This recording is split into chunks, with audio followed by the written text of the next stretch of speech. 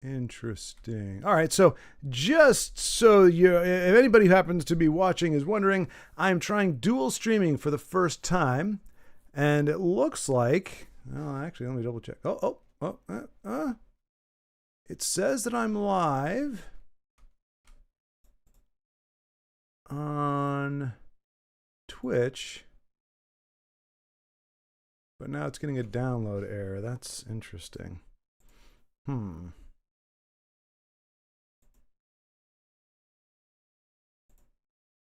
Twitch output, Twitch server, Twitch stream key. Okay. Okay. So I should be streaming on Twitch, but yet I don't seem to be doing so. I'll check YouTube to make sure I'm live there properly. And it looks like I am. That's good.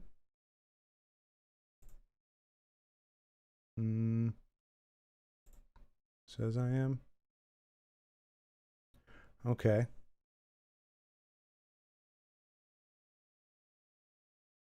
I'm watching an ad for my own stream. That's fascinating. That's good. Should only be the first one, and then what? 2 of them? Well, I turned it on manual for later, so hopefully.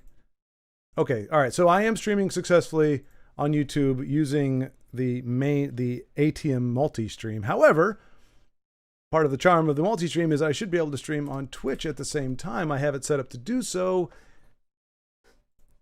But yet when you go to my channel, it says the video download was canceled. So, I mean, that's why we're starting to stream early. Just because I'm trying to work out the kinks. I figured there would be some issues.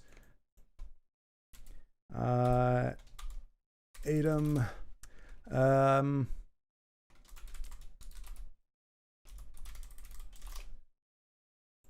Says video download was canceled. Okay. Yep. Disruption in the data flow between Twitch servers and the viewer of the streamer. While this error is often associated with browser issues, it can also occur from streamers using OBS due to bitrate or network configuration issues. Okay, so I know my bitrate is set really high on my stream on YouTube. I thought Twitch would automatically update that. I guess it did not. So, where is it? This was supposed to come out 2 days ago.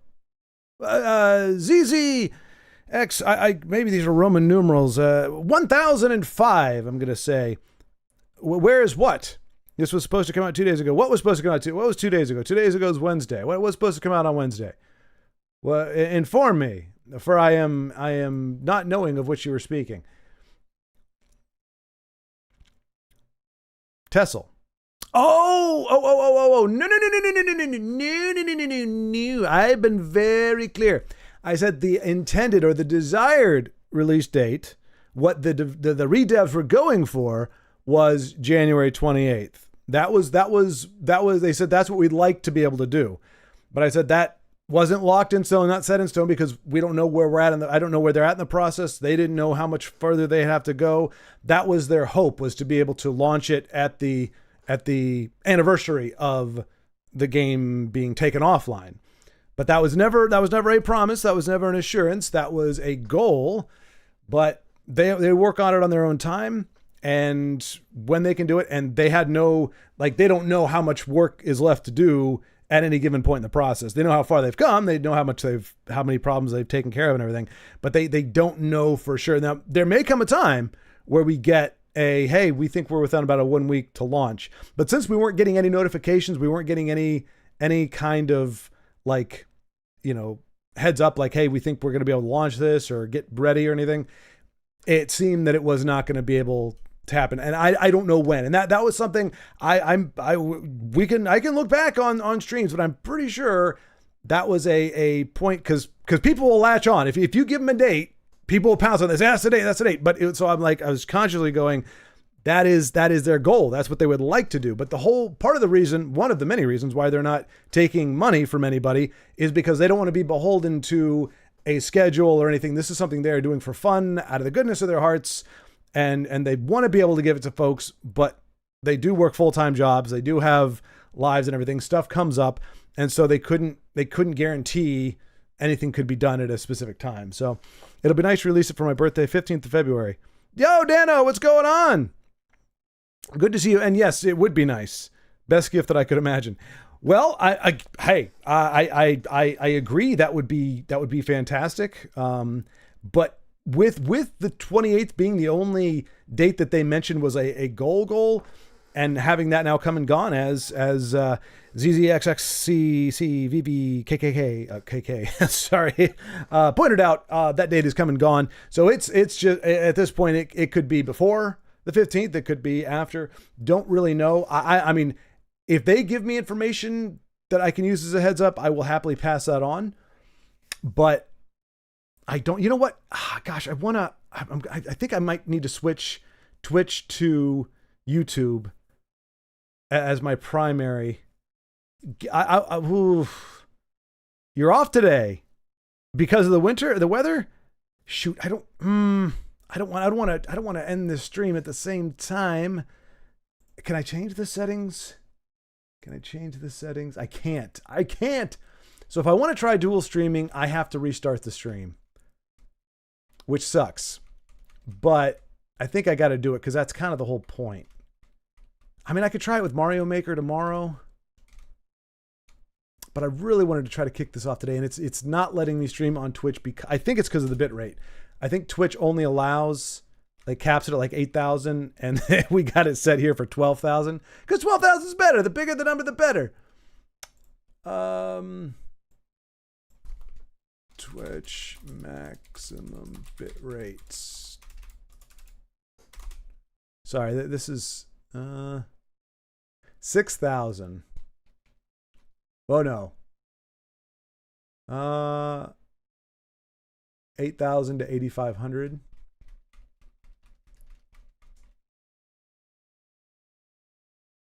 Well, yeah. So, evening, Denise. Is that a win ratio? What are we talking about? Oh, just your schedule. Okay. Well, that works. I'm glad you're prioritizing Fridays as your day off. I'm sure you asked him. You said, "Look, I got to be there for the stream. I've had to just listen to it in the background for far too long. I need Friday off." And they're like, "All right, bet, Dano." Well, what a win ratio, Cimarel? That's exactly how it went down. I know. I figured verbatim. The percentage on decks. Oh! I believe so. And that's a new feature that did not exist, at least on my account. I didn't. I saw it before, but are those right? Yeah, I guess so. I feel like we've lost more than that, though. I feel like we've lost a lot more than that. But yeah, I think that's a new feature, to be honest, because I decidedly remember not having those data points there. So, I guess I will, man, darn it, Twitch. Darn you, Twitch. Why, Twitch? Yeah, I'll just have to reset it up for Mario Maker tomorrow, I suppose. Otherwise, I have to restart this. It is awesome. It really is awesome. So if you delete the deck, then recreate it, will it stand or will it reset? That's a good question. Let's do that. You know what? Let's do that with Ramparts because it doesn't have the best record out of all of them. So I'm going to copy or export deck copy to clipboard. And we're going to go to, yes. So we've now deleted Ramparts. We're going to a new deck. We're going to import the deck.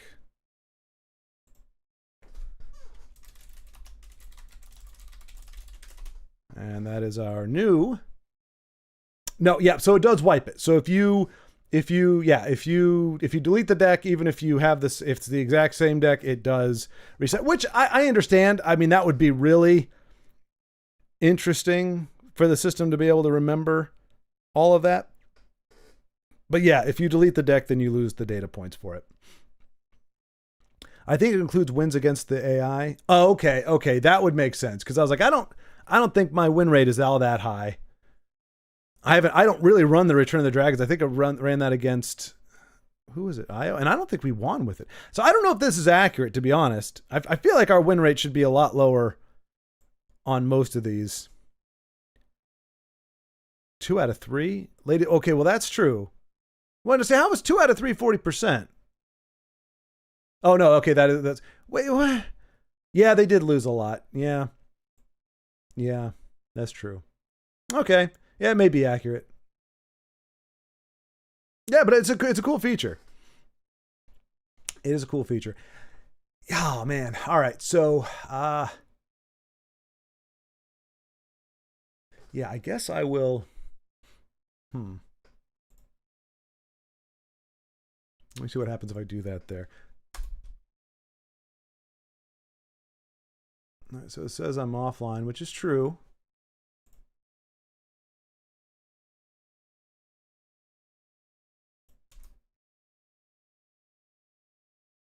Yeah.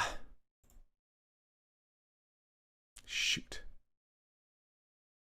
Well. Yeah, I guess my bit rate's too high. I thought it would customize the bit rate for Twitch, but it does not. So I actually have to start with Twitch and then piggyback YouTube onto that just to make sure the bit rate is acceptable for Twitch, because it's kind of finicky, I guess. So yeah, I guess no Twitch stream today, unfortunately. Bummer. Okay. Well, hello, Baldrick. Hello. Good to see you. How is it going? Anything strange and or wonderful going on? What's all this? What's all these people? We got Jonas online, we got Dano online, and nobody's playing? Why? Well, why? You're online. Play like the wind. Oh, you know what I'm gonna do though? We're gonna, because I remember when we played this, not that it's a big deal. I mean, this almost looks like a singleton deck, to be honest, which, you know what? How many?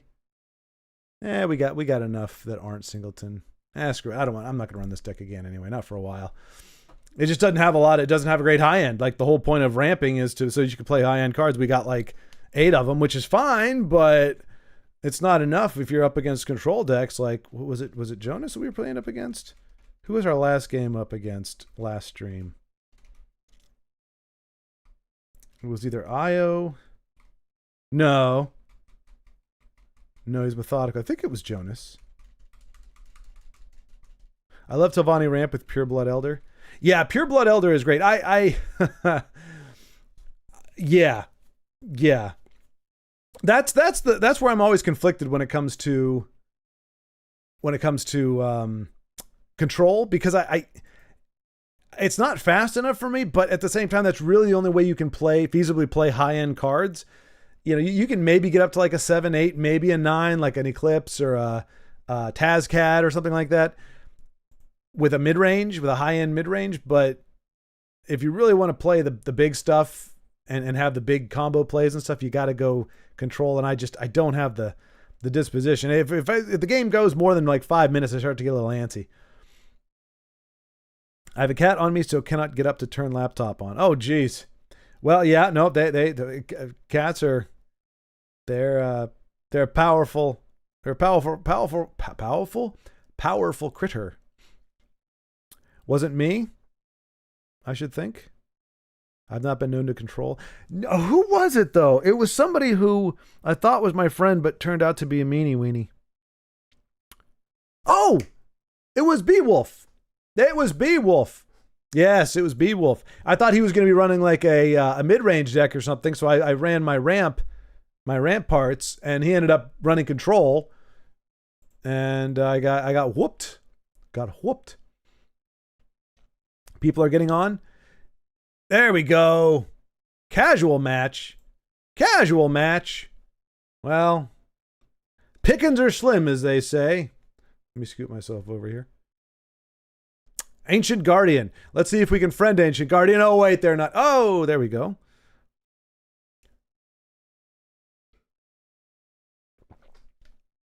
Well, that's kind of how you know it's the computer. No hesitation whatsoever to play a piercing javelin on a 2-3. That's fabulous. Open Watts? Oh, by the way, who did I say? Left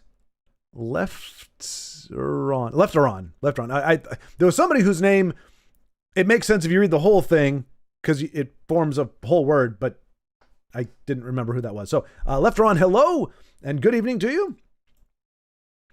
Or I should say howdy. You said howdy, so I say howdy. Howdy back to you. Andrea Silimus. Oh, goodness gracious.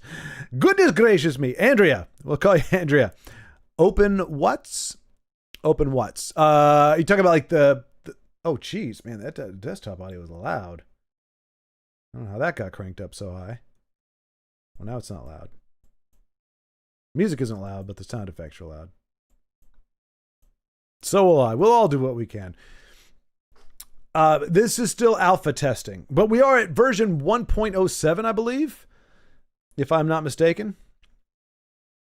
Hello, Sansib? I'm gonna need y'all to.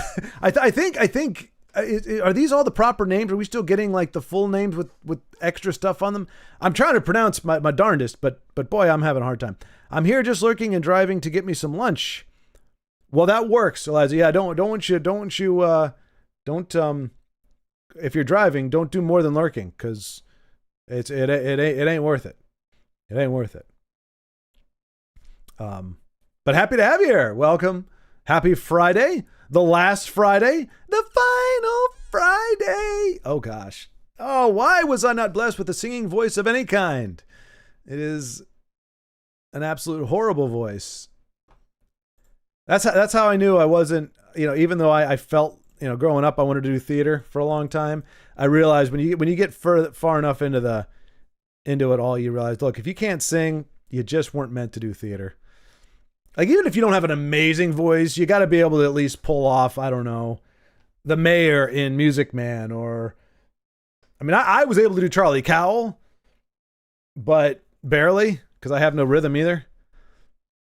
But yeah, if you can't sing, theater is going to be a rough go. How many hours do you have in TESL? It's a good question, man. We've got several people in the thousands. I think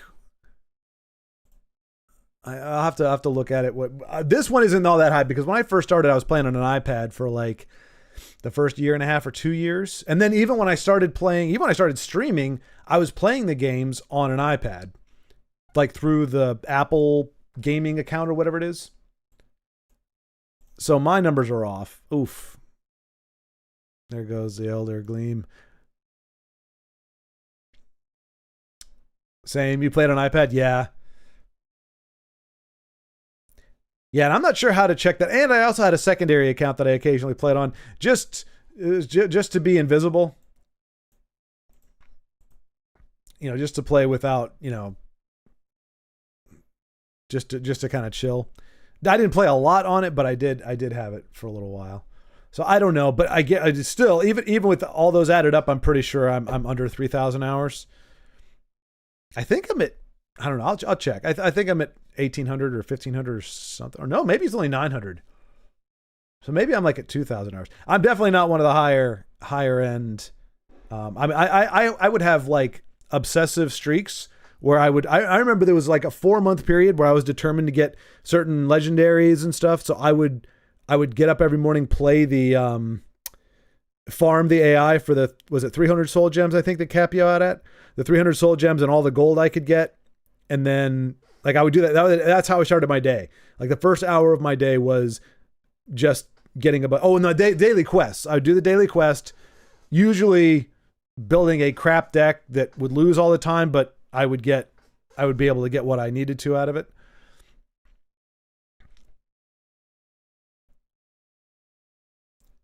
Good gravy. 3,451 hours. Jeez Louise. That is crazy. How many hours? Let's see.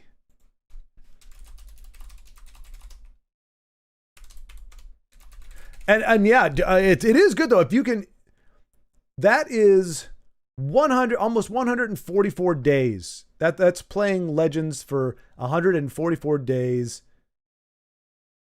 like a third of the year, doing nothing but playing Legend every single minute of every day for 144 days. That's a lot of Legends.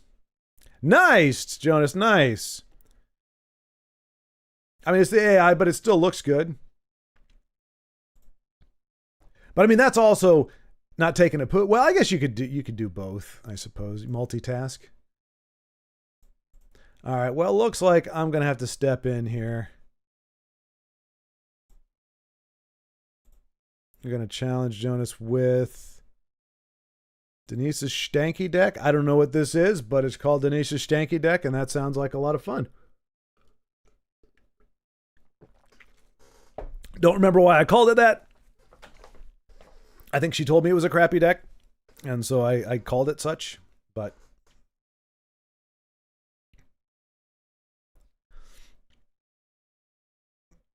Oh, me and Last Hero are playing? Oh, no kidding! Oh, dang it!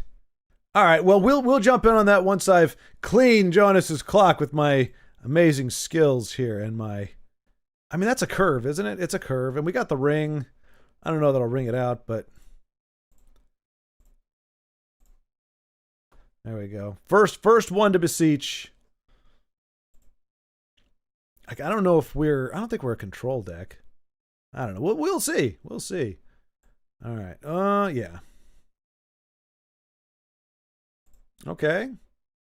I mean, we still have a curve. That's pretty cool. New Orleans Pox. I don't know what New Orleans has to do with anything, but New Orleans Pox it is. Oh, I see. I see. Well, that's not going to help at all, is it? Well, nut bunnies.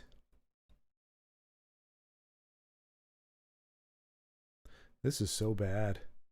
This is all bad. I mean, we get the thing, we get the stuff. But do I want to spend a whole turn just killing this? That's really my only option. No, you know what?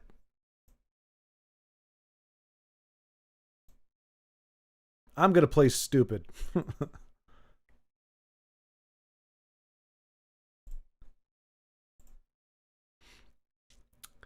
Even I don't remember that deck. It might be autocomplete. Oh, well, we're gonna make a thing of it. We're gonna make it work. We're gonna show our awesome powers. What is all this Covenant Mail nonsense? Why do we have that? I mean, it's a prophecy, I guess. That's the...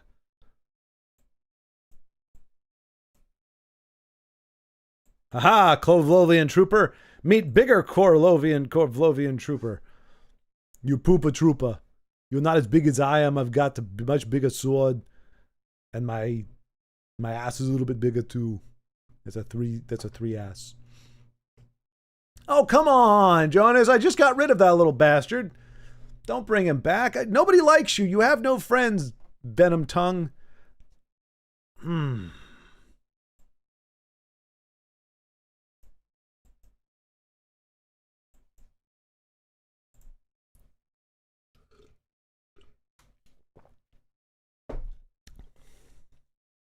We conceded the field lane, which may not be the idealist of things, but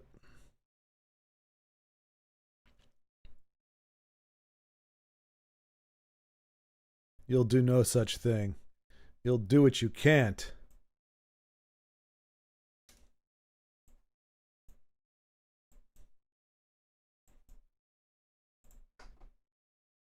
I can't remember what he does. What do you do? I think he gives guard to the next card in the deck. I never use him. At the end of your turn, give the top creature 1/1 and guard. Okay, all right. That's pretty dope. Definitely autocomplete. I only run Covenant Mail and Daggerfall colors. Well, I mean, that's why it's called the Stanky deck. I think it would be rude to call one of your decks Stanky if it had no stank to it. Or if it was actually wholesome, you know. Um, hmm.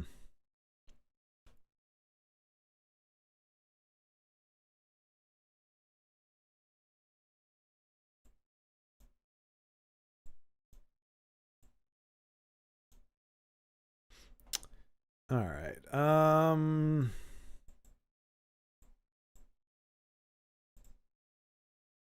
Whoops. Crapola. Let's see. Let's hide. Let's get rid of him because he can't kill either of those. Give that to him. And then we'll do a little ice spike. Oh, a deadly Draugr. That's awesome. Golden Rike, hello. It's going well. The game is not going well, but the day is going well. How are you? Well, no, I shouldn't say that. Well, the day was going well until I was unable to stream on Twitch. I was trying to dual stream, but apparently because I thought Twitch would adjust the bit rate to be what it needs to be, but it doesn't. So the fact that YouTube streams at 12,000 or streaming at 12,000, it won't stream on Twitch, and so I'd have to restart. So it's a big mess. And right now we're getting bodied. We're getting so bodied. So that's 3, 4. Okay, so what we want to do here. What we want to do here.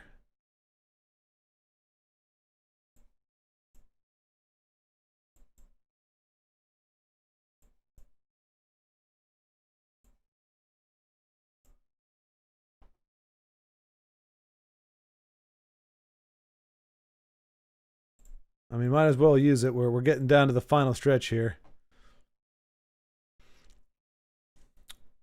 Mario Maker tomorrow. Yes, sir. Yes, indeed.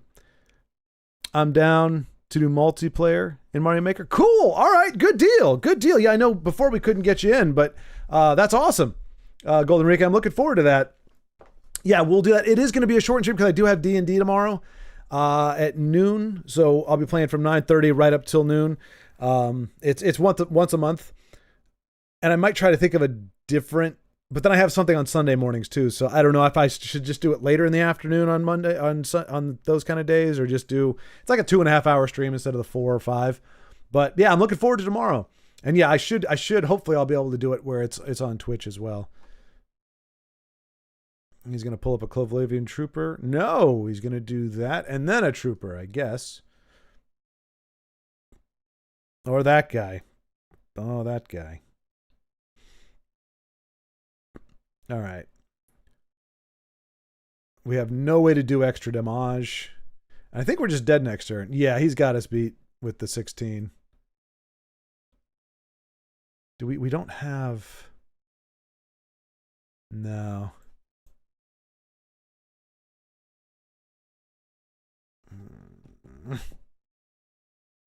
Yeah. Yeah. We got him close.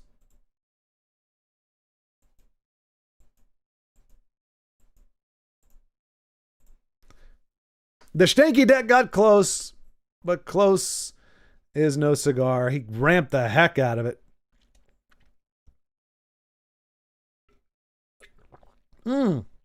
Is that tonight, Golden Rike? Resident Evil Village tomorrow, tonight at 7. That's when you did it last time, I think. GG, guitarist, GG. Oh, tomorrow. Okay. 7 o'clock tomorrow, 7 p.m. So yeah, folks, if you want to see, and it's clean, right? I like, you don't, not clean as in like language, but you had me sweating there for most of the game. Well, unfortunately, yeah, I didn't know what we had. Obviously, we didn't have what we needed, but yeah, it was a close call. I didn't see your pure blood kind of snuck up on me. I was like, all right, we're keeping him at bay here. He can't close us out in one turn. And then I looked over, I was like, oh, he's got 16 points of damage right there. And yeah, there was just nothing we could do.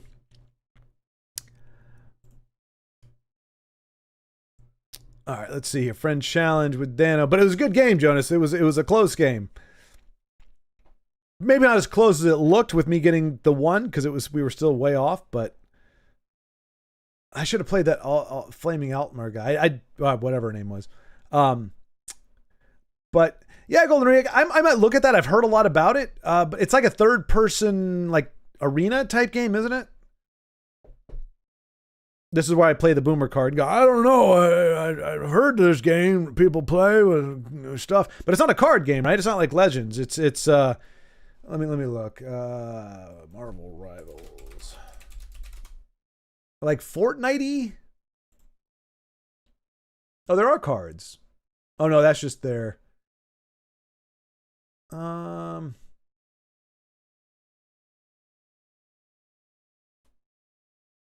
have to look at some gameplay and see if.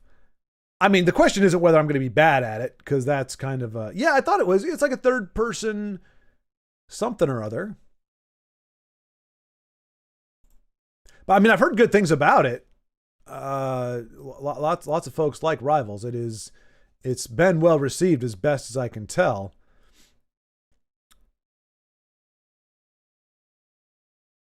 So yeah, I guess. Yeah, I'll look into it, Golden Enrique. We'll see. We'll see. It's hard to gauge because sometimes people like Legends, we all know the pain of getting screwed by RNG or just, how the game does. So sometimes it'd be cathartic to watch somebody who struggles as mightily as I do, because it's like I'm every man. Whereas you get the elite players that are just amazing, and by virtue of how they play, how they build their deck, and just how much the universe favors them, you get to watch masters at work. People don't watch me, as you know, Golden Enrique, very well. People don't watch me for my mastery of the game. They watch it for, I'm not entirely sure what, but at first it's confusing, but you'll get used to it. Yeah, I could see that. I mean, it has to be accessible for it to be as popular as it is. Those whippersnappers with their skateboards and computers. Yeah, I know, right, Eliza? I don't know. Are skateboards still a thing? They weren't for a long time, and then I think they were. Oh wow! Look at that. Last Hero with a classic beef up. Is it going to be a? Well, it pretty much has that lane locked down. I mean, it's oof. Well, he can clear the field lane.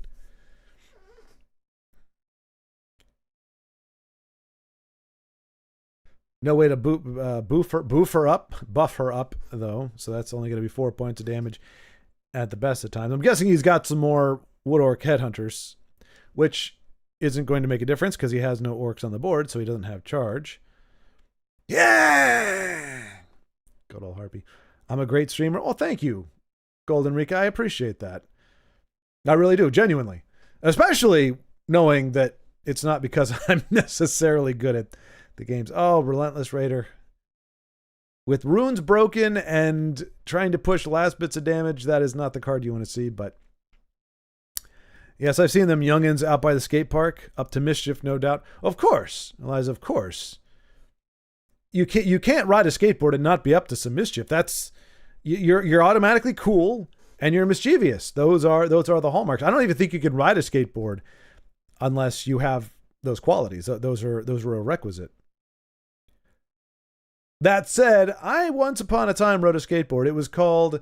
It said on the top of it, it was black. We had that black grip on it, and it said Joe Cool on it. So I was cool because it said Joe Cool.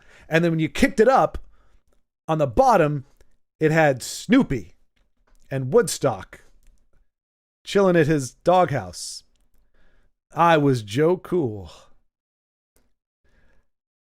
Joe Cool.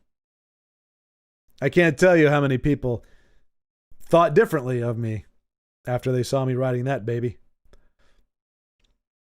Well, that's dangerous. But yeah, thank you, Golden Rika. I genuinely appreciate that.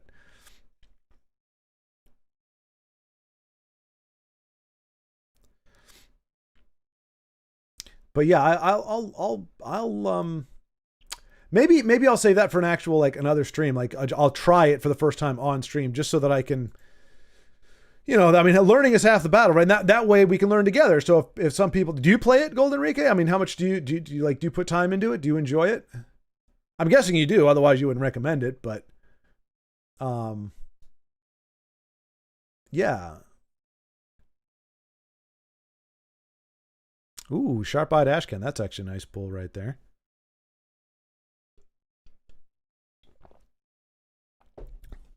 Oh no! Oh, mud crab. Oh, what he needs the mud. He needs the little crab that just pinches you in the face for a damage. That could be useful. That could be very useful. Although that, yeah.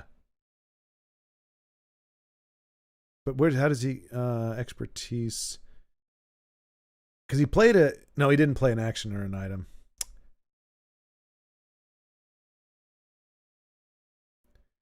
Oh, I think he's banking maybe on taking some damage, getting another card to pull. Because if he can throw down an action, and then this guy, he can do that point of damage.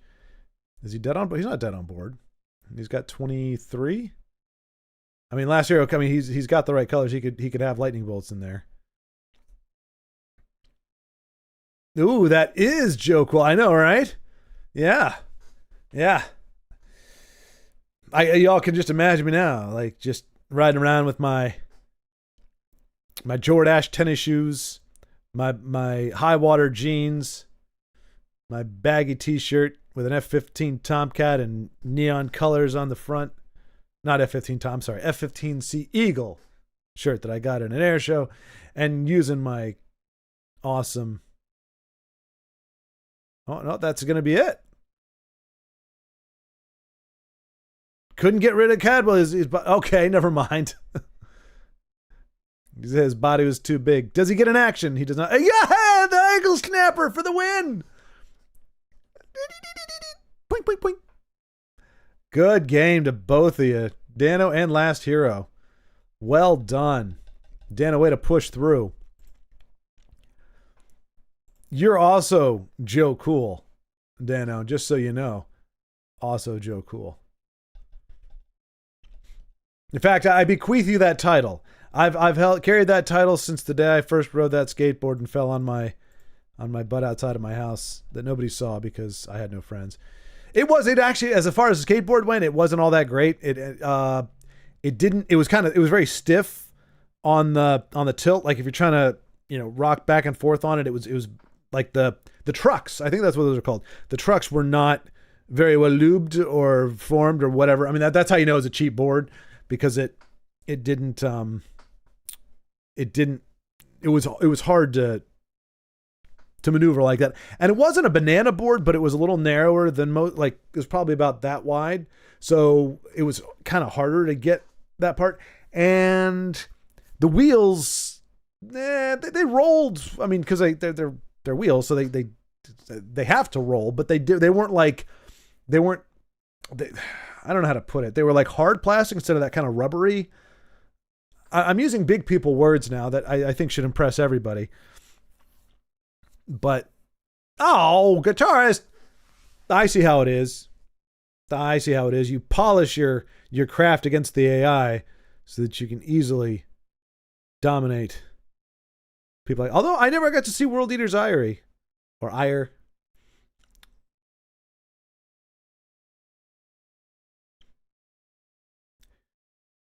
I feel like this is Denise's spirit animal deck, the Argonian Assault.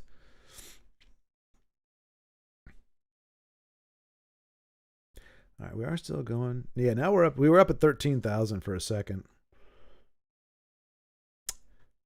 Well, boo. Sorry, anybody who was trying to watch on Twitch. I figured it was gonna be harder. I tested it earlier this week. Sorry, this was the new hurdle, and I was all excited because I thought I was going to be able to do it, and I tested it out, but I had it where Twitch was the main deal, and then YouTube piggybacked off it, but then I couldn't really like use the thumbnails or anything, so then I was like, all right, well, how about I just do YouTube and then have Twitch piggyback off that? But Twitch doesn't like piggybacking off of my YouTube. Oh, look at that beefy. That's not even with the level up. That's just so it doesn't have breakthrough.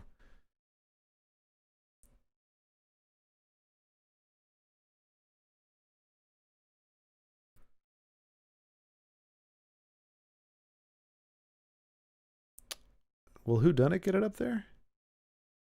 No, I think you need 17. No, 18. You need 18.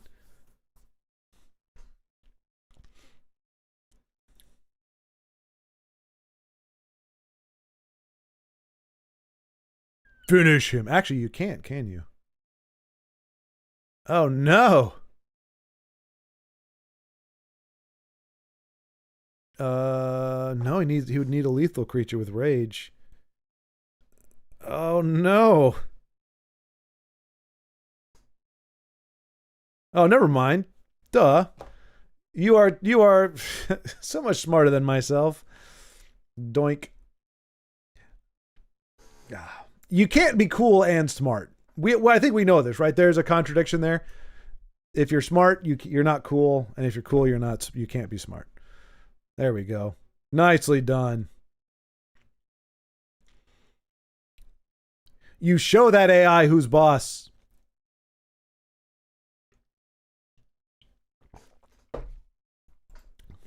AI did just about as good as I did, if not better. All right, let's see here. All right.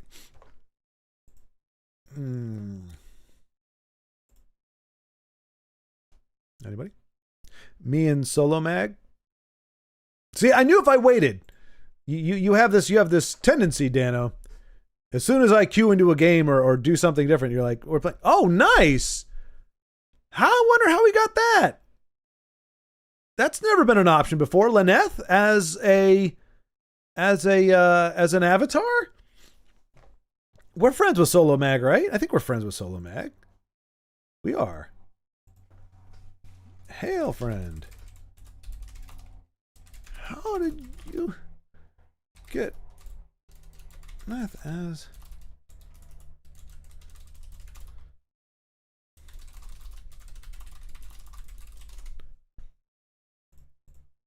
That's really cool. I didn't think you could do that.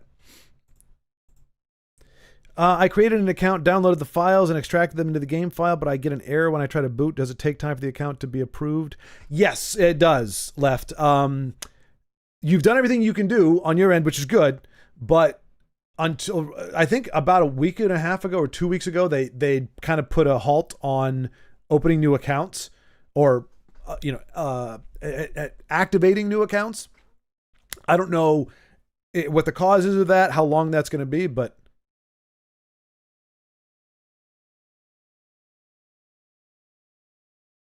well, that was all kinds of weird.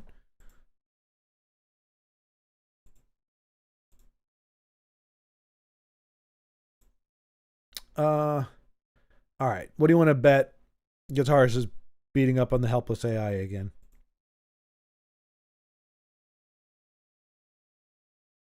No, he's now against a real person. So last year was standing, recovering from his defeat at the hands of Dano, is now taking on guitarist's giant camp ramp. Oh, nice.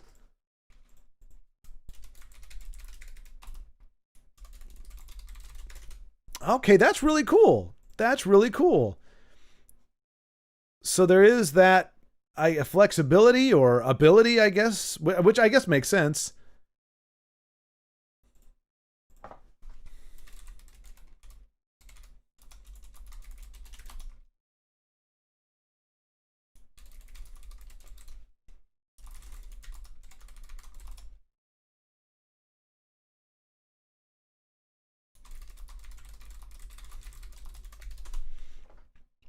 That's awesome. So they gave him as a thank you, I guess, for testing. And I mean, I see Solo Mag a lot, so obviously putting in a lot of time. They gave him the mag. Oh, gave him Lyneth as an avatar, and also some voice lines to go with it. That's pretty awesome. But yeah, so Left player avatars have only been the basic ones that have been around. Yeah. But yeah, you do. Yeah, you have to be approved. So once you've done all that, you are on the list essentially. So they show you as registered. You can spectate to hear. Oh yeah. Well,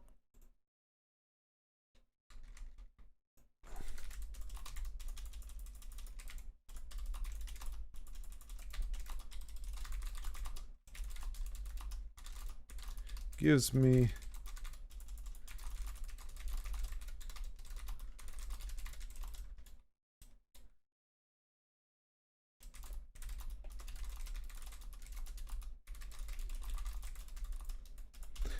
Yeah, I don't know with him and with Solo Mag and who is it? Rise and High. You all have seen that. It doesn't have the icon where I can check their games. They probably have. They might have Do Not Disturb on. I don't know, but wish I could get a vampire avatar. Yeah, I mean that does. I mean it. I don't know if it begs the question, but it certainly poses the question.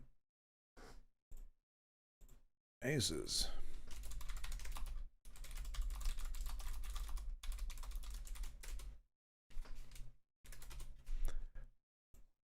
Okay, so yeah, he did have it set. Don't watch me. Don't look at me. I'm hideous.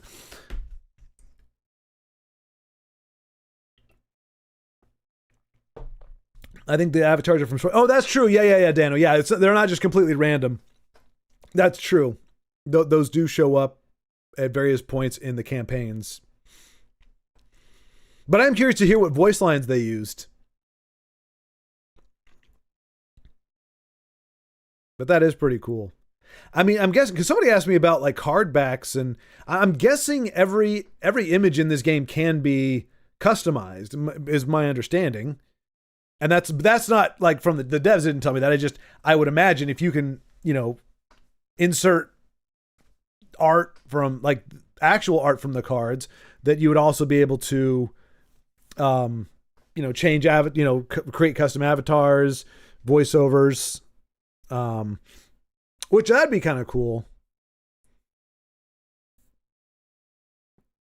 Like have people be able to record their own voice lines or pull their own voice lines, have, get somebody, I don't know. Well, I mean, I don't know. Heck, I don't know. I don't know.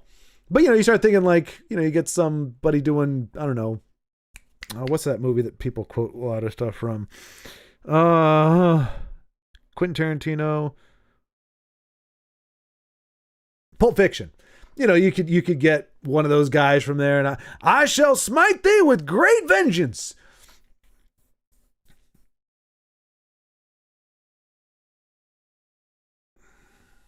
I think I like that picture, but it seems a little small. It's probably full of beer.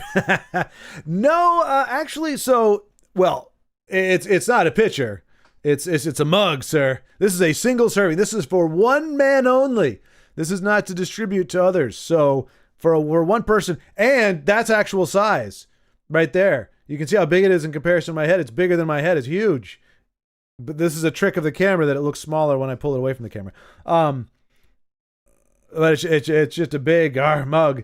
And like, I'm guessing it's 32 ounces. Something like that. Yeah, it's probably 32 ounces. Yeah. Wait, how much is it? 16 ounces in a can? Or is it 6? I think it's 16. Yeah, I think this is easily 32 ounces. It has been filled with, it has had beer in it. It's had soup. It's had coffee, not tea. But right now it is filled with Zevia. Well, it was filled with Zevia. It's now running out, which is pretty much like a fake sugar-free, calorie-free, carbonated beverage. Death to assassins.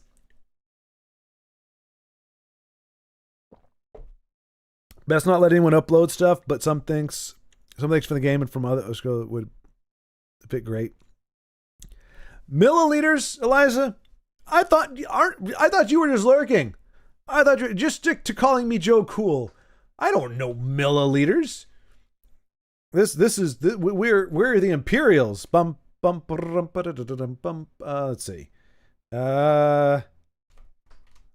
Ounces in.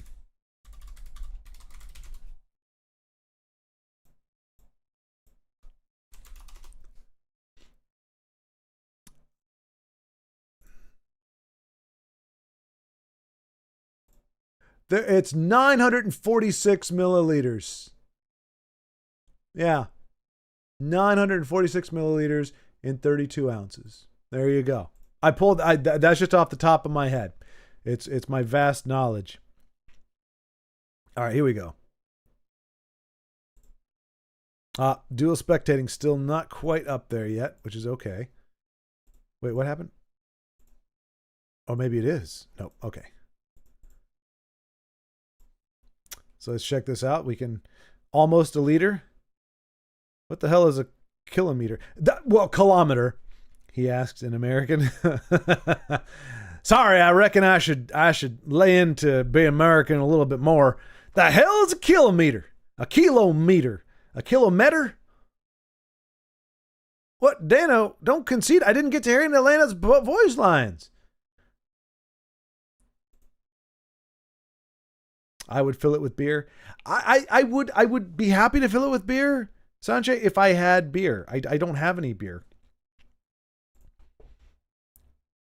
But yeah, something like this, beer belongs in it. It is much more. Wasn't paying attention. I realized I didn't link my Discord account when making the account.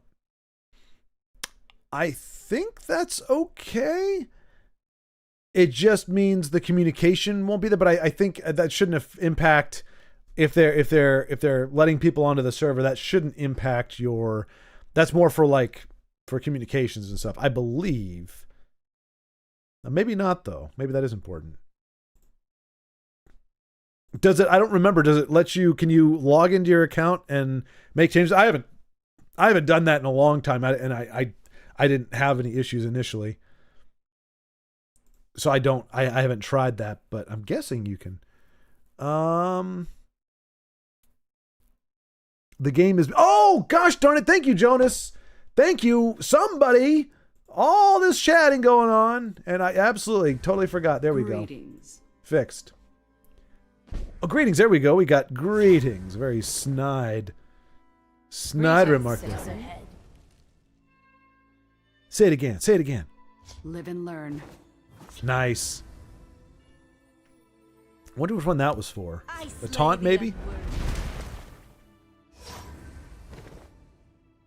Just a vessel fit for quaffing? I thought quaffing was what you do to your hair. Nice.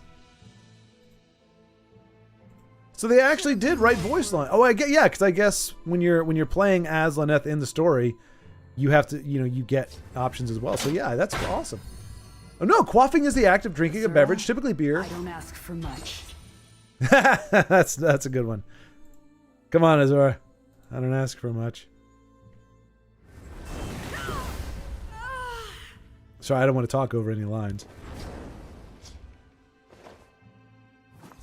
Say some more stuff, Lynette. Say it. You really ought to study harder.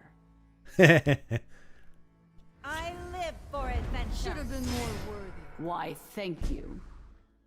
That didn't sound genuine. She did not sound thankful. I raise the spine of battle. So you do know one or two things. Patronizing, I like it.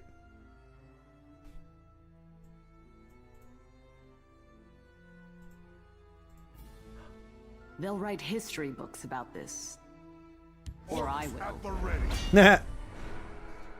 There's something very entertaining about first hearing voice lines that you've never heard before, but also like a character like that. It's cool. It's cool. I like that. You really ought to study harder.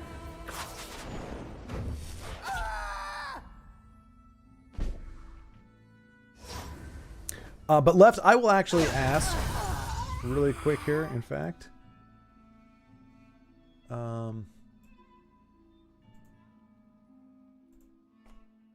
This one is crafty and swift. This one is just a simple farmer, you see?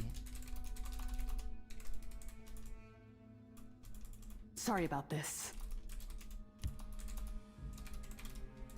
Why, thank you. I will fight for my hold. Should have been more worthy. So you do know one or two things. Live and learn. Ready to die. You really ought to study harder.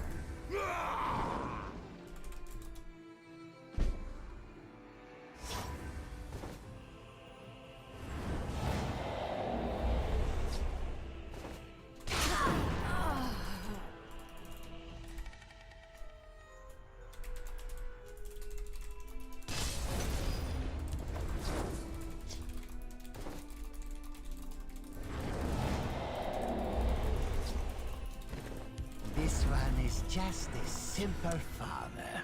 You All right, so see? left. I just asked one of the devs, redevs, about that. So I hopefully we'll get you back to you on this stream. If not, Azura, you can either reach out to me I or I'll don't ask for let you know much. next week. Because like I said, right now I don't think they're letting people on anyway, or letting more people on anyway. But that's good. That'll be good just for me to know in general. So I'm not sure, but I've asked if you need to create a fresh account, or if Stendar, give me strength. we've heard that before. Azura, I'll be your best pal. Blood on the wind. But okay, so what I was thinking is, I guess it's spelled quiff, but I think it's pronounced quaff.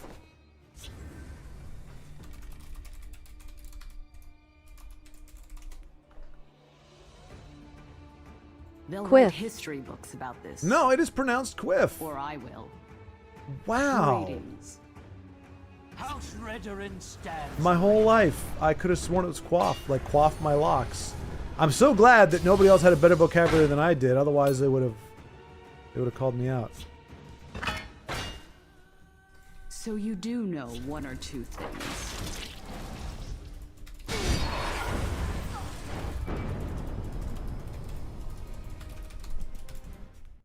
Did I get it in time? Yep, I did.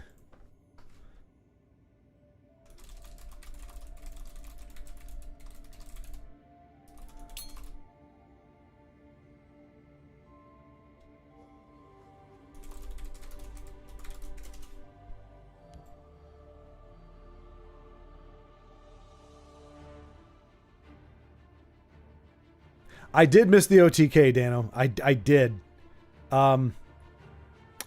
I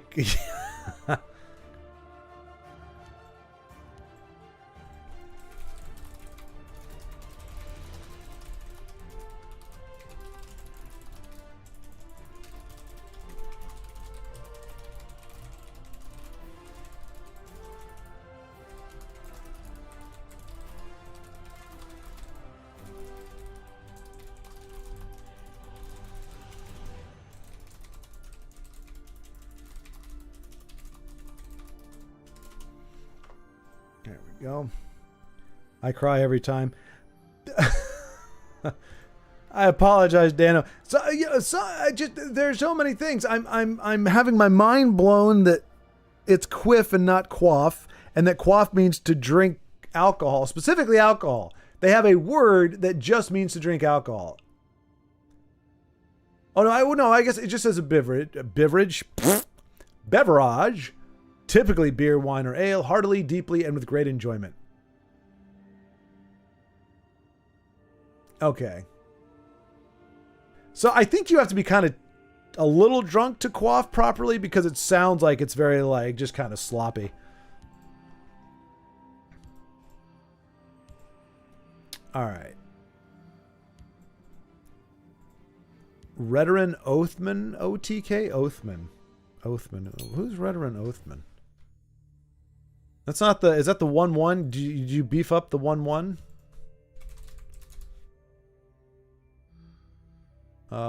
That's the multicolor one, I thought. Never mind. Let's dig out the Oathman. Redoran. Halalu. Wait. Halalu. Dominion. Redoran. Okay. If you have a card in play, double his health. So wait.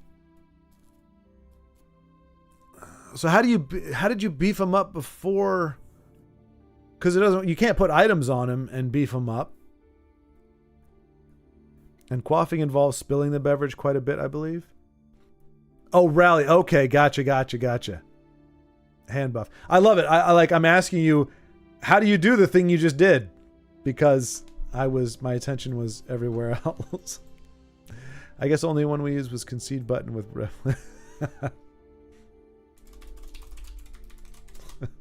Yep. Yeah, there was the concede voice line. Use that a lot in the playthroughs. Gives +1 in breakthrough. Oh, right. The Berserker of the Pale, I guess. And you can buff him and give him squish. Speaking of Oathman, there was a guy paying in tournaments, role-playing as Empire Oathman. Oh, really? Playing in tournaments. Role-playing as Empire Oathman?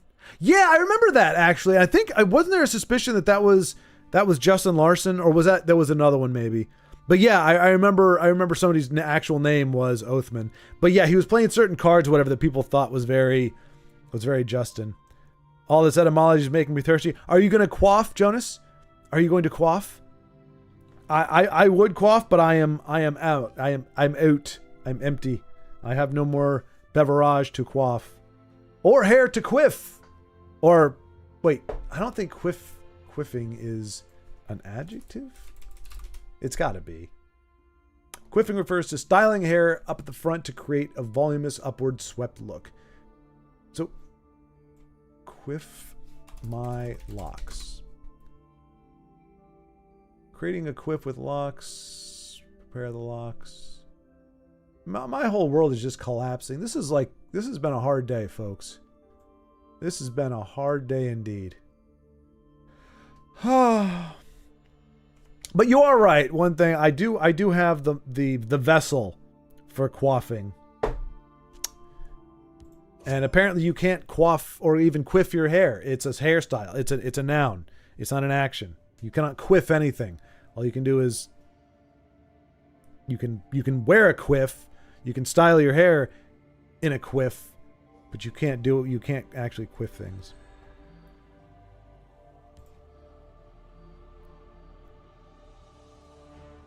How is nobody playing? What travesty is this?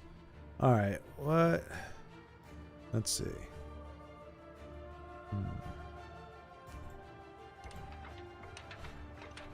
I'm in the queue. The friend you attempted to challenge is busy. Wow. Well, this is just devolving.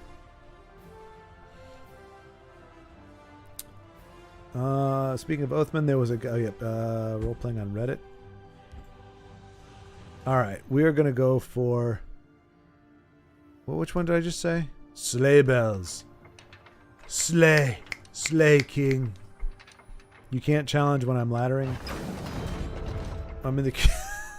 This is a debacle for the ages. There is no dignity.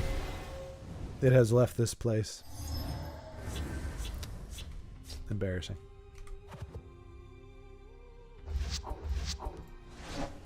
I have a Highland Park 14 that's been sitting unopened for months. Can't sit there forever. Highland Park. Do we have that in the States? Does anybody know? Let's see. Is that a beer? Highland Park Brewery, Los Angeles. Wait, that can't be right. Jonas, are you getting beer from Los Angeles?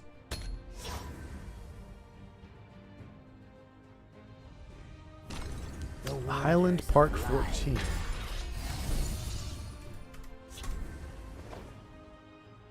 Oh, it's whiskey. Never mind.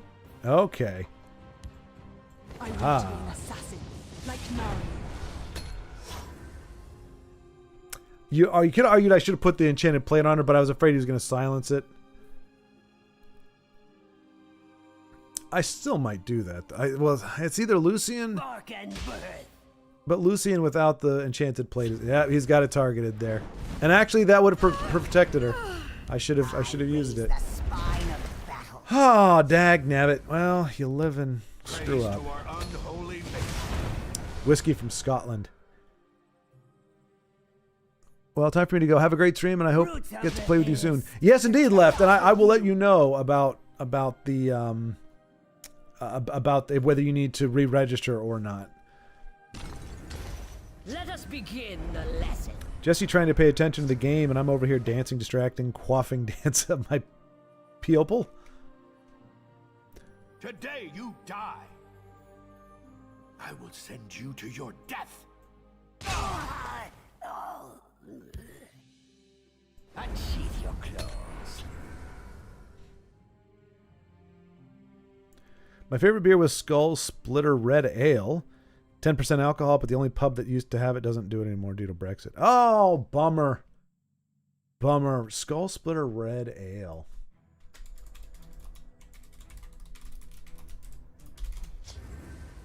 Ah, see, that's what I was expecting the silence from my other. Watch yourself now. Do not vex me. Well, that's no fun.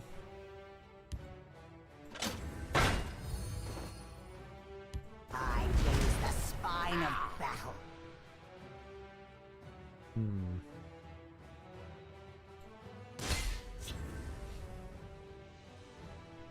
I stand by my pupil. What, do you stand or do you dance? Do you quaff? You can quaff if you want to. We can leave your pupil behind. Because people don't dance, and if they don't dance, well, they're no pupil of mine.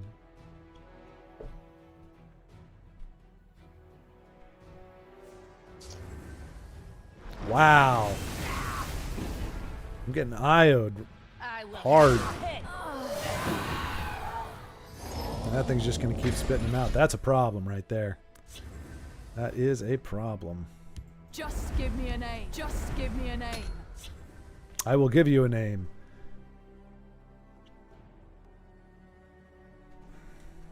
Please, no more actions. Okay, I got to dance with my pupil and maybe do some work.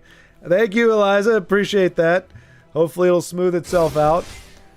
Watch and learn. To chaos with you. Khajiit will keep you safe. Oof. Yeah, we're in trouble. You've got to go through him first.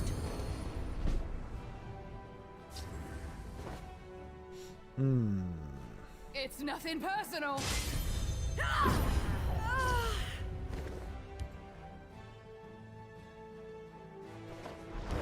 Drown in the river of battle. It's nothing personal.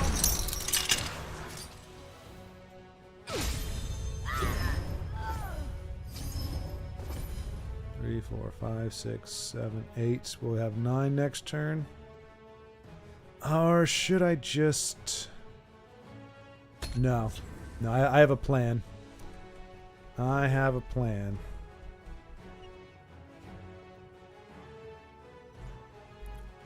Foul breath, imbecile. Die. You know what? Imbecile is fine. I don't need to be foul breath and an imbecile. She's overdoing it quite a bit here, I think. All right.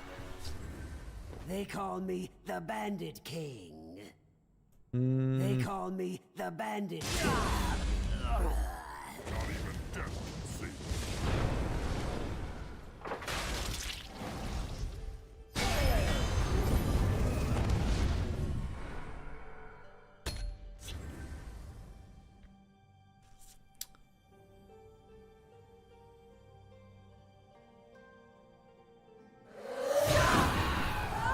Die, helpless one. Imbecile. Leave my Night Talon Lord alone. Leave him alone. Don't shoot anything at him. He's gonna shoot. He's got to target it. He's gonna kill my Death Lord. I knew it. I knew it. Oh, that's very not cool.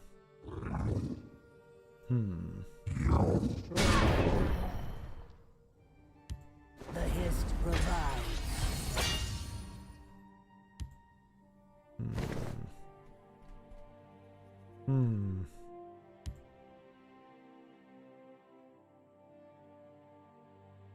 My claws are sharp and thirsty.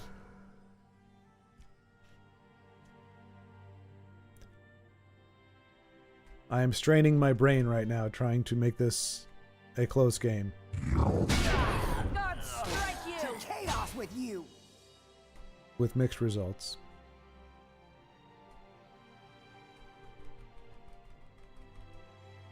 He does not. My servant. Gone but not forgotten. Wah wah.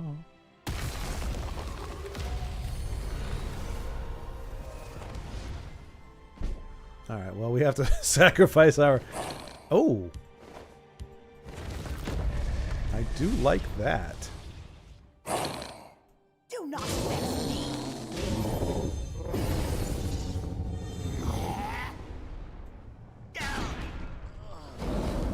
Just give me a name.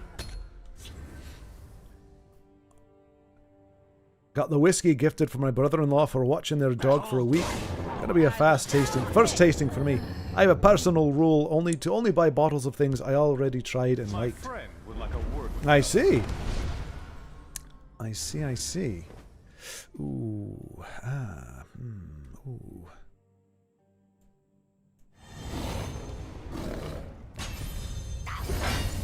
So you strongly depend on the kindness of strangers, it sounds. Yeah. It's not a bad policy though. Now, I mean, is that for all alcohol or just like the expensive stuff?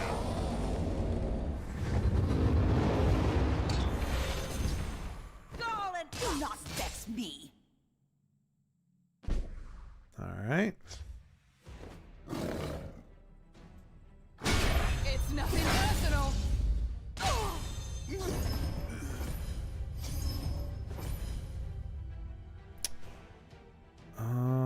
Let's see here. This should help you. Unsheath your claws.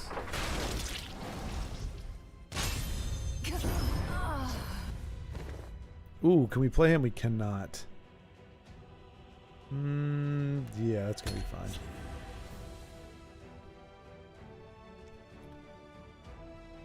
So I mean that's a really nice compensation for watching the dog though. Is that, see, is the skull, wait, no, the 14.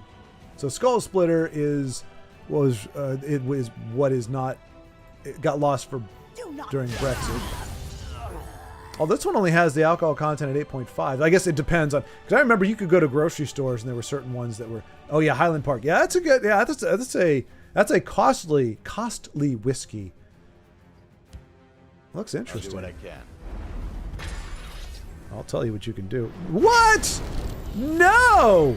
Who plays Journey to Sovngarde? Who does that? All right, so I need to kill him.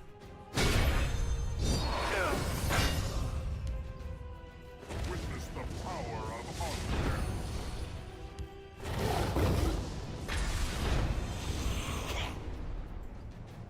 We need to be able to beat him next turn. One. I want to be an assassin, like now. We need 9 more kills.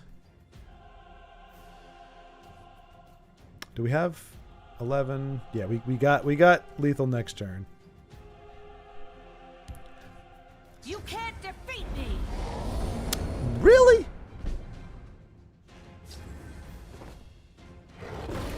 My fight will end your mortal life. We just want to do 4 points. So I guess we can just, It's nothing personal. I will have my vengeance. I want to be an assassin. I like to be an assassin. A hard-fought now. victory. good game, Jonas. Good game. Good gravy. See, I got you talking about alcohol. It made you lose your composure. Fun of the expensive stuff. Don't want to spend lots of money on stuff I won't drink, you know. My accent is so balls, and I don't care. It's fun. The other part of the rule is not to waste money on small doses of things I already know I like when at the bar. So I try new stuff when I'm out. I'm doing Irish. I don't know what I'm doing, and only buy bottles of the things I enjoyed. Min-maxing the monetary aspect of whiskey enjoyment. No, it's a very sound judgment, and usually that is far more thought out than whiskey consumption usually goes.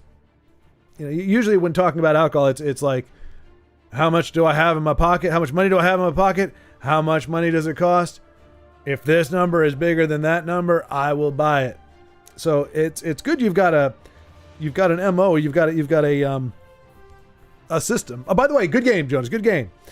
Good game. It was a close thing. The Night Talon Lord helped me out. And I thought about hitting face, but then I was like, well, no, he's just going to get a bunch of giant cards, and the last thing I need is for you to get a bunch of cards that have journeyed to Sovngarde.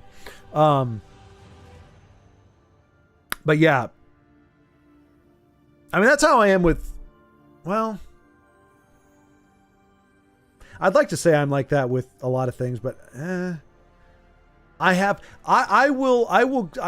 in the past bought bottles just on people's recommendation, but it hasn't been anything really crazy like, what was it?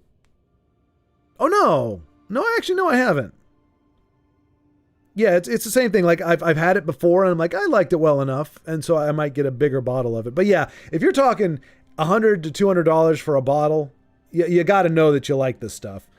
Although the problem with me, well, I guess the good and bad with me is my palate is so unrefined that unless it's an amazing, a particularly amazing or particularly disgusting whiskey or alcohol, beer, whatever, I really can't taste the difference. So the good news is that means I can enjoy lower shelf stuff. I don't need the best to be able to go, okay, it's fine.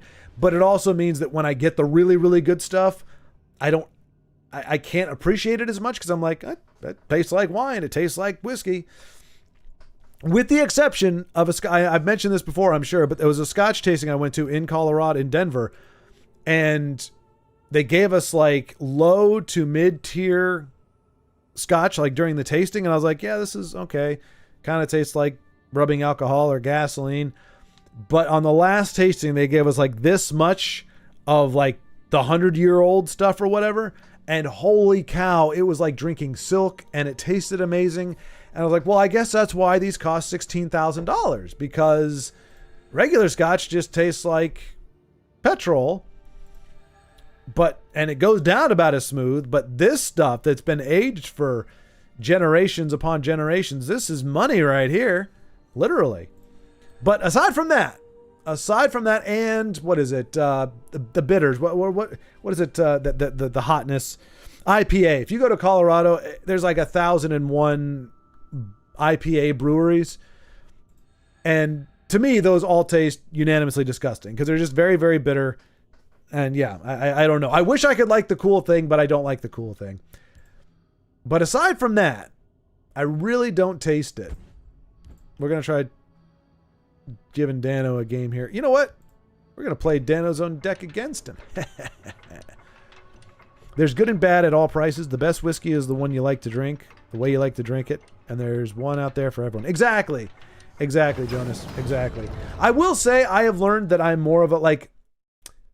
So, I mean, this may be considered a sissy drink. I don't know. Not that it matters too much. I like amaretto sour drinks because they taste to me like liquid Cabbage Patch, Sour Patch Kids, which I enjoy. But I don't like whiskey sours as much as amaretto sour because amaretto is a sweet beverage. So you mix sweet and sour and it gives you a certain thing. And, but whiskey sour didn't quite have the same appeal.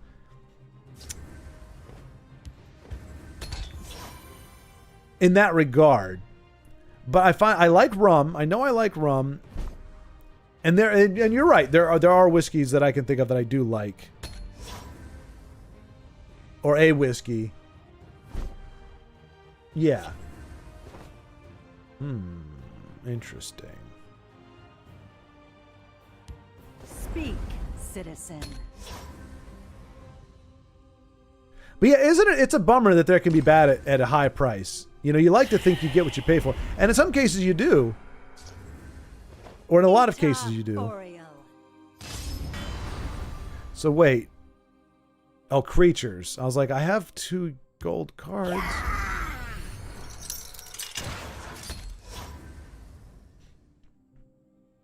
But yeah, it kind of... I think I learned... I don't remember what I bought. But I remember buying something that was relatively expensive. When I had the money to do it. I bought something that was kind of pricey, and it did not go down well. So it may have been good. Let's knock some heads.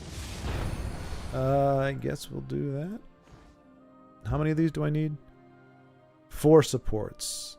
I'm going to break a rune just because this is eventually going to spit out a bunch of 4/2s, and we want to draw cards on those. I mean bad in the sense that you don't enjoy it. Right, right. Yeah, there's pricey smoky whiskeys, and if you don't like them smoky, then it's a waste of money. Right? Yeah, yeah. And I don't know where I'd fall on that. I don't think I've sampled This one will be going, yes. spicy or ooh. Well, let's oh yeah, let's draw some cards here. No matter what. I like that.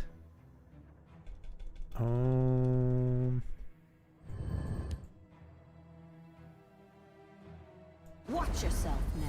For my people! Ita Oreo. Okay, so but I mean, is it would we agree that, or is it agreed, or is it understood that if you're paying a lot for a whiskey or paying a lot for alcohol, it's usually going to be pretty good. It's just a matter of whether or not it is to your liking, or are there bad yet expensive liqueurs? 3, 7. Okay, we can do it all. That'll work.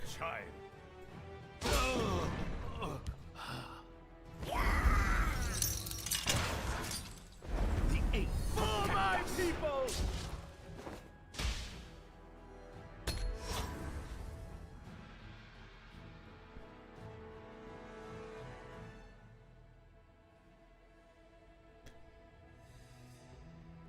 This game barely counts because we're using Dano's own deck. This is the deck that he gave us on his 33rd birthday that happened recently. So it's doing all right. Uh-oh. Ooh. Time to fight. Wow. Attack. All right. Let's do the thing. For my people! Your blood will spill. Leave nothing. And this bit is going to spit out one of each, I guess. So we do Dark Rift. Forward camp.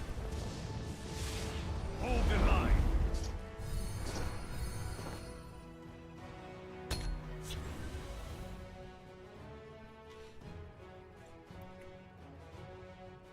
I mean, he could Volumdrung this, and he gains 6 life.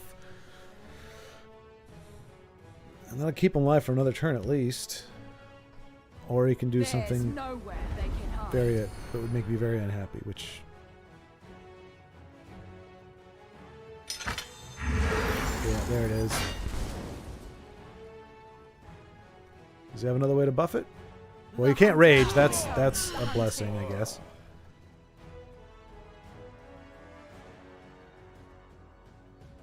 Problem is we gotta kill it, and I don't have a way to do that at the moment.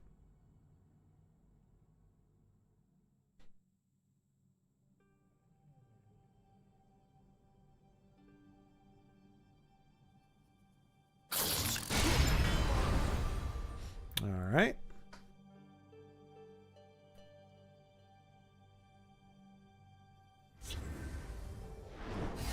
Okay. That's very not cool, but all right. Leave nothing. Let's see here.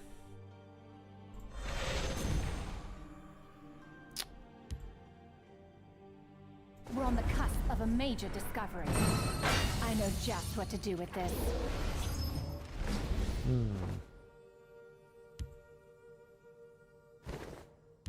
Watch yourself now.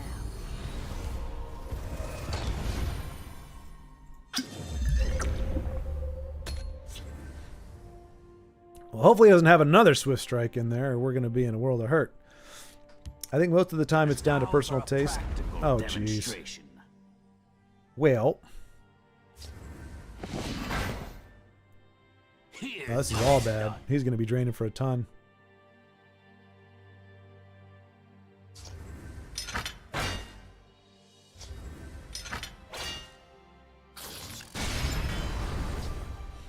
All right. Well.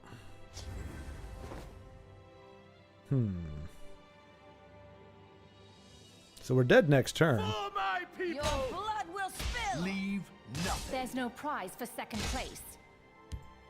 By all the powers of the Eighth.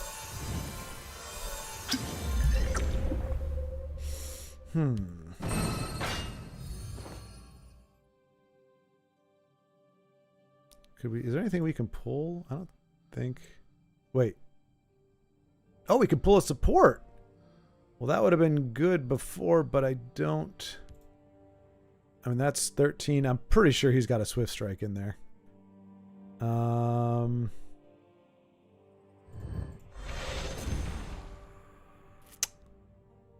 Do we just do... There's a plan. You don't have another one? There's a plan. Oh, Singleton. Oh, okay, okay. Good to know. Well, then, it might not be over just yet, although... Okay, so then well, there's still some weapons. Be amazed. Oh, jeez. Oh, goodness gracious. I am amazed. Oh, good gravy. Wait, are you going to get... Is your one action rage?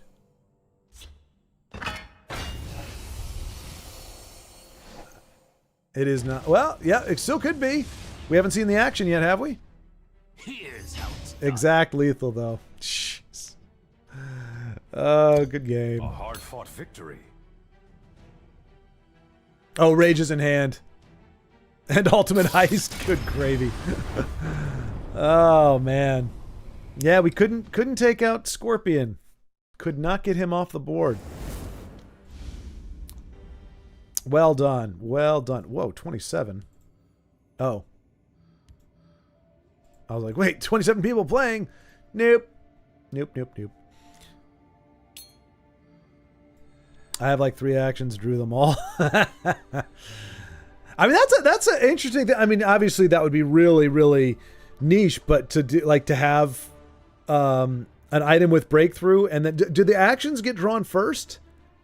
Like, what's the order? Because it would be cool if you could draw the item first to make sure all your items have breakthrough, and then make sure the only action you have in the deck is rage. And so then you could, no matter what, as long as you got a card on the board, which you'd get a... Yeah, let me see. What is the... I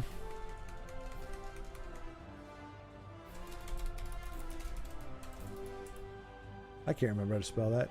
Strauss Mackay.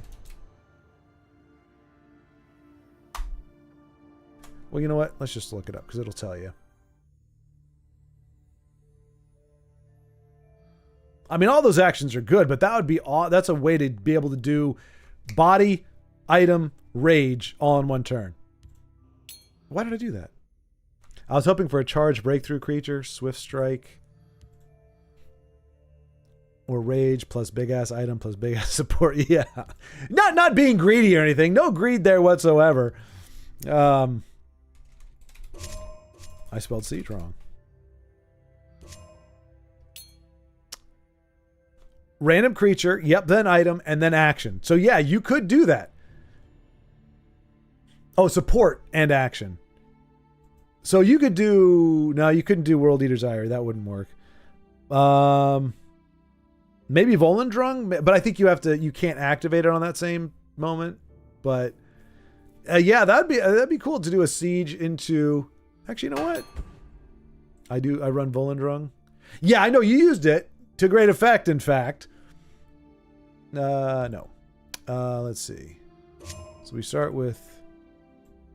I mean, I don't know. Dano pretty much, I think he executed it better than I could. I'm just thinking you could also do Singleton BM and Encano Red Deer. Oh, yeah!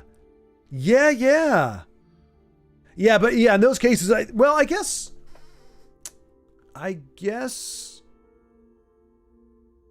As long as you have all your items have breakthrough and your only action is rage, I guess that would work well. As for this generously gifted Highland Park 14, it was pretty good. Definitely a different vibe from what I usually go for, but very nice. Some combo of both sweet and smoky tones. Interesting. I was going to ask, not that I can really fully comprehend when people use language when it comes to beverages. I usually don't. I can't it doesn't translate in my brain as to what exactly. Now, smoky I get, because like you can have smoky peanuts, you can have smoky whatever.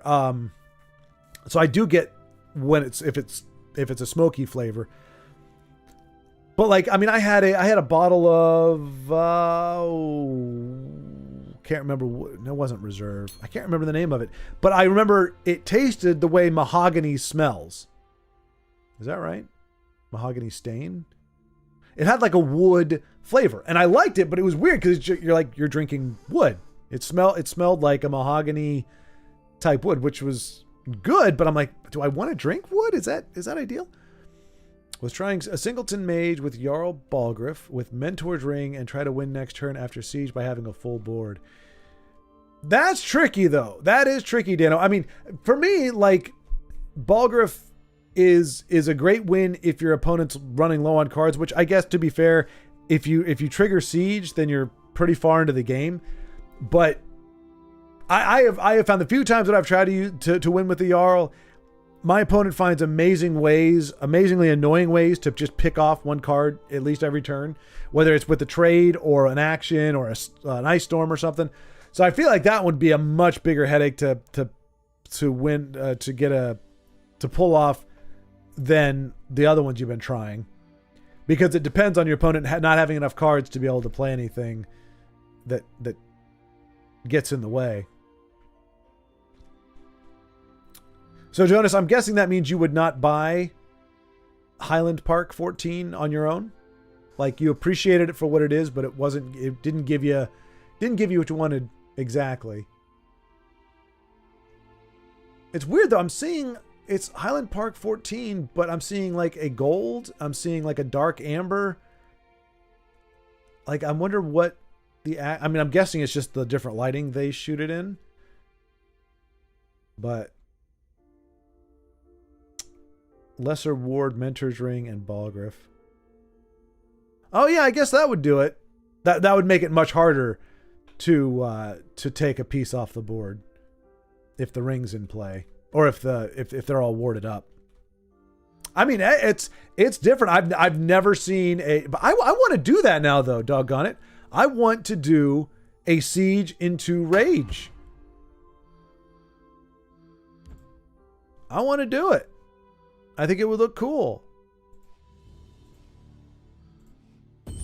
But it is only rage is the only action we're gonna have. But we're gonna have a lot of different rage creatures because it's a singleton. So why wouldn't we? Rage. Volendrung is a good include as well. So we got one of that. Got our rage. Now we just choose a bunch of creatures with breakthrough. Oh no, then we get the items with breakthrough. So we want, I mean, not improvised weapon. That's not a good one.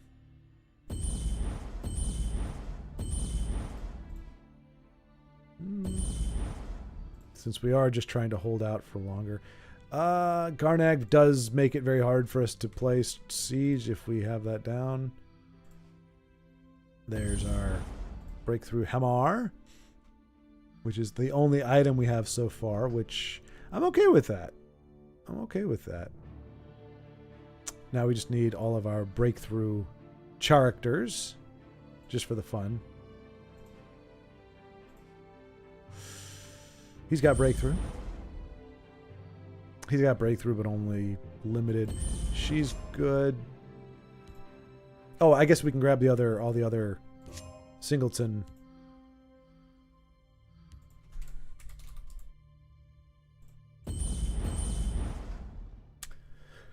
Let's see. I might, but it would not be my go-to. Highland Park 14 Yo Loyalty of the Wolf Scottish Single Malt Whiskey is the exact one I got. Oh, geez. Okay. Let's see. Oh, I guess YO is year old, not yo. Yo. Got my Highland Park whiskey, yo.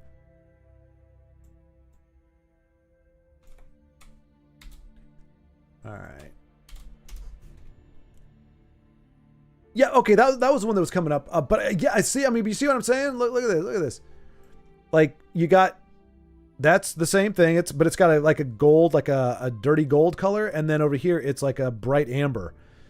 So, I mean, I guess it goes without saying that, oh, look at that 42%. See, that's why I typically choose hard liquor against like beer or wine, because they're usually loaded. Oh, that's kind of interesting. What is that? I mean, just for the bottle. I mean, $40, but you get that bottle? I mean, I don't know. It could be piss water, I guess, as far as I know. But it's still available. High-end lights. I mean, it doesn't... Oh, it's a Jack Daniels. Okay, oh, wait, can you get... Oh, you can get any of them. Any of them in... But get it in that bottle. Oh, no. They all have their own version. The bottles are slightly different. What does Jameson look like? So Jameson gives you a green... Looks like a screw top? That can't be right. Maker's Mark. Yep. Jack Daniels. We saw that one. That looks pretty cool. Crown Royale. And Crown Royale gives you the elegant. Are they all $39? Yeah. Dang. I mean, I don't know. That seems... That approach is very... What do you call it? Frivolous for me. But dang if it doesn't look cool. It's shaking the add to cart. Come on, add me. Add me. And they even have their own little shot glasses. I really wish I could geek out on Zelda more. Like, those are pretty cool. Pretty cool shot glasses, too. Anyway. You need, like, a breakthrough creature or items. Yeah, we got a bunch of those. And, yeah, like you said, Bog Lurcher. I mean, if we're going to do Bog Lurcher, we should probably do more... Well, I guess it doesn't matter. We have to get to Siege. Yeah, the bottle looks very cool. I know, right, Baldric? Oh, man. And that's the thing. You can get that, and then you can buy whatever whiskey or whatever alcohol and just pour that in the bottle, and you use it all the time. I don't know. It just looks really cool. It just looks really cool. At the same time, I'm like seeing all these like crystal spikes on the outside, and I'm like, I don't know if I want to... Like, I feel like that'd be a hard pour, like trying to get your hand so you're not being impaled by the crystal. It's not a very friendly pour bottle. And you really are just paying $40 for the bottle. You really don't care what's inside. I mean, obviously you pick your poison, but 30-day money back guarantee. I think that's what I'll do. I'll buy it. No, because I want to keep the bottle. Dang it, never mind. Have a bottle in my house at all times. Just amazing. A bottle of what? Just a bottle? If you can do without the black top on the bottle, I suggest you steer well away from Jack Daniels. Really? Jonas. Okay. I mean, I haven't been... Jack Daniels hasn't left an impression on me. The same with Jim Beam. Like, I've had them. They're okay. I've never tried Crown... Is it Crown Royale or Crown Royal? I don't know. I guess Royale would be with the E at the end. I've never tried Crown Royal. I don't think I've tried Maker's Mark. And I know I haven't tried Jameson. So, if Jack Daniels... And I have had Jack Daniels. So, yeah, if I was going to get it, it would be one of those three. What's the notes on it? Yeah, like what's in the bottle, I guess. I have an empty bottle that I keep of what is it called? Bamboo rum. It's probably my favorite rum just because it has like a sweetness to it that like Captain Morgan doesn't have. Oh, wow. That's creepy looking. There's the Death Head version of it. But it's like a black bottle that, yeah, there it is. Yeah, so Bamboo rum. So it's kind of a cool bottle, you know, the cork and everything. It's got this matte black finish with a little, you know, crossbones on it. So I keep it just if I want to drink something and feel like I'm drinking alcohol, but not actually be drinking alcohol, I'll like pour water in there and I'll chug it like I'm drinking rum out of the bottle. And then I give myself a artificial buzz. Works every time. I've only got 14 cards. Goodness gracious. I feel like I've been building this deck forever. You know what? That's going to be a one-turn kill here. I think, Dan, I like your idea where you put a bunch of charge creatures in there. Because, like, that's kind of a defensive thing. But yeah, Bog Lurcher probably... You know what, though? I don't want to pull Improvised Weapon. I'll probably draw... Oh, I can't put Bone Bow in there. That would be the worst thing. Well, not the worst, but one of the worst things if I don't have a breakthrough creature. Cradle Crush Giant for the defense, I'll take that. Child of Her Scene. That plus breakthrough would be awesome. Try her. She doesn't get a lot of love these days. Lyris. Gotta love Lyris. Syl, sure. Stampede Sentinel, right.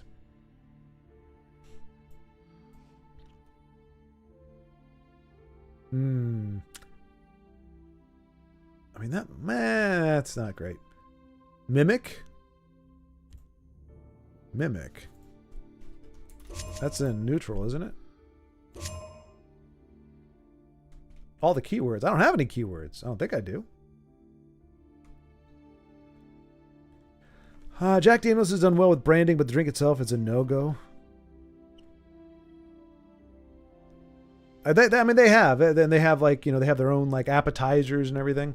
Speaking of which, I'm smelling something really good right now. Oh, I guess I do have charge and breakthrough. Yeah, good call. Good call. You are not wrong. I mean, I guess we can do, what would be another good... I feel like, Dana, what was your... I was trying to remember. You weren't Crusader. You were Endurance as well? Was that your second color? I can't remember. Was it Battle Mage? Because I'm thinking like having, what's her name, like some guards would be a good idea. Keep you alive for a little longer. You were green? Okay. Well, here we go. I'm forging my own trail. I'm doing, although green does make more. You got Tazcat and... Yeah, but you're also running like Heist as an action. If I'm not running like... Yeah, I'm just gonna try my own thing. Let's do some draw options here. So maybe some ramp to get to... Yeah, ramp to get to the get to 10 faster.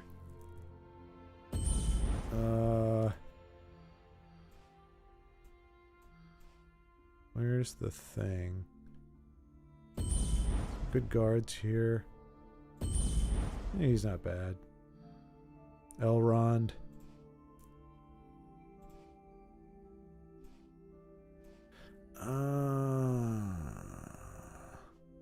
That's rampy. That's breakthrough.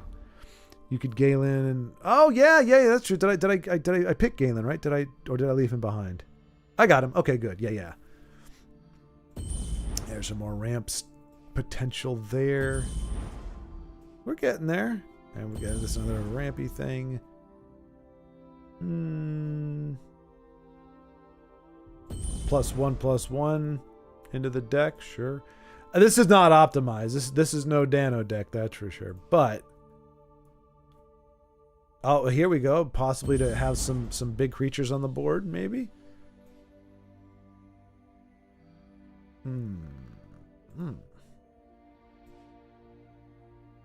Then, of course, there is that 6/5.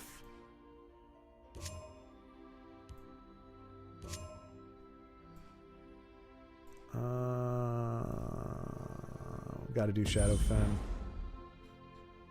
It is Singleton, yes. Yes, indeed.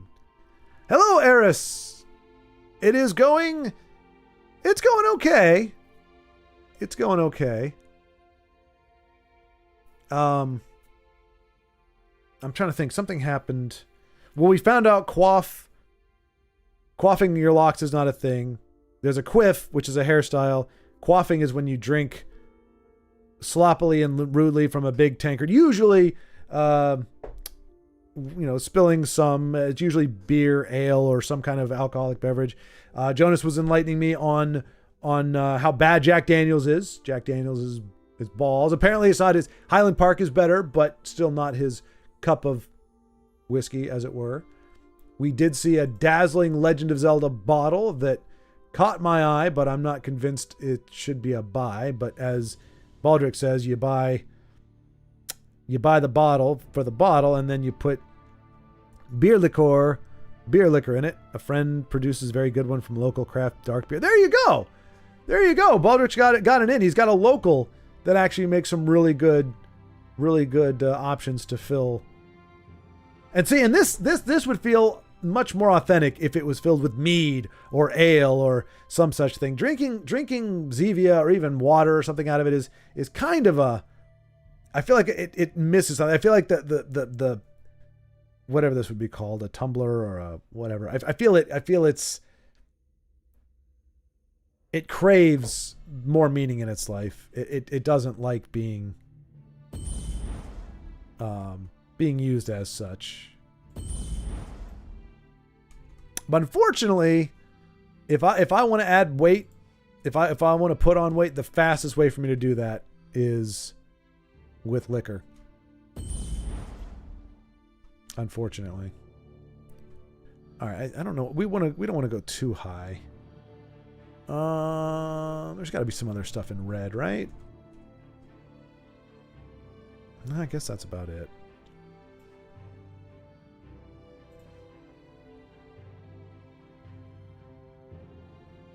Some more ones in there. Ugh, ones. They're so pathetic. I hate ones, but sure, yeah.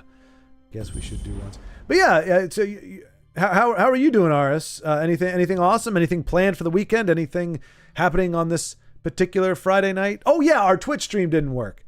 I was trying to dual stream, and I was all excited about it, and it fell flat on its face. So I was a little bummed about that, but other than that, pretty good. You know what? We're gonna do a little fire imp. A little fire imping.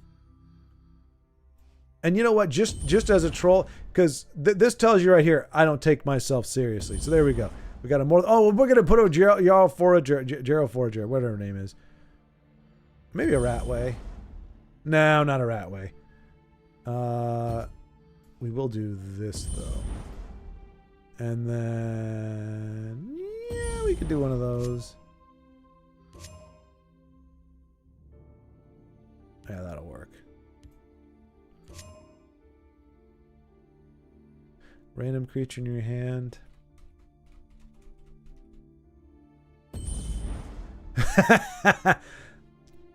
Not much plans. Just stream later tonight. Oh, nice, Ars. What are you going to be streaming, and what time? So people can find you right there, right? You just go to Aris 218. Yeah. So what are you streaming and when? Initiate her scene is the AI card.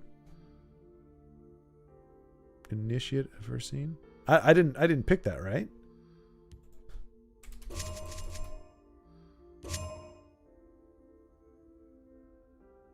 It's the AI card. I thought that was a real deal. Is that really a that wasn't a card that we could actually use back in the day? I mean, I guess that would explain why it didn't use back in the day. No, it's child of her scene. What? No, child of her scene you could play with. That was a card. The wolfy guy? The werewolf that attacks again when you slay. Yeah. He was there. He's not AI. He's been around from the beginning, right? Was he core? He might have been core. Oh no! No, come back, Hersine. No.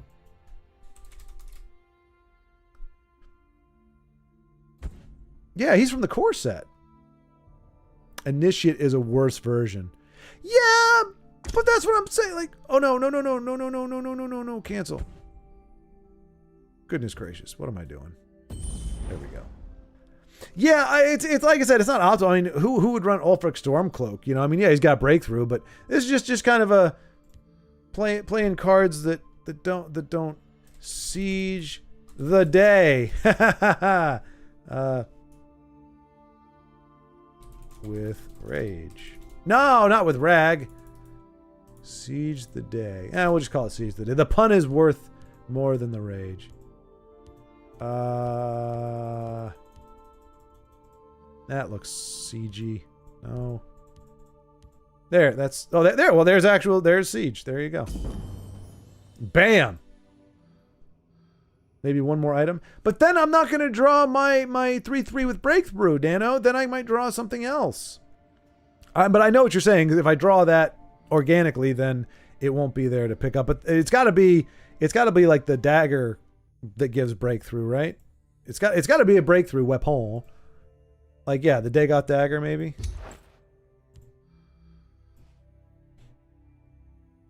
So what is the game plan with this deck?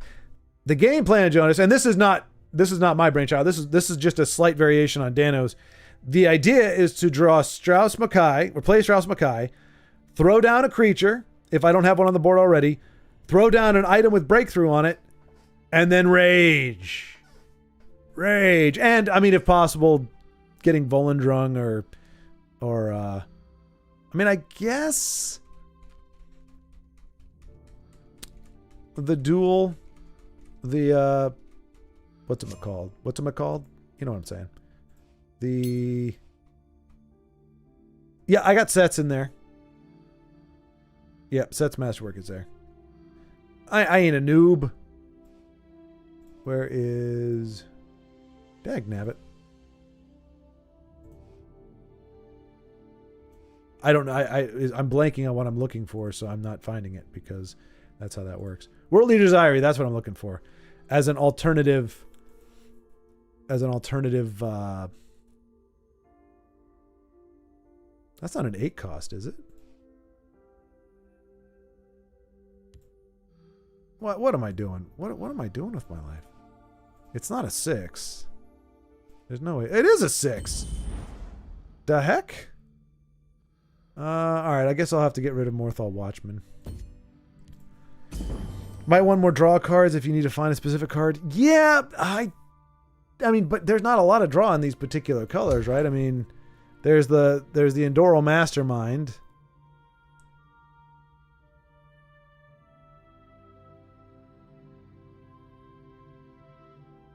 Ash Berserker. Yeah. Yeah, Ash Berserker would work. Do I have him in here? I think I do. Because we definitely want guards. So I guess I can get rid of what's-his-face now. Titus. Yeah, we don't need him in there. I was just putting some people in here for fun. But yeah, I guess the Mastermind would be fine. He went from being a really cool card when he drew 2 just to being a but it's something.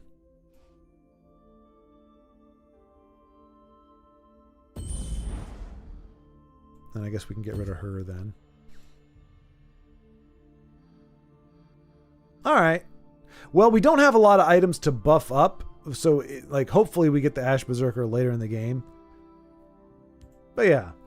We'll try this. I don't think it's going to necessarily go very well. But we're gonna take it on the ladder. Ranked play. Yeah. Yeah. We're gonna hopefully there's somebody playing who isn't my friend. I mean, I'd rather everybody be a friend, but hopefully there's somebody playing who isn't on my friends list, because otherwise there isn't anybody. All right, I got to close the window. Oh man, nah. I want to love. I queued into a friend anyway. I want to love Zelda enough to spend $40 just for a bottle, but I just don't know that I've got the.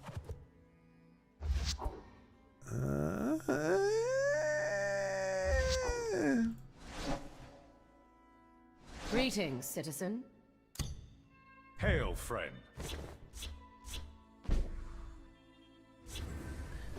Dano won't know what's gonna hit him. Ha ha ha. He has no idea. Person's trash is another's treasure back to us. One bad turn deserves Time to another. fight. Fires of all do we. Huh. This is quite a petite deck he's got going here. I could see it going south very easily. Mine. Back off. Haha! Mind your trees and cues. And now for a practical demonstration. Here's how it's done. Mine. Back off.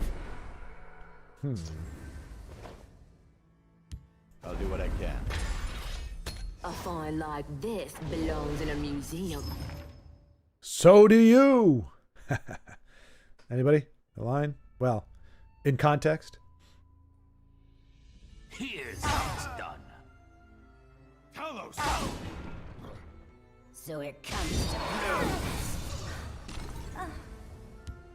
Shall we put in a dishonest day's Oh, work? good gravy. back off. Well,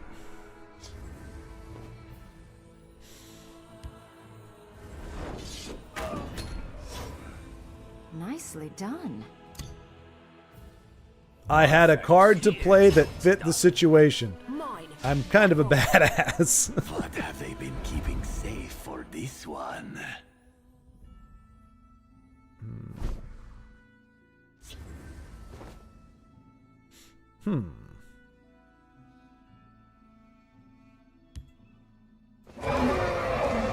Nobody breaks the law on my watch. Nobody breaks the watch on my law. Orcs at the ready. Boo. Boo. This one takes what he wants. Mine. Back off. Here's how it's done. I didn't come here alone. Creepers. Let us do... The battle shall be ours. War and glory.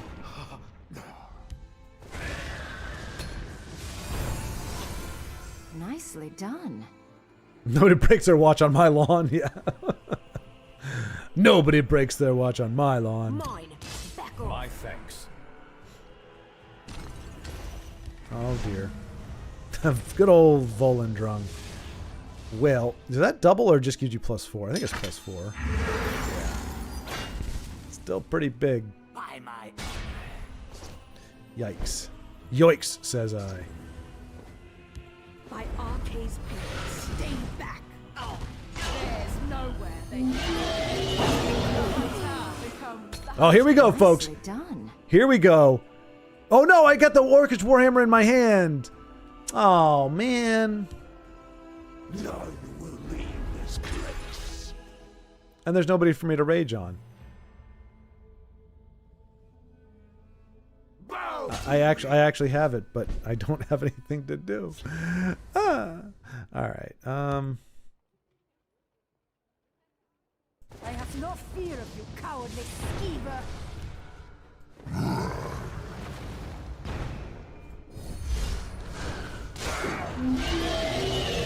Oh, geez, prophecy already? Oh, gosh, okay, all right. Be silent. I mean, that might have just sealed our fate right there if there's like a swift strikey thing going on, but... There isn't a lock that will keep If it wasn't valuable, they wouldn't lock it up. All right, Dano's doing me a favor there. Thank you, Dano. Appreciate it. Here we go. Well fought. A hard-fought victory. They've no move. We can't Give me anticipate. strength. Behold my awesome weapon there. No! Whoops. Wait, what happened? Did I mess up? Did I already play an action? I did. I have mute! No! Oh.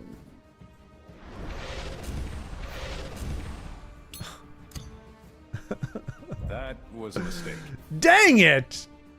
Dang it all! Do we still have a way? I don't know if we... Do we have 5? Ah, who cares? It's broken the now. hunter becomes the hunted. A hard-fought victory. Jeez. To oblivion with you. I could have one with rage. I didn't get it.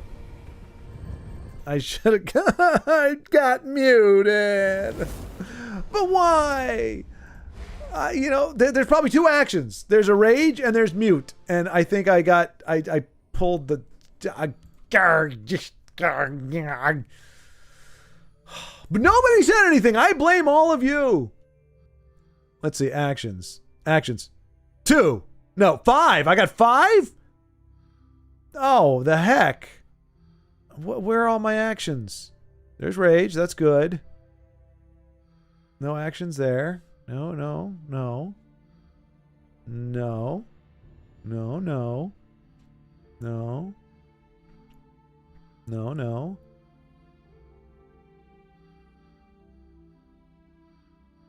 Rapid shot. Mute. How do I still have more actions? Well, siege is an action. Rage is an action. There's one action that needs to be removed. Fell the Mighty. Which sucks because that actually saved our bacon. I think we lose that last game or at least have a much, much harder time if we don't have a way to get rid of that. But it blows the whole point. As you saw, if there's a card I can draw that's not siege, I will draw it. Or that's not rage. So now I gotta... Stupid.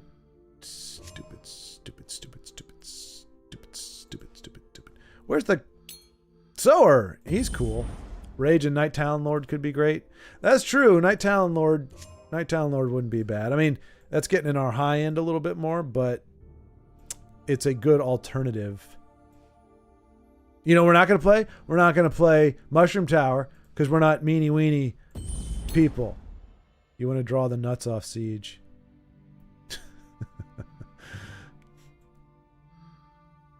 Yeah, I mean, that is the win condition, right? So, kind of don't want to... No! I don't want to do that. I'm not going to... I refuse. On general principle, Siege and Mushroom Tower is forbidden in my... I can't do it. Because it just takes so long. I don't like it. It's just such a long thing. It's like, oh, they play this, and you play it again, and you play it again. No, I refuse. This is a short, sweet, to the point deck. We will have no such cards. This guy's cool though. All right. Dang, 6 people playing now. I can't. Yeah. Let's see.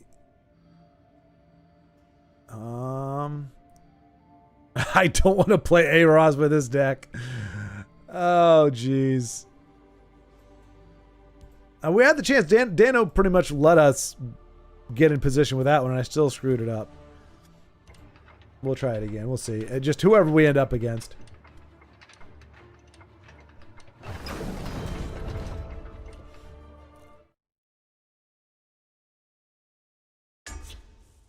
It is A-Ros. Assassin. Who wants to bet that it's Nixox Assassin?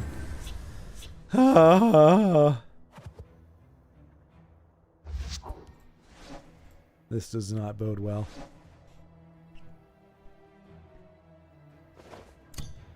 Hail, friend.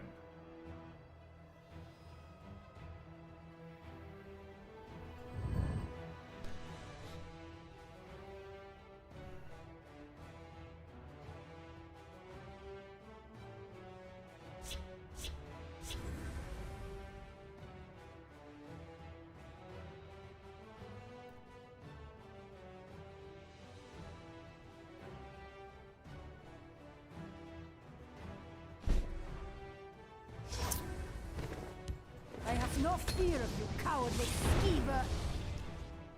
She genuinely doesn't. No fear whatsoever. That's why she has her she's holding her shield in such a way that says this has no purpose here. It's not even going to protect my arm. That's how little I care.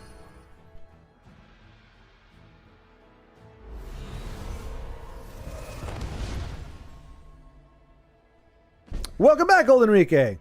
Did you announce that you were leaving? My bow is ready. Face me, milk drinker. But welcome back. Either way, I didn't know if you informed me, but you were under no obligation to do so. But happy to have you back. You missed me building an awesome deck, and God willing, it's going to go off like crazy. I just need to get to turn 10 and have a certain card in my hand.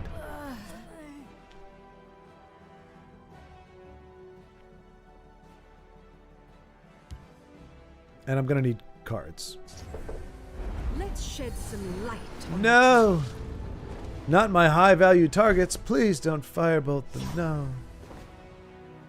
I slay. That's a firebolt target right there. We are, I mean, to our credit, we are definitely drawing our low end here. No, I don't want to mute him. Hold still. We are definitely drawing our low end. I didn't remind you guys, my phone died, and I was out somewhere.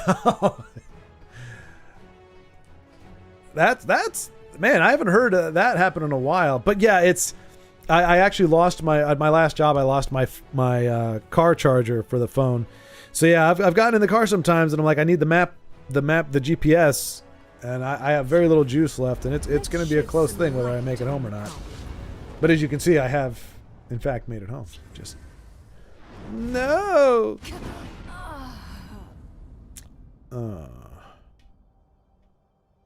I just realized I'm gonna have to break a rune to Die. attack. It's not going great.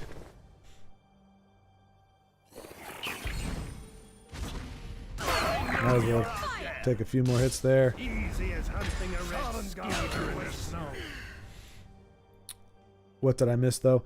I mean, nothing at all. I built the deck so that in theory, if we play one card, it should allow us to put down a body, throw a weapon on it that has breakthrough, which means when you hit a card opposite you, if your power is more than their health, that extra damage, however much more. So like if I have a 7 power creature and their health is say 4, if I hit them and I have breakthrough, that means I kill them, but I also do 3 damage to the face, to my opponent's actual life total. And so the idea is I get a creature, I throw a weapon on it that gives it breakthrough and gives it a little more power, and then Unstoppable Rage also gets played automatically, which pretty much allows you to apply the attack power of as a targeted creature on every card opposite. So if my opponent has 4 cards in that other lane, the whatever power I have will be applied to all of them, and the breakthrough will apply to all of them as well. So in theory, it ends up being a one-turn kill. But it sounds like it could be cool. Dano ran a better version of the deck in general, but it just had more options.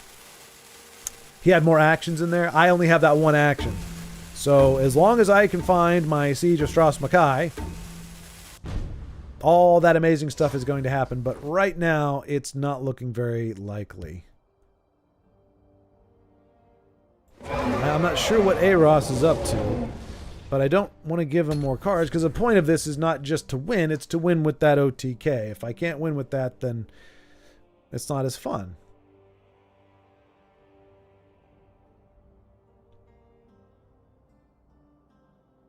I totally forgot he could have a Viper, and I could lose my mighty awesome Black Dragon to a Viper. A Danger Noodle, if you will. Is that a... Okay, if you guys ever look up Armenian Adam Brandy, you can tell me what you think that can take. Well, let me just put this up on the screen really quick. Look, I'm not for bad things, but I honestly cannot tell right now. Oops. Oh, man. Refresh.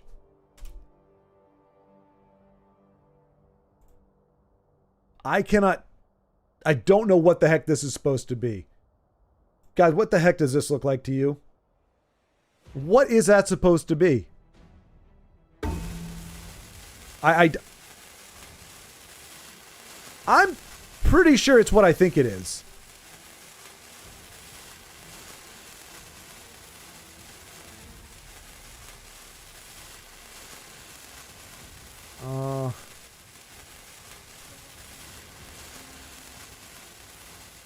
Yeah, I'm not seeing. He said his PC was laggy. Oh, okay, all right.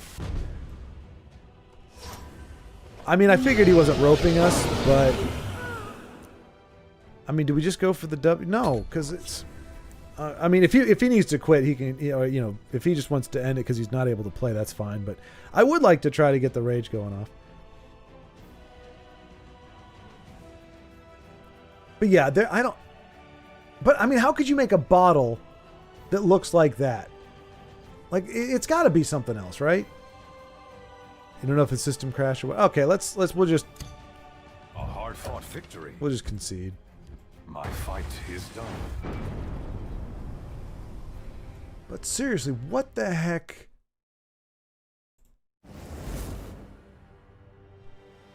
I'm trying to see if they tell you what it is. Oh, this bottle was bought as a joke for my brother, but I can't but be completely arrived perfectly inside the box. The brandy flattering.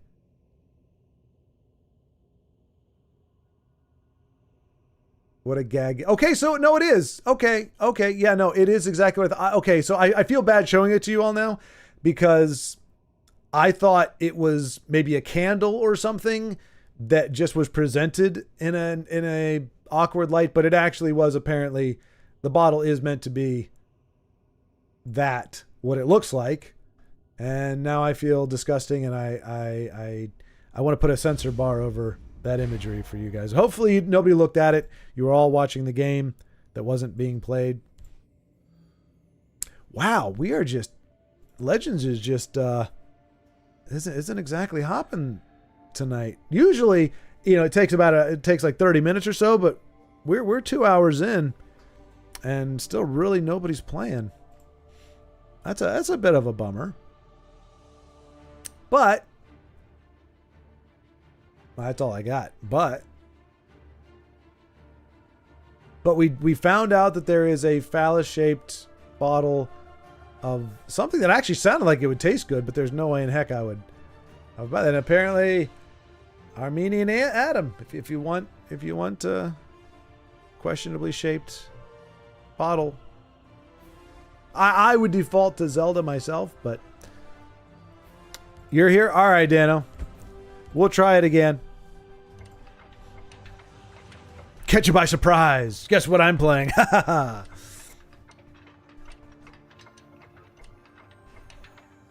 Usually the quality of games are better if I'm not on one side of the board.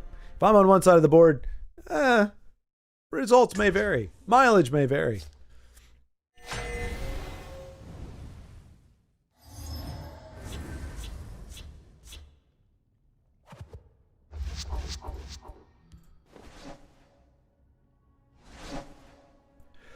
I think he's running his Archer version of it. Oh, that did not feel good. Hail, friend. So we'll see. Greetings, citizen. Oh, good old Shadow Man. He's merely a shadow. Now we're not drawing any of our ones. None of our ones. Or our twos. I'm sure I don't have any idea who took your coin. Well, now I kind of have to do this one. I will It's keep okay. people. You know, I think we'll just do that one. Because if everything goes according to plan, the item gives a breakthrough anyway.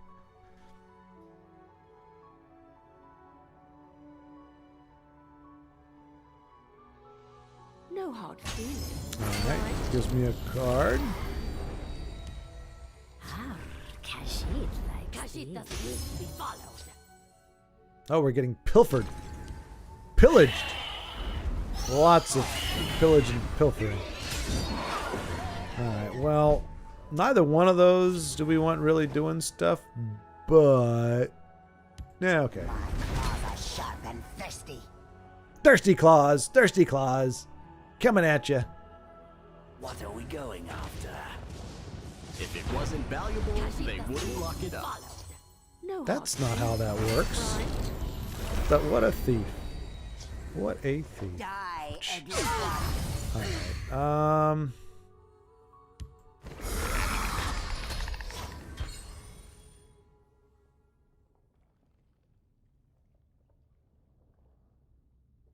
Alright, strangest looking fence I've ever seen in my life. It looks more cat-like to me, but Practical demonstration. I have gotten hosed by this guy way too many times today. Way too many times. Alright, well, here's where our ridiculous Galeen draw is going to be very helpful. Hopefully. Unless we get a Viper. There will be sweetmeats for this one tonight.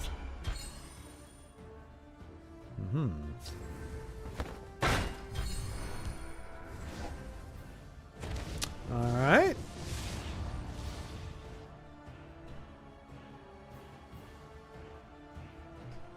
I can see. Nicely done. Let's see. My thanks.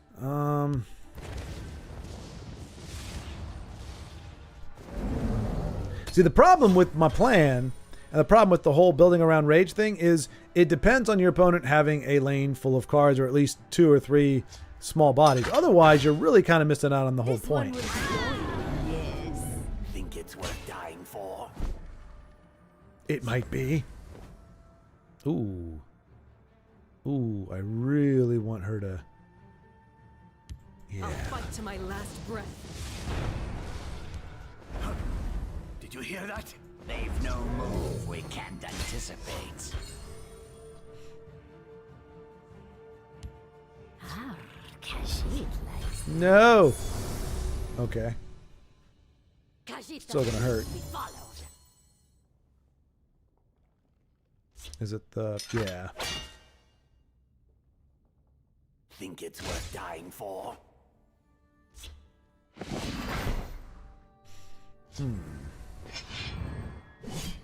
I'll strike you down.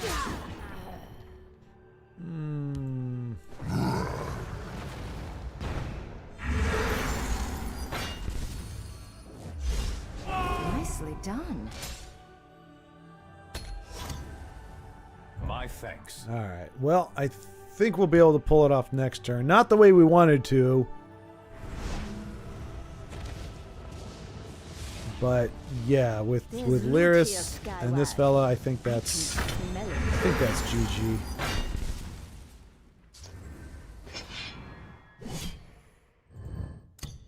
A hard-fought victory. Well fought. I'll strike you down. So predictable.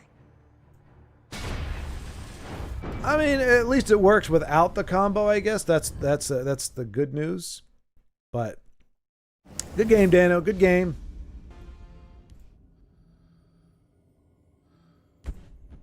I wish I could actually do the thing, but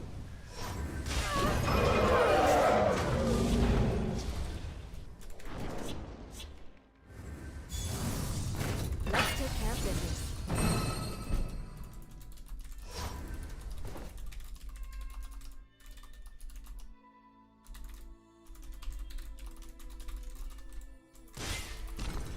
This is but a dream waking over and over. yeah, Dano's version is definitely better and more useful. Forgeborn. Well, that sounds pretty cool.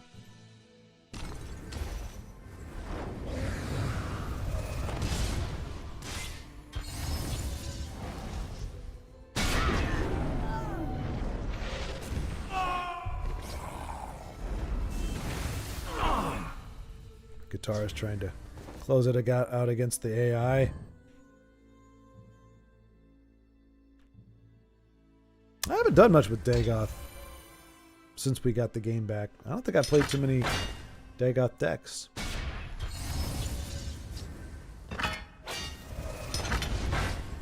Jeez. Well, that's some damage.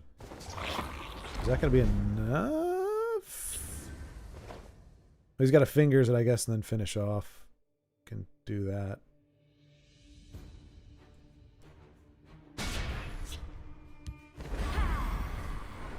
Or nice. Nice. Oh, that's sexy. That's sexy.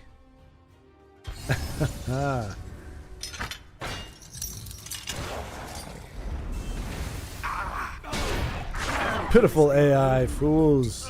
You cannot stop 2 hands of Dagoth. What is the sound of 2 hands clapping?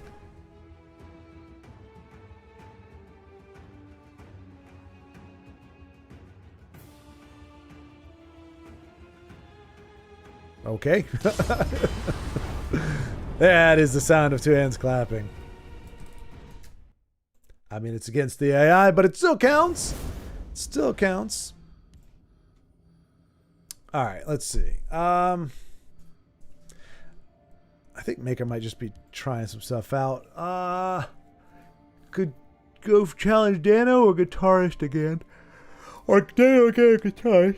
Excuse me. Well, we'll rotate. We'll I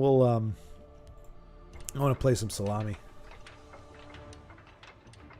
A different siege. All right, Daniel. I'll get you after this one. When we'll see how that siege goes.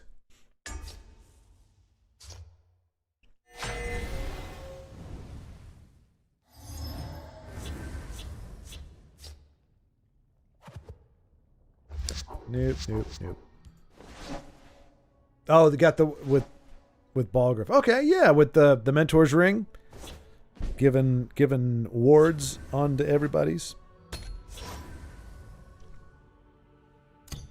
Hail, friend. Welcome, friend. I once knew a man from Balmora. This is for besmirching Jack Daniels, who I don't remember actively disliking. Wow. Huh. Seems pretty aggressive. Must not like dark elves. What you got against dark elves, guitarist, huh? Oh, is this a Stealer of Secrets thing? Maybe?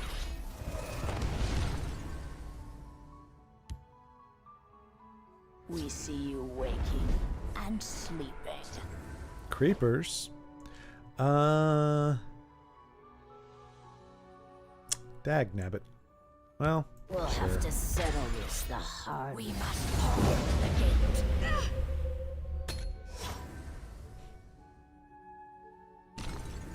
Here you've been looking for me.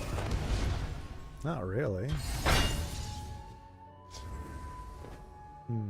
I'll try to draw their fire. I will not fall.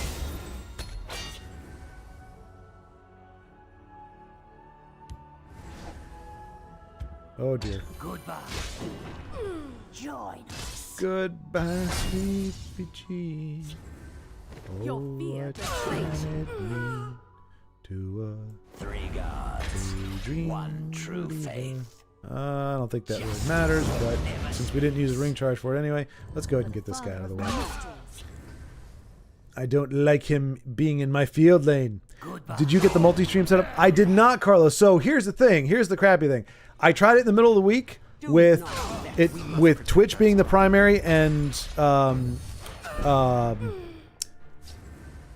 YouTube being the secondary. But then, but like you were saying, like you did YouTube first, so I switched it to be YouTube first and then Twitch. But I think my YouTube bitrate is set too high, and so Twitch won't stream it. I didn't know that could happen, but that is what indeed has happened.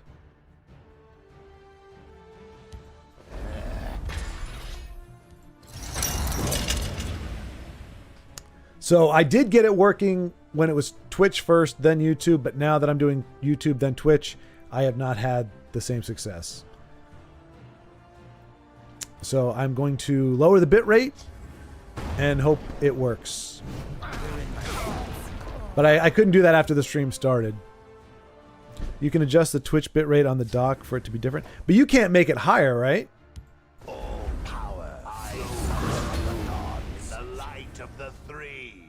Like you can't make it over 8. I think they cap it at like 6 or 8,500 or something. Have you come to submit or come to die?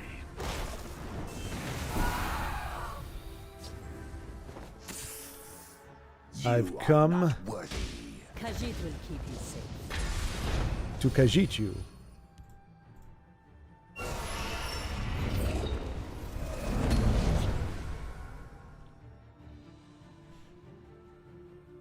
I have 10K on YouTube and 6K on Twitch. Yeah, so I need to change the Twitch. Wait, you can. So I must. It must not be. That must not be the reason then. So yeah, I guess I will have to switch it back. All three. Yes. I call upon you to serve me. I am the light of Morrowind. But yeah, so I don't know. So when I try going YouTube first, then Twitch, it doesn't work. Like if I can hit it now. If you go to Twitch, it'll say, what does it say? I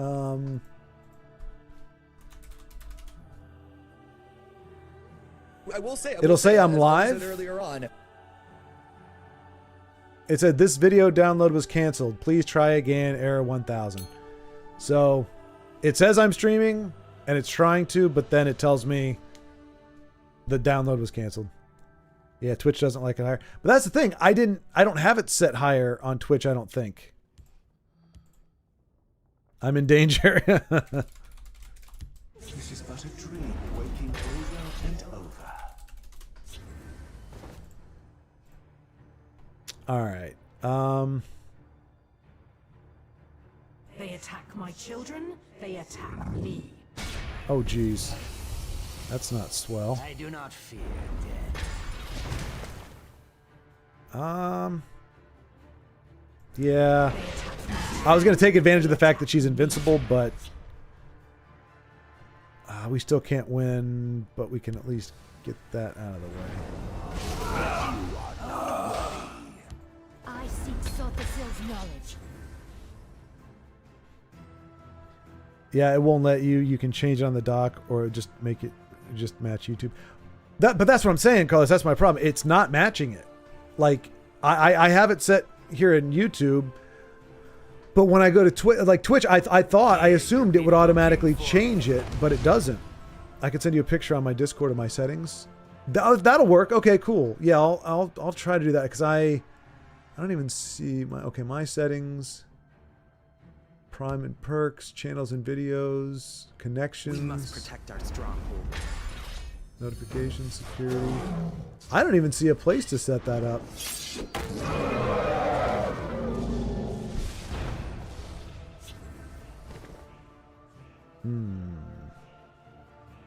They attack my children, they attack me. Manticora, Manticora. A hard-fought victory. That's like the first time or the second time in my whole life I've gotten to play Almalexia, especially Exalted. GG, guitarist.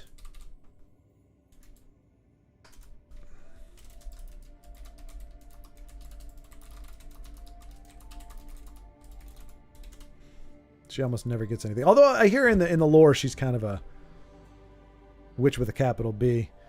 All right, so we're gonna try something.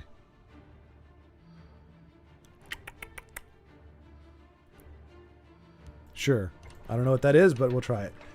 But yeah, I don't even see a place to change any of my settings, like bitrate or anything. Email, security, privacy. Yeah. Channel and videos, maybe that.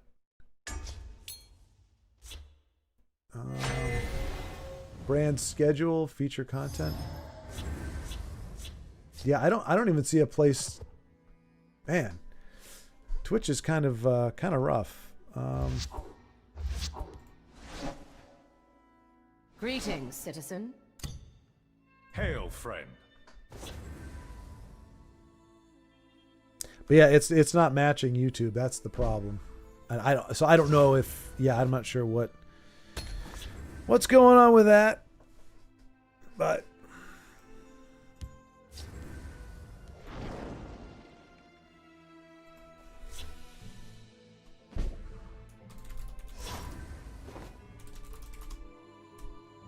I was gonna say the only way I can win, but I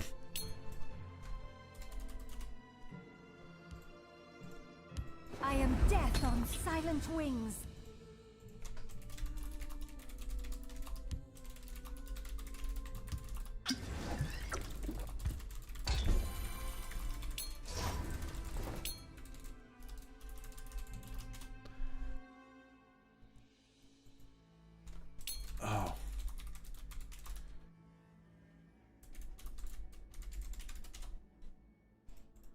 Feel my sting. Well, let's see if we can find something useful. I mean, this might just be like low-level battle mage. All right, let me see here. I feel a storm coming.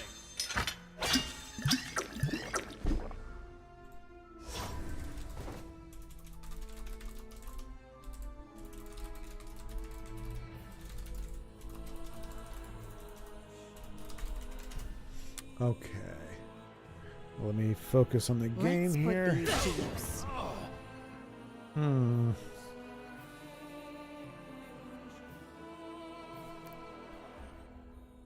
really have a lot of great options at the Have moment. at you, worthless Careful swine. there, friend.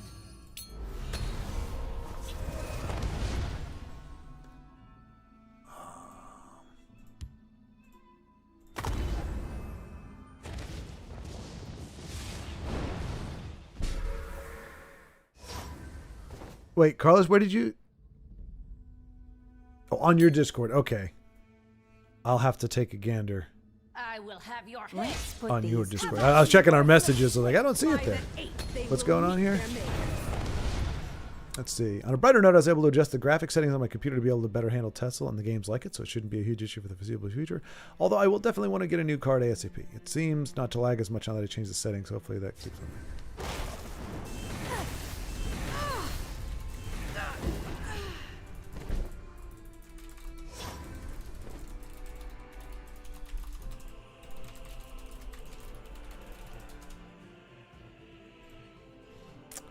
I mean, I don't know what to do because I kind of want to see the combo go off.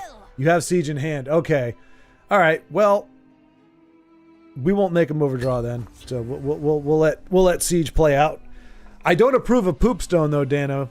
I do not approve of Poopstone. Makes me very sad. Blade is yours. Well, there we go.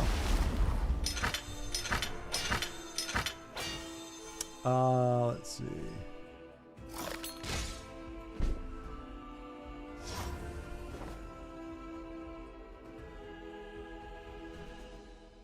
Okay. Ominous insects. They dare face me? I'm off this weekend. If you need, we can link up on Discord. All right, Carlos, thank you. Thank you. Yeah, I'm going to try. I got Mario Maker tomorrow morning. So I will use your images there and see if I can. I mean, that's what mine looks like. I don't have that other, the Kick. I'm not on Kick. But that's how I have it set up right now. And then, Blessings upon you. where is it?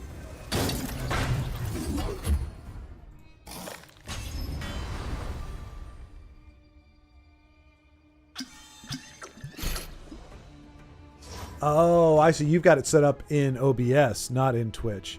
Oh, this is my. Wow, this is a mess.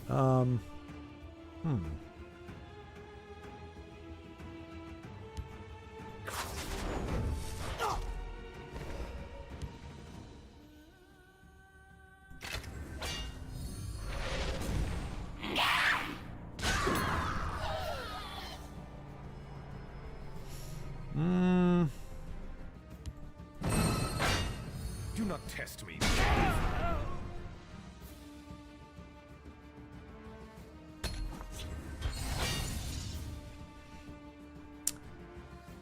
Okay, but thank you for that, Carlos. I will try to set that back up on OBS, but I don't think I can do it while I'm streaming. Yeah. Well, that's on your ATEM. Let's see. Output settings. Is that what you got? Wait a minute. Main cam. I don't have. Oh wait, advanced settings maybe. No, I don't have those options, Carlos. I don't have video settings or audio settings on mine as an option. I have output setting, and I have advanced. I don't have. But under advanced. Oh, never mind. It just has main encoder. Oh, you have NVIDIA. I guess I have to change it to a different one. Yeah, see, it's set at 6,000 kilobytes per second, and it's still not taking it. Try it again. Oh, now it's not even letting me do it. All right, well, yeah, mine was already set at 6,000. It still wasn't working, so I'm not sure what's going on. Top deck ball griff. Oops. Oh, man. Well, that sucks.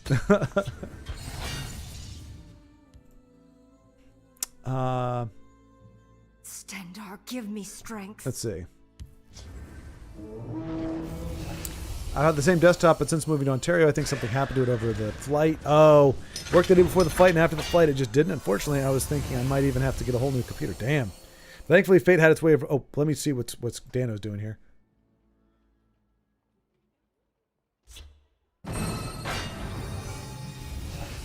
But where's the... I thought lesser ward was a thing. So you could give everybody... Ew. Nicely done.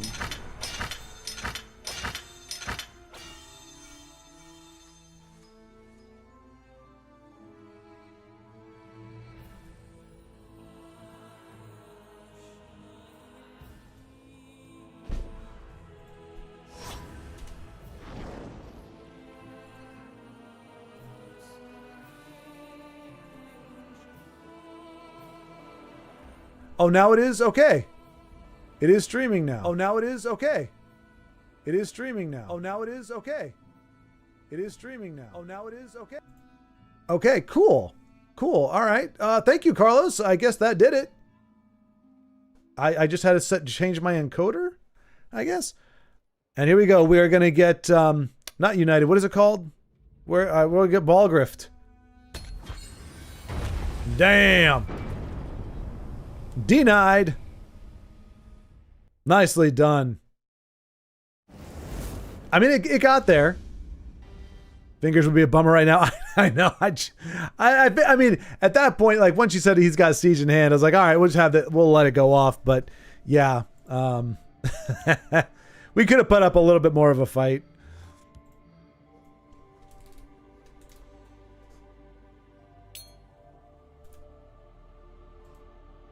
Oh, gotcha. That makes sense. That makes sense.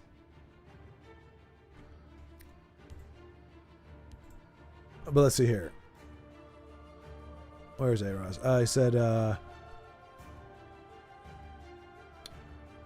but thankfully fate has a way of rewarding good people, and I guess in some sense I'm a good person for the most part, so I'm getting my good person taxed by being able to play the game with you all now. As silly as that sounds. Oh, sorry. My messaging is all screwed up. But yes, clearly a second.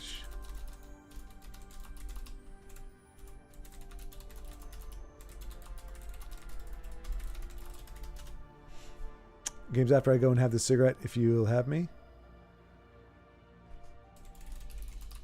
Sounds good. I'll be here for another. Alrighty. Hey, good, Jonas, joining me on Twitch. Thank you, sir. Welcome on another platform. And Dano GG. Sorry, that's what I meant to say. Let me just see here. If you go to...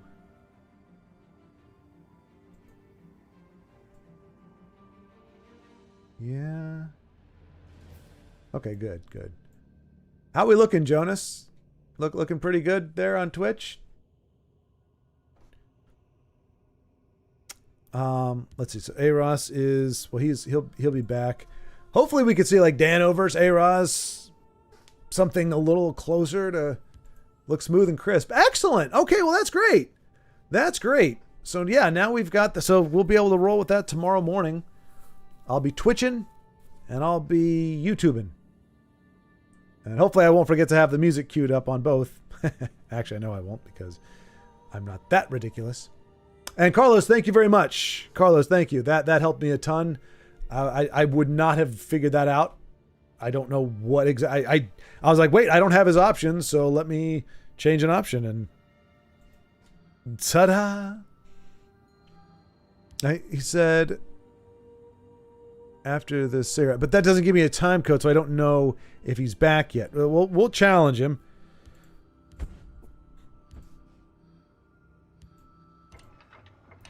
And see.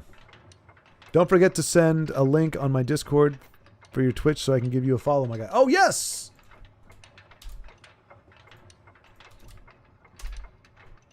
And actually, same thing. Carlos, you can post your link here too, because oh no, I'm following you. You're on my follow. Yeah, you're followed. Okay, good. I was like, wait a minute. Oh. Okay, so I think Eros is still out. The cigarette is approximately 5 minutes. Fair enough. Then I challenge you. Oh, also, I accomplished. I had one small accomplishment in my Lord of the Rings endeavors, and one thing that I need to do. So I have the edited version of The Hobbit that I got down to 5 hours and 50 minutes, and then I just finished a edit of Lord of the Rings that got it down to like 10 hours and some change. So I now the extended version of The Hobbit, or the extended version of the Lord of the Rings plus the Hobbit trilogy, all combined together into one big movie at almost exactly 16 hours. It's glorious. And then I was trying to listen to the book on tape, read by Andy Serkin, Serkin, and I can't do Tolkien songs. I just don't like the singing. And I thought I could deal with it, but there's a part in the book where it's like and Aragorn began singing, and then he starts singing. And it's this big block of text, and I was like, whatever, I'll just put up with it. And then it ends, and I'm like, cool. And then it's like, and then Legolas began to sing, and I'm like, mother, are you kidding me? But then I got to the end of that, and I was like, all right, good, we're done. And then it's like, and then Aragorn began to sing again. I'm like, okay, no, this is not happening. So I'm going through and I'm cutting out all the singing in those books because it is ridiculous. Watch this. Well done, Giggles. Well done. Why would you want to see less Lord of the Rings? The Hobbit. Because Jonas. Because look, look. Lord of the Rings is not flawless. It is a masterpiece, but masterpieces are not without their flaw. Without their flaws. There is still, I think, some pacing issues. Like, so they are the extended versions, but I don't need to see. And Jackson did a lot to change. He changed a lot that I don't necessarily agree with. These books are worth more than your life. So Don't you dare touch them. I think I may have got back to you a little late for that challenge. That's all good. It's all good, Eros. We'll get you next time.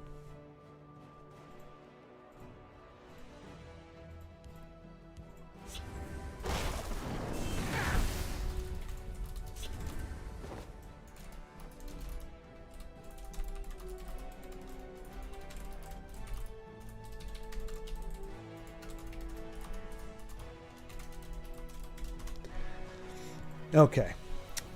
For example, oh, you know what? Let's just do this. Watch this. You know what? Let's give Giggles something. Watch this. Watch this. We're watching Giggles. We're watching. But like I don't, the Entmoot, like almost all of Treebeard stuff, we pretty much, I have, get him. Thank you, Eros. No, Giggles! You bastard, Dano. I will never forgive you. I will never forget you for what you did to Giggles. But like, so we have the introduction to Treebeard. We don't need to hear the poem about the tree ant gal. We don't need to see him rescuing him from the tree. That's Tom Bombadil anyway. And then he's like, we are going to an Entmoot to a gathering. Is this Unite? No. No, just good old expertise. I warned you. You're nothing. I don't know what Dano's doing, though. Dano, what are you doing? Here we make our stand. So I have it where, like, Merry and Pippin go to the Entmoot, and we just have a shot of, like, you know, going into the Entmoot and them kind of walking around and then kind of fading back out again. And that's it. We don't have to go through this whole thing where it's like, we have just finished saying hello. One strike will be all that is needed.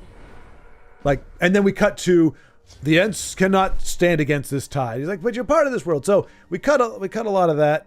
Dano, you're just giving it to me. What is this? Drinker. I didn't earn this. I warned you.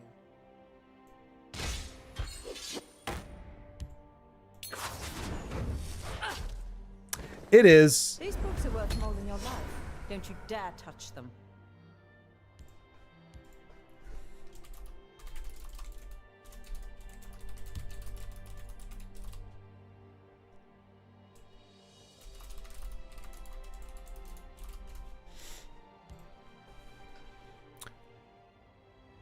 Playing some golf. I'll be there for the Mario stream.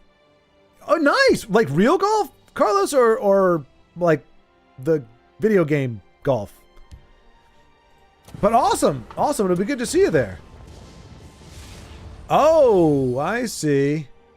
Mechanical Heart. But not a Ring of Namira Mechanical Heart combo, so I'm not sure exactly what's going down. But that means I need to do 14 damage, which online it snowed bad here. I'm not going outside.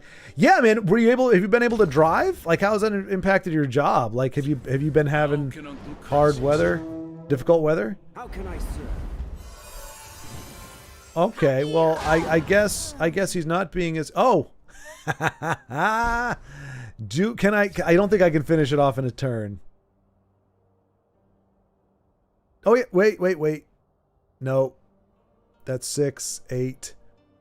We need one more. I warned you.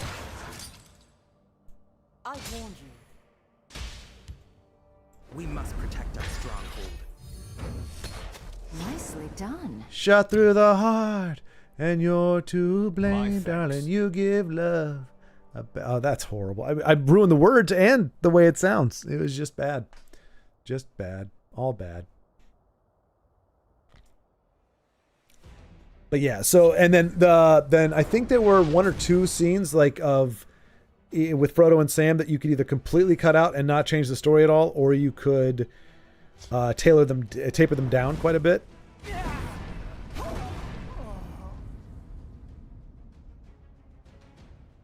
Is that all you can conjure, Saruman?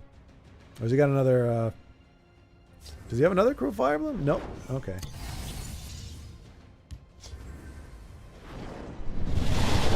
Wait, does that last for this whole other turn?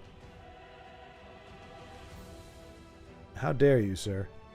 I was lucky to be off. Oh, when I got bad, but another one is on the way, so I might be off, or I'll be stuck somewhere. Oh man. Yeah, because don't you have to chain up the tires, don't you? Like, you got to put chains on, like all 18 wheels. All right, what can we do? Okay, we can do this. The forest will not suffer your presence. A hard-fought victory. I warned you. My Incumbobuli goes in for the kill. Dana, what were you doing? What were you building towards? We should have you set up with some stream alerts sometime. Sorry, Jonas. I got to remember. I need to be looking at chat. Wait, can I pop this out? I can collapse it. Chat settings. Can I pop it out? Pop out chat. Yes! Sweet. Now I can see you down here as well. Or I can see Twitch as well. Have you set up with some stream alerts?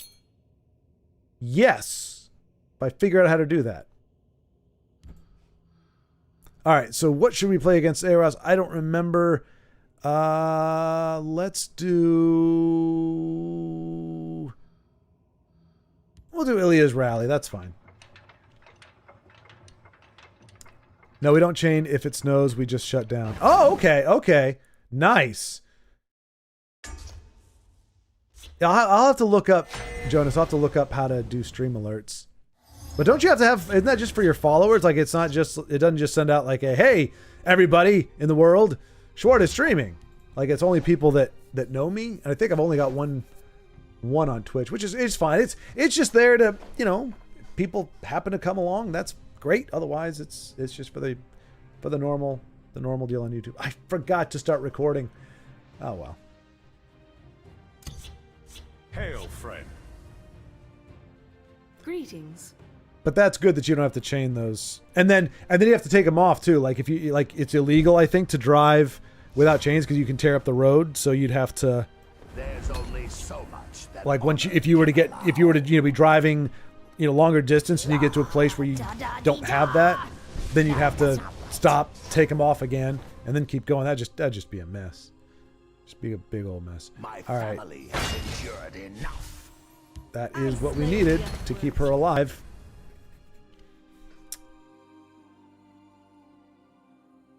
Well, let's see if we can find something. No!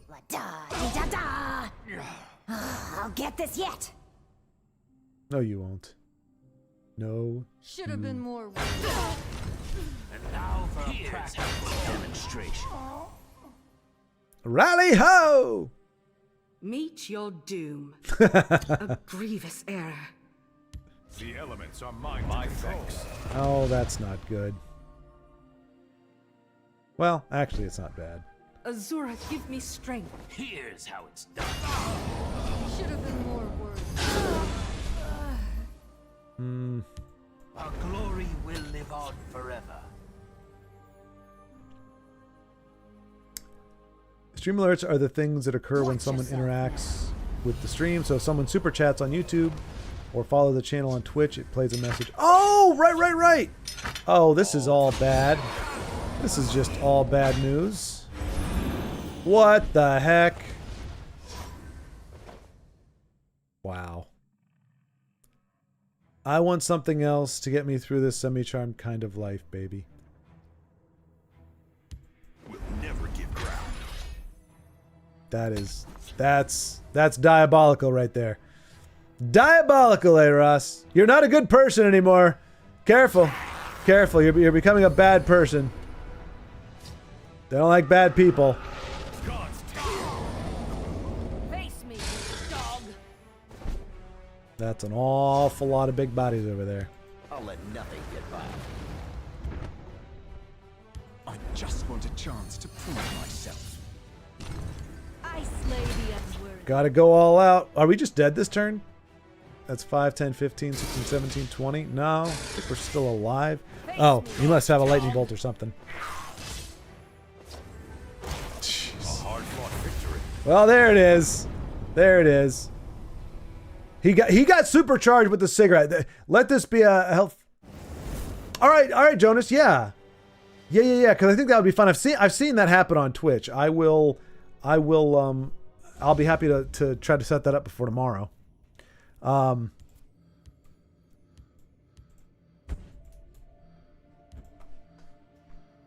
right. I'm going to use. Oops. Oh no, did I mess that up?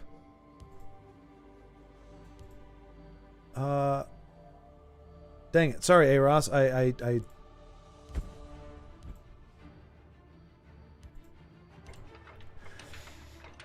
There is a lot to Twitch, but if you need some help, I got you. All right, Carlos. Thank you. Thank you. Yeah, I remember the screen looking very busy. Michael Bailey, what's going on? Hello. Or should I say, yo, what up? How is the, how's the goo? How's the goo? I can't remember the name of it, but there's some ectoplasmic cytoplasm that you're working with now? How is that going? I say this as somebody with Hail, a great deal of brains. Greetings.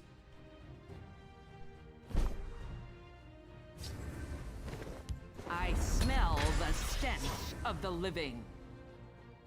But good to see you. Well, Have you seen the let's Duke see if we can lately? find something I useful. feel like we've gone 2 weeks in a row without a Duke sighting. It's Wrong place Strange. for a midnight stroll.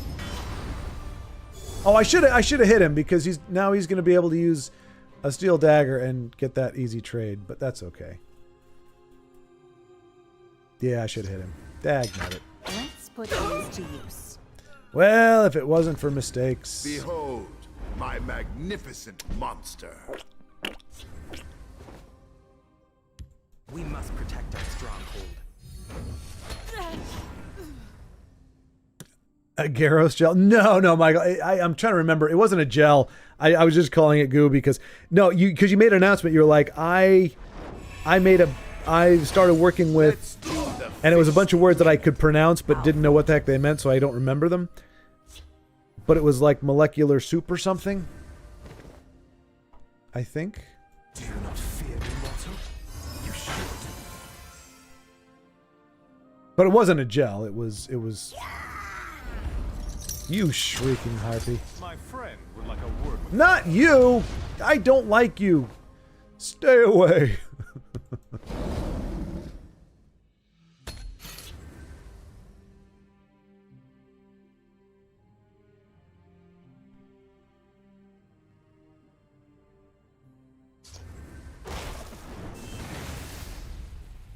Okay. Electrophoresis. Yes, exactly. Would you like to translate that for the good folks at home? I know what it is, but other people may not. Oh yeah, we're just totally screwed. Totes screwed.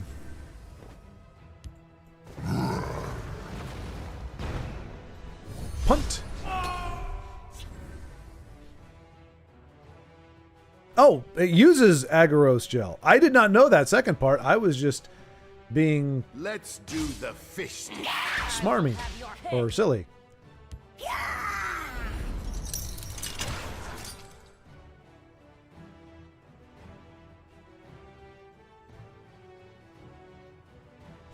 So we can do 8 damage to us, which isn't great.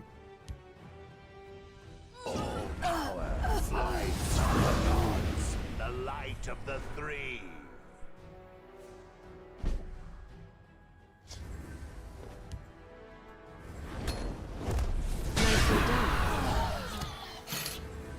my thanks. I know he's got a lightning bolt for this guy. He's got something for him. The fish stick. You are not worthy. Oh, we're going to be one off. Oh, one off. Dag nabbit. Dag nabbit. Let's see. Can we, if we do Candle Hearth, we've got one chance, and even then it's not a big one because he's got this. He's got 3, 8, 10, 12, 13, 14. But it's the only play we've got because Candle Hearth could take this guy out so we can't charge him again. Or wait a minute. Earthbone. We'll get that down to 3. Candle Hearth could take that out. It might be enough. We needed one more, and I'd feel really good about this play. But right now, oh no, because he's got that steel sword. So, that's 7, 8, 10. That's 13. So yeah, we might be able to survive if he doesn't trade with us. Fervor of the wild hunt. Easy as hunting. I got to get him off of the board just in case. So we'll see. We will see.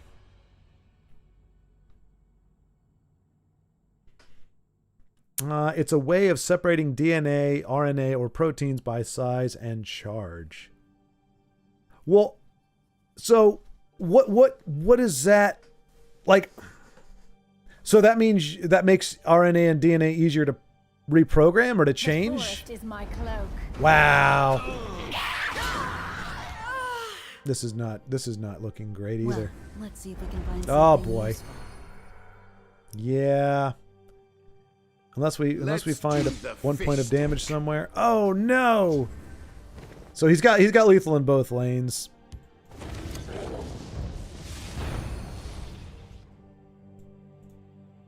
We can't.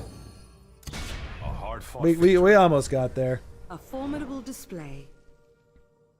Good game. Let's do the fish stick. Man. So close. So close. DNA is acidic because of the phosphate group. Oxygen and phosphates have negative charge. I do love when somebody speaks English and I don't understand a word of it. I mean, like, I understand it, but I have no idea what it means. Like, I understand, okay, DNA is acidic because of the phosphate group, so it's acidic. The reasoning why, I don't need to fully understand. I just need to know that it is acidic. Oxygen on phosphorus have negative charge. But so what is the separating do for that, Michael? So what is separating it allow you to do? Like in isolation, is it?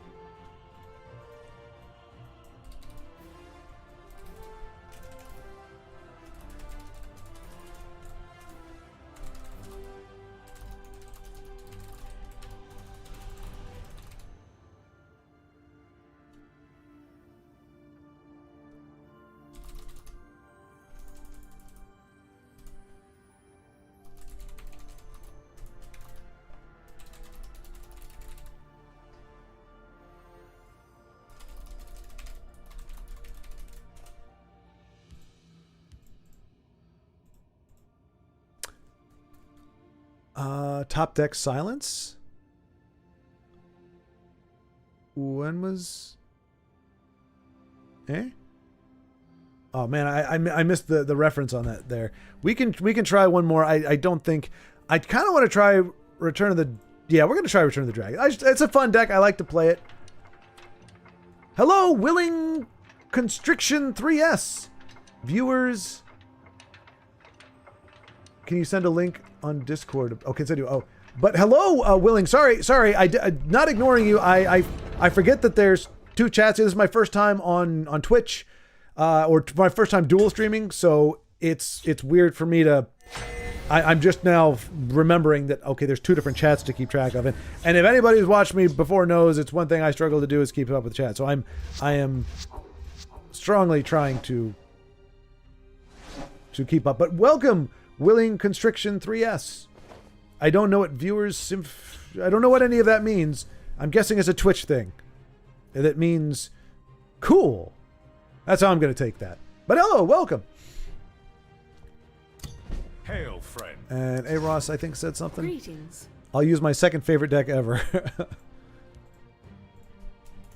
Oh dear. All right. So this is my favorite deck against his second favorite deck. Nah, Electrophoresis lets you isolate it, that's all. But like, is DNA useful separated? That's why I guess what I was thinking. So like, you can target certain elements of DNA and say, okay, we're going to take you out. Does DNA, can you reattach it without that one piece and see what it does? My eyes are open, and my senses sharp. Oh, that is a bot. Darn you, Willing Constriction 3S. You and your bodiness. I mean, can I delete that? Should I delete that? I guess I should delete that, right? But I don't know that I can. Click to reply, pin this message.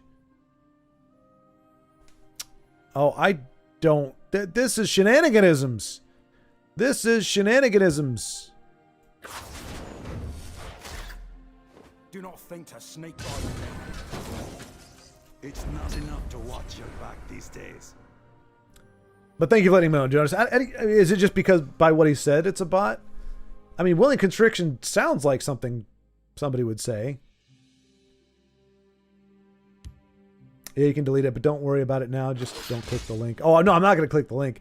I want to see how to, because I imagine, well, that's all right. Where's the pesky bot on Twitch? Yeah, Baldric, yeah. Yeah, I got my first ever dual stream, and Twitch is giving me fits. I mean, not really. It's just one link. I just thought, yeah. So A few drinks. No, I was gonna kill you with stuff. Man. Well, we need the card draw, so I'm gonna play that there.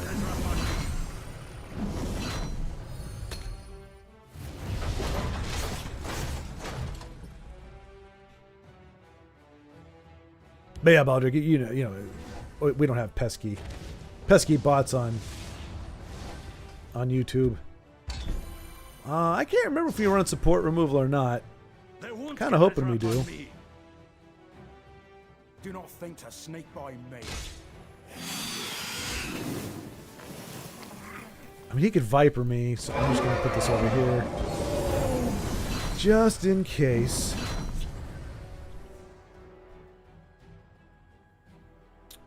See, these scare me because I've watched enough Aros games to know that even when the board looks like this, which you're going, okay, I don't see how this is going to kick my butt, it'll happen in like 2 turns.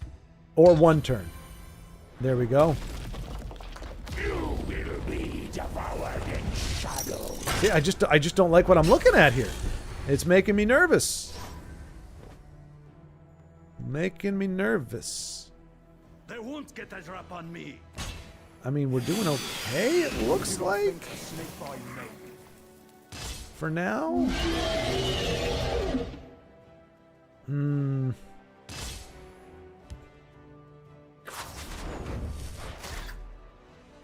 He can't play Dawn's Wrath. The forest is my cloak. Oh, it's going to go off. I know it's going to go off, and it's going to hurt, and I'm not going to like it.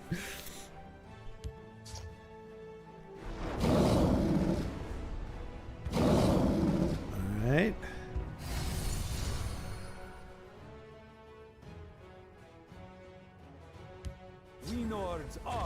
Oh, wow. The Empire has no place in Skyrim. Oh my gosh! I told you! I told you! What in the world? Wow. Wow. I knew it! I knew it!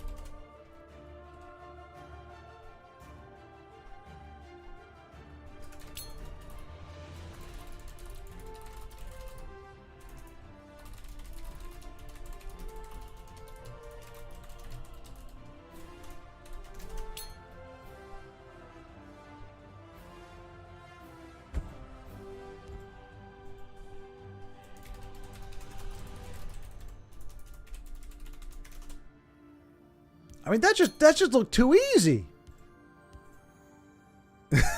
All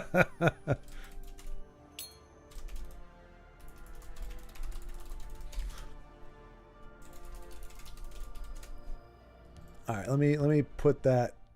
I got to enter that deck here. Yes. Oh, Aros, I can't accept it, otherwise I can't finish the deck.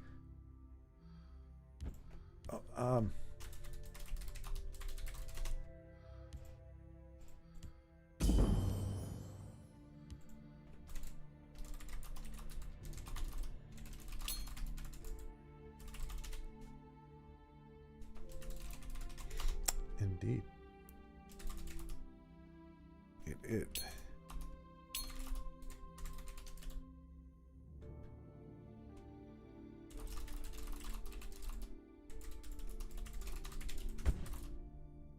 All right. He dares to challenge me again. Let's see. Well, you know what? We never got to. Well, let's try Siege the Day. Let's try it and see if we can. Well, you don't have to kill someone to look at DNA, a few skin cells. It's useful if you need to analyze DNA for diseases. It can also be used in forensics. Well, and that, yeah, that's what I meant. Like, yeah, Michael, I didn't think you had to kill anybody. It was like if you can isolate, like what options does isolating DNA afford you, I guess is the question. Like, obviously, if there may not be something immediate where we're going, I don't know, it's really cool to do. But like, you take a strand of DNA, what can you do by isolating one part of it, removing one part of it what does it allow you to do that you can't do? Like, because you can observe it either way, right? Hail, friend. Did you hear that? Oh, I think you're saying you don't have to kill somebody. How are the known bugs coming along? I think really well, I think. I think Nobody breaks the law on my watch.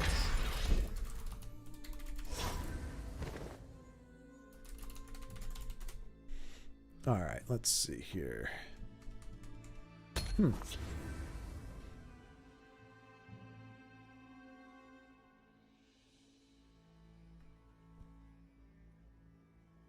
Okay, but yeah, okay, there you go. Analyze DNA for diseases. So you can remove a piece. But now, okay, so if you remove DNA from a living creature, how does that... I think that's really the only viable option. I know you're out there. Oh no, that was my... Dang it. No. Nope. It's...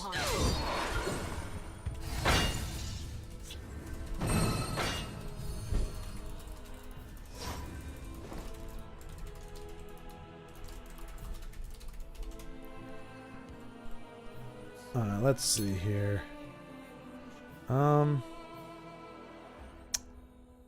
That's not bad.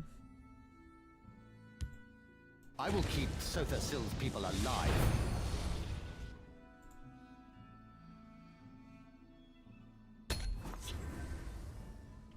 No, DNA is really hard to observe if you don't isolate it. Oh, okay, okay.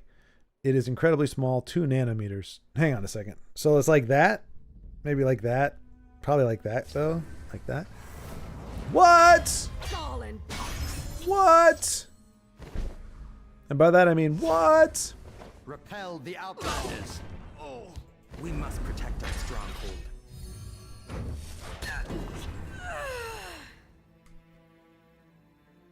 Must I do everything myself? Well, that's a nice combo there. I've never seen somebody do that one. I mean, sucks that it's against me, but still, cool. Nice sights.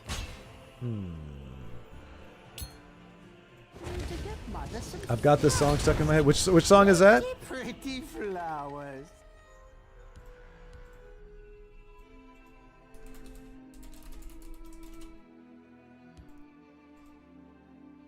But yeah, I think, yeah, if I remember correctly, 2 nanometers is about that. I just think it's crazy. I understand there's a biologist who's talking about like nano cars. Like you can actually build cars out of, well, maybe it's not nanobytes. What's that stuff that's supposed to be like theoretical mostly? Like, yeah, nanobots, like tiny little cars you could drive around. There's like 50 of them on like not even a pinhead. It's crazy. Man, I used to be. KO's Man, I used to be.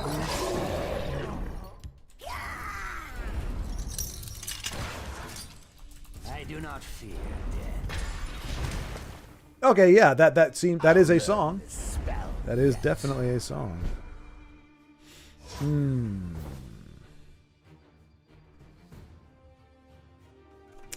Well,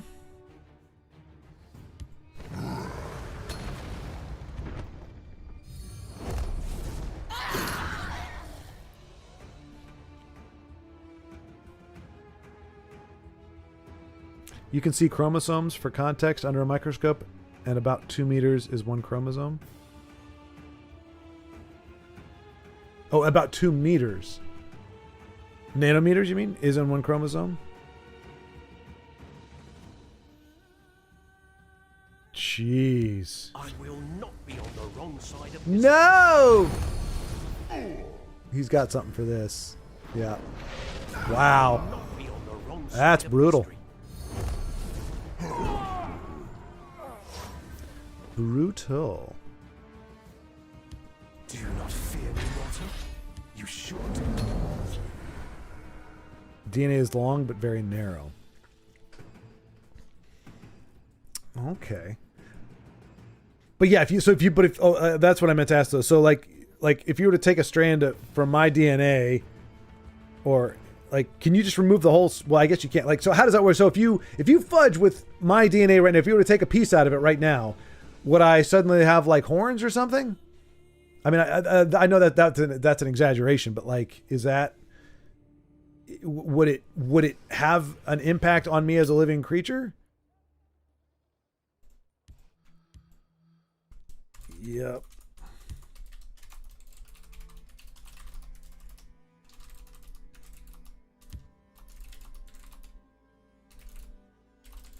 I'll teach you to disrespect the barn.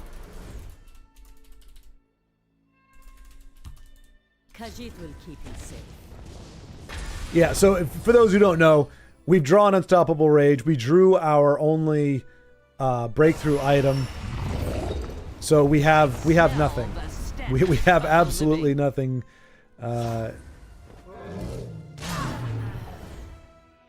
with that having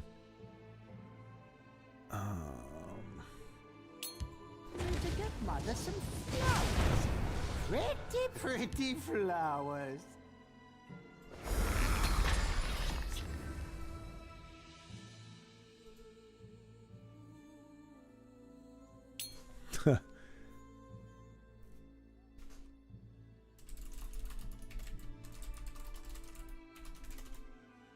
Eureka.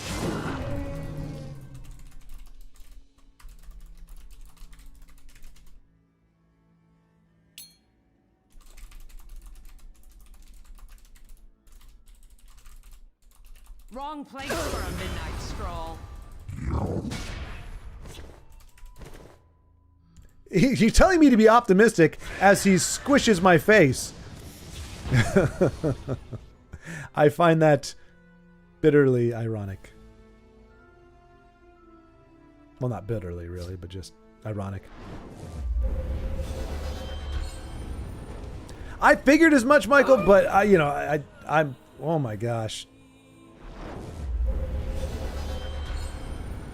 Wow. That's hilarious, but not good enough.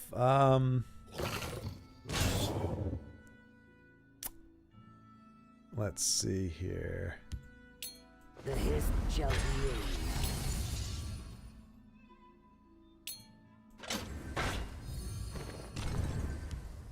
to get Mother some flowers. Pretty flowers.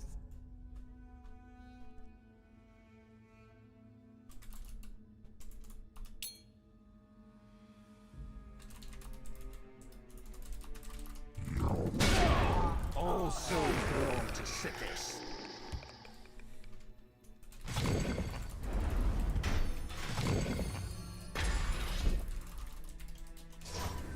Oh.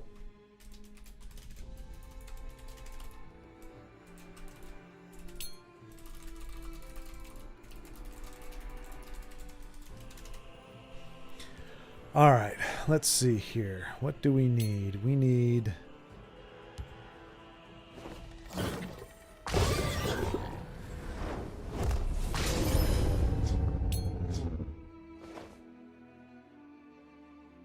Is there singing?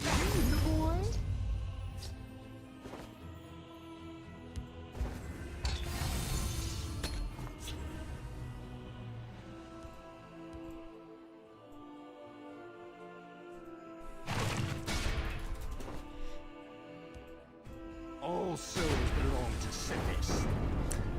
Ah, there we go.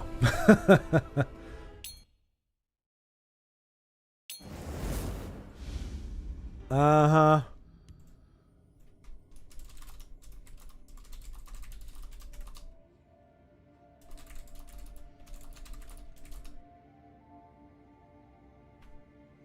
What is that word he used? Neg?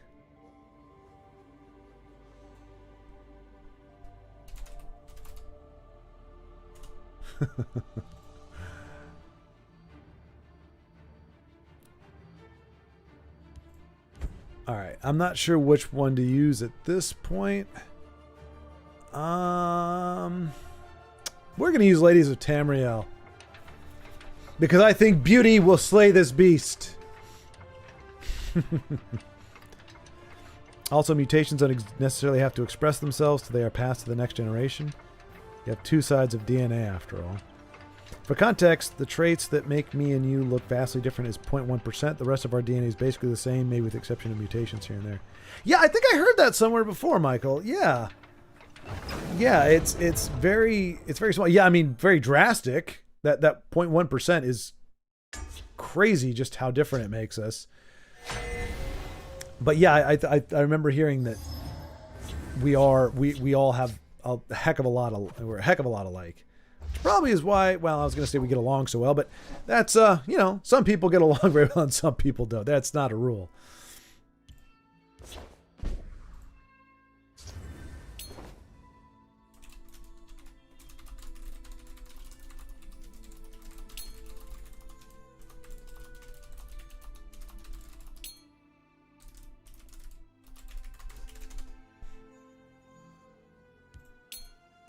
This might be handy.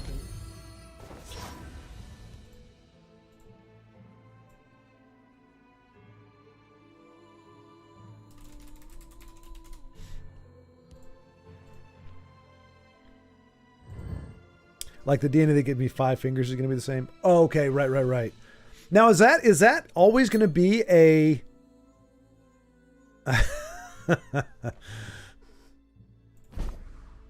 Behind but not under, I see. Do your worst. I have nothing to play. So like, is that gonna be like? Can you then like go? Okay, I know on every human, the 5-finger DNA is gonna be right here, or is that? Do your worst. Is that not a? By the fires of oblivion. Is it different? Is the location of the DNA going to be a different one? Got your marbles, just stole them. All mine. No! Stop taking marbles. Big Hein, welcome, by the way. Oh, and thank you. Always thank you. It's a kindly reminder. Stop the pop. Just stop the pop.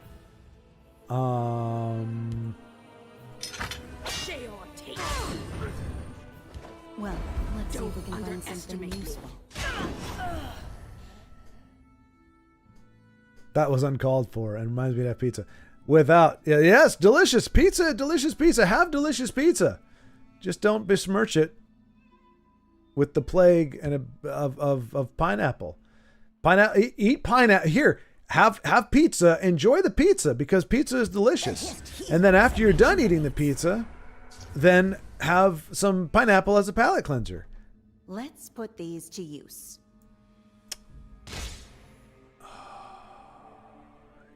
Yeah. Gall and pox.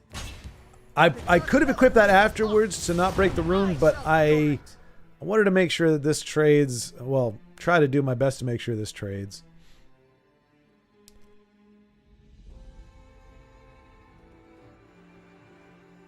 Pizza with pineapples. I mean, yes, I confess I don't know where on the human genome it would be. No, Michael, it's not. There's no need for a confession. I was just curious if that's how DNA works. If it's a, oh, jeez. Well, that's nasty. Okay, well, he gets to ramp up quite a bit. That's less fun than you might think. I am death. But on the other hand, The 9 inspire us. he's going to give us cards, I think. But then he's going to be able to, like, play a 12 drop. This is going to be painful. DNA is incredibly organized. What are we going after? Oh, dear. Wait, How did he come out as a 0? Oh, because he hit me in the face. That's right. The bounty of the Hist gives us all. Oh, interesting. Interesting. All right. Well, I'm going to do this just because I want to do this.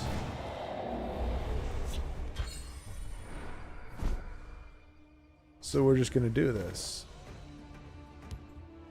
Form ranks. Oh, he's probably got rage. This might be handy. He's probably got rage.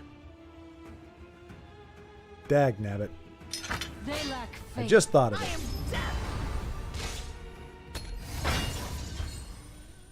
I just wanted to make everybody nice and big and strong.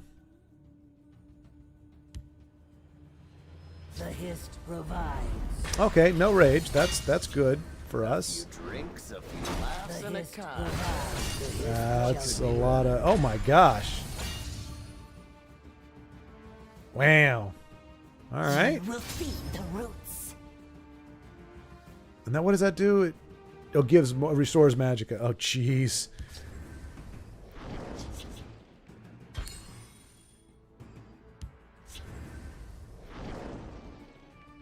I'm guessing he was looking for rage, maybe? I don't know. Have to go. Take care, everybody. All right, Aris. Thank you for coming by. Appreciate it. Thank you. Thank you. Have a fantastic evening. And a fantastic weekend.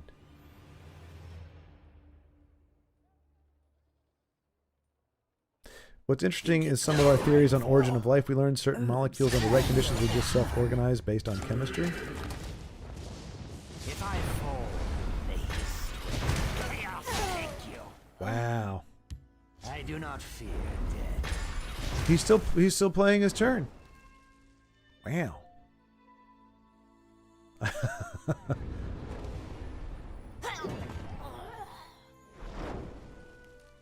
What are those right conditions, though? Like, how likely are those right conditions to align? Seed and flee to oblivion with you. And where, like, I mean, if we're talking about like origin of life, where do the molecules come from, and how many, like, how, like those right conditions? Because I know there's a lot of conditions that come up, like that we can manufacture, but it gets a lot harder. If you're just talking bare bones, like there is nothing, then you need molecules, then you need them to align in the right way. I'm gonna do this just because. Everything is taken from me. Today I repay. I can't really do anything with that. No. Stendar defend us.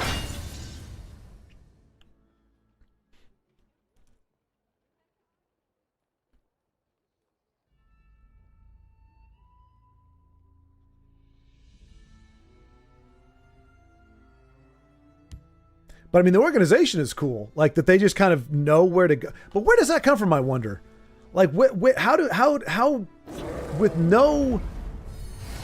Oh dear, that's a good combo there with the. Oh, this is gonna hurt.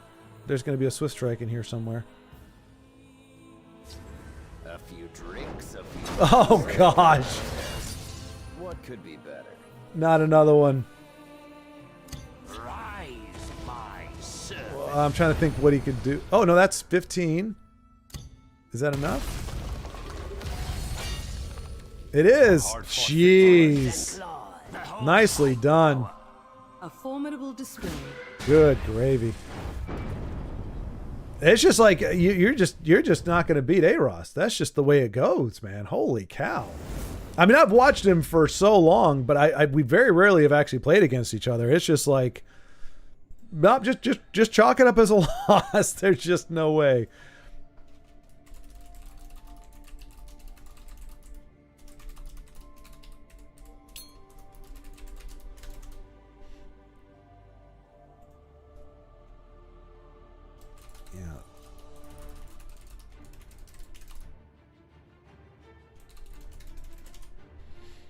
Well, we haven't life anywhere else, mostly because the conditions really only exist on Earth. You feel bullied and unloved. Why, Big Hind? Because you. What did you say when you first came in? You stole my marbles. You stole my marbles. So how do you come in, say, I'm stealing all your marbles, they're all mine, and now you feel bullied by me? You stole my marbles. That's prototypical bully behavior. How am I a bully when my marbles got stolen? I mean, to be fair, you know you're going to be facing some sort of functionable jank when we play. Yes, I know, but I can do nothing to stop it. All right. What do I have any jank? I thought I had jank at some point. I could have sworn I had battle jank somewhere. Let me see. I don't even know what this is, but let's just try it. It really doesn't matter. Well, I took them figuratively. And clearly you don't have any. Well, which is it, Big Hind? Did you take them? Or did I not have them to begin with? You have to pick one. Either that or you're saying I don't have them now because you took them, in which case, that's just mean, man. Do we want any of this? Now let's keep it for now. Not to say they couldn't elsewhere, but keep in mind the universe is big and theoretically life elsewhere would only be showing up around the same time frame. Covenant deck for you next game if you'll be around. Yeah, I can be a punching bag. One more. All right, here we go. Yeah. Yeah, I mean that, but my understanding in general is that, like, as big as the universe is, and look, I've got no beef thinking there's life elsewhere. Like, I have no reason to believe there isn't. At the same time, that line from Star Trek that I always thought was kind of goofy, but I think it's now apropos is, you know, it's life, Jim, but not as we know it. That if there is life out there, it's probably not going to be this in the same way that we understand it, just because. Just because of the razor's edge that our existence is based on right now. I'll forge it. So we're going to do this because we want to do the thing. And depending on environmental conditions, evolution can be slower or faster. Just think about how many extinction events we've gone through. Right. Yeah, actually, that doesn't get brought up a lot. Or as much, it doesn't seem. The fact that even if something did... You know, you go say, okay, something finally managed to evolve far enough down to be something functional and there's some momentum going. And then you have an ice age or something like that. And it completely resets you back to one. That's why I do have a hard time. Same thing with like there being, do we want to do that? Well, let's see if we can find something useful. I don't think that's a good idea. Yeah. But yeah, it's like, you know, the universe is huge, but so I think maybe mathematically there's a chance technically of there being something else out there, but then you look at just how finely balanced Earth is in terms of rotation, in terms of all that kind of stuff, where it's like, yes, there are many possibilities, but there's also a very, very, very narrow. I guess we just lose this, huh? Because we only have one creature. I tend the sharpest looking lawn in these tiles.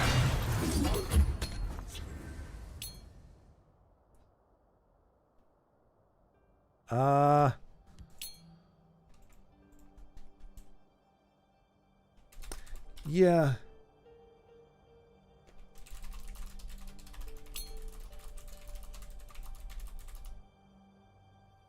Feel my light. More like Paul will have your soul. Let's put these to use.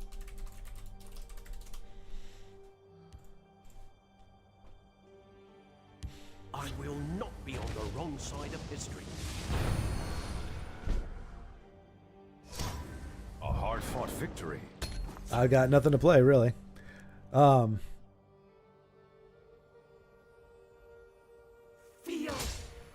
Yeah, I always imagine elephants could make it with hyper intelligence. Who needs hands when you have a nose?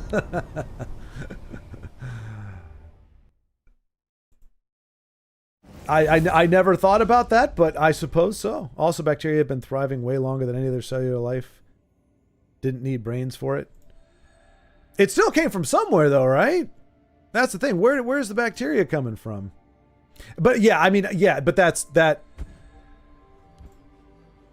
So I don't even know. Let's just go with the snow. It's snowing. Well, it's not snowing here, but it's that time. Pseudo invade. Ooh. Aros. For shame.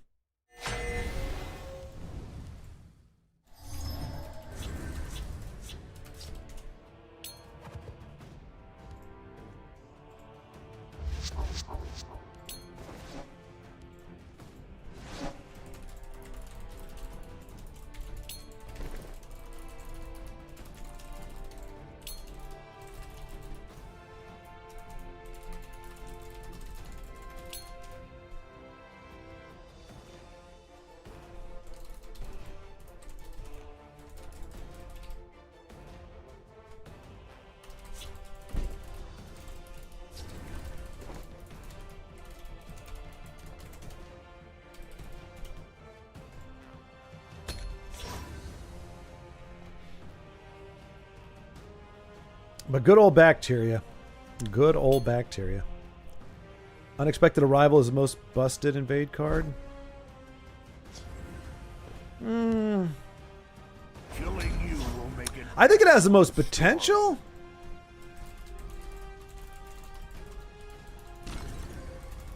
My paws are quicker than your eyes.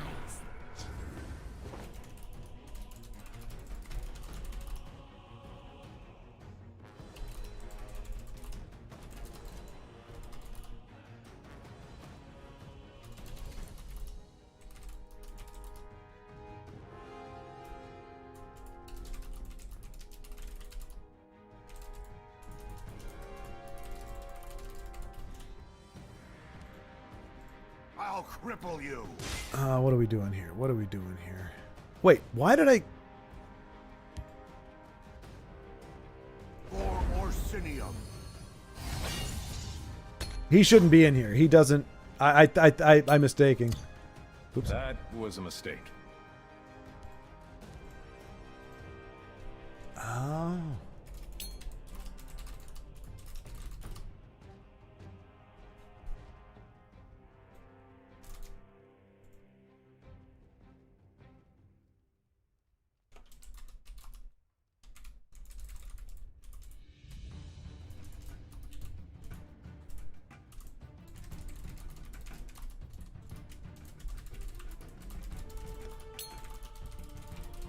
You will be devoured in shadow.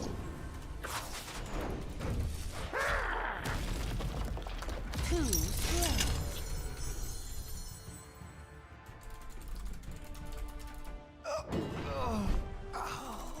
A grievous error. My blade is thirsty. Indeed. A grievous error. Their defenses will crumble.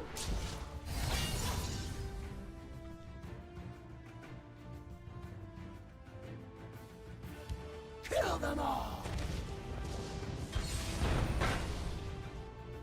I feel like I need to win this one for all the good people in the world. Too slow. All the people who see invade and know it for the blasphemous, cacophonous... Come and warm yourself. I didn't do the math for that the best way. The silent guard with you. Oh, man, am I really going to waste it on that? No, you know what? 11. No. We got to go for it. We got to go for it. This is our only chance. I smell fresh meat. We've got to try to get him down in time.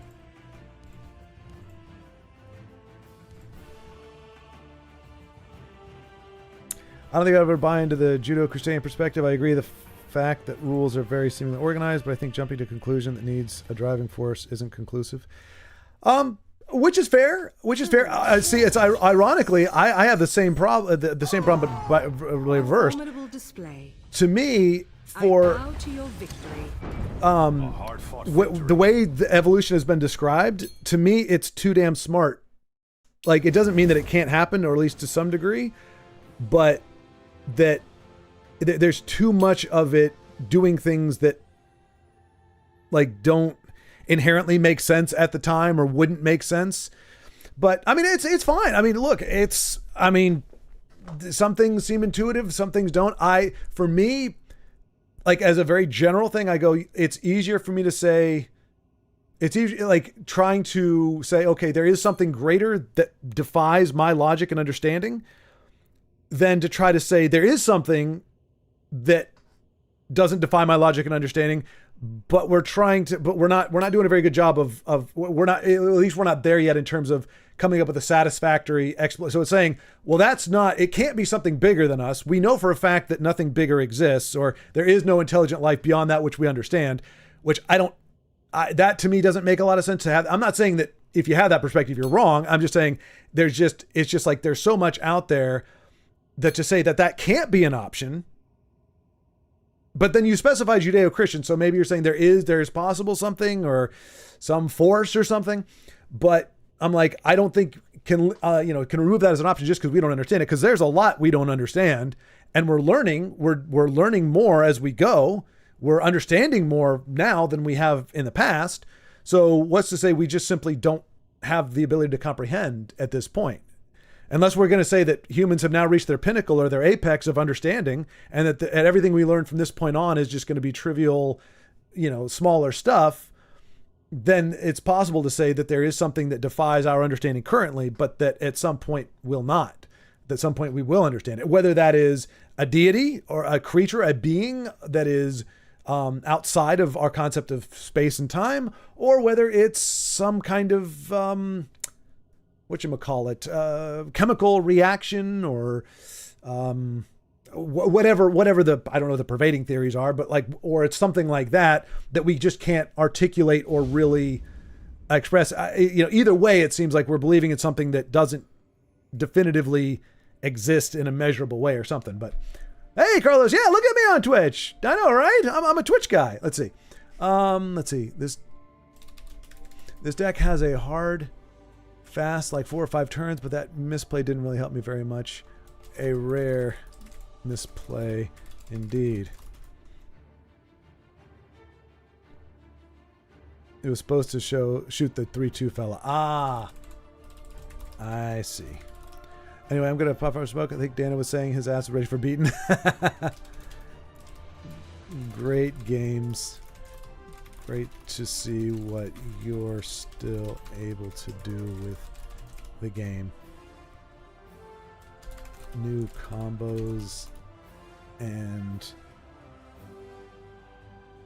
interactions each time I see ya. Alrighty. Yeah, for me, it gets into very chicken and egg assumption. I don't think we'll ever understand everything. That's the beauty of learning. Very true, Michael. Very true. Very true. First thing you need to do is make me your mod so I can block all the damn bots. Okay, can I do that? How do I? Okay, there we go. I can invite you. I can badge you. I can ban you. I can time out you. I can warn you. I can mod you. I think I've modded you. I've modded you. You have been modded, my friend. You are now my mod. Everything is empirical for us. Indeed.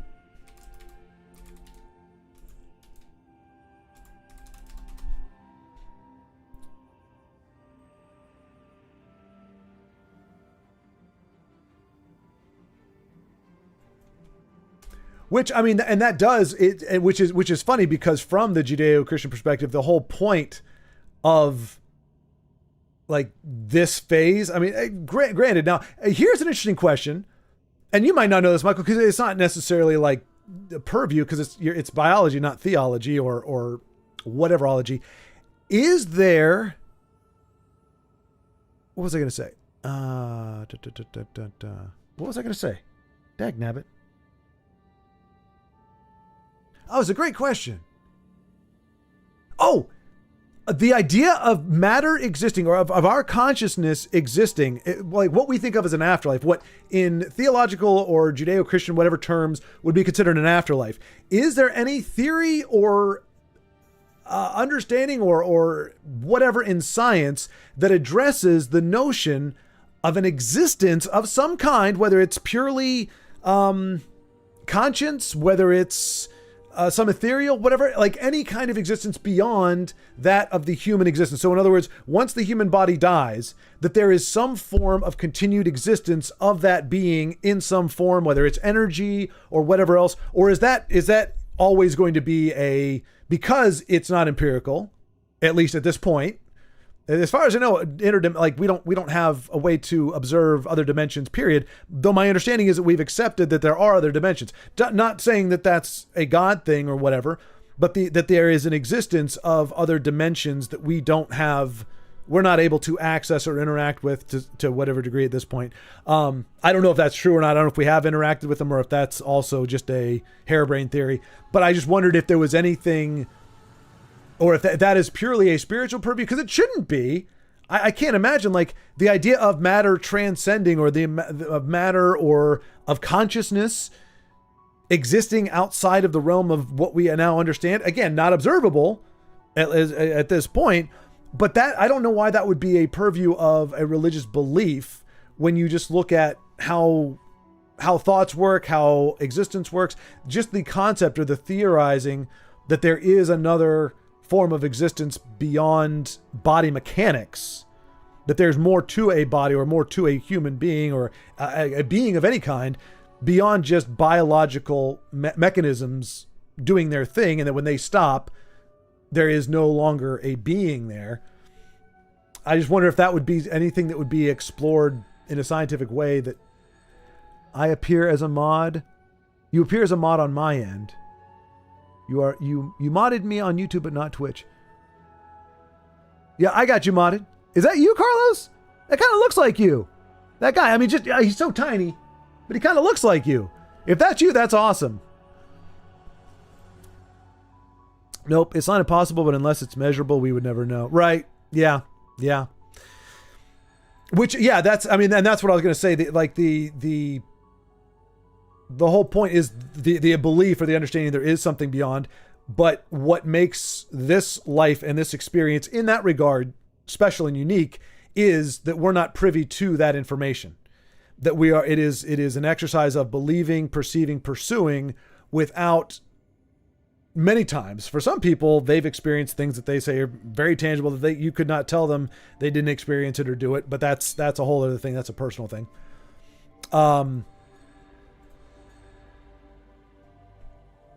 But that the interaction outside of this physical body is going to be so drastically different that there are only certain things you can do, accomplish, and experience when there is a veil there, when there is no way to say definitively, and no way to go, this is it.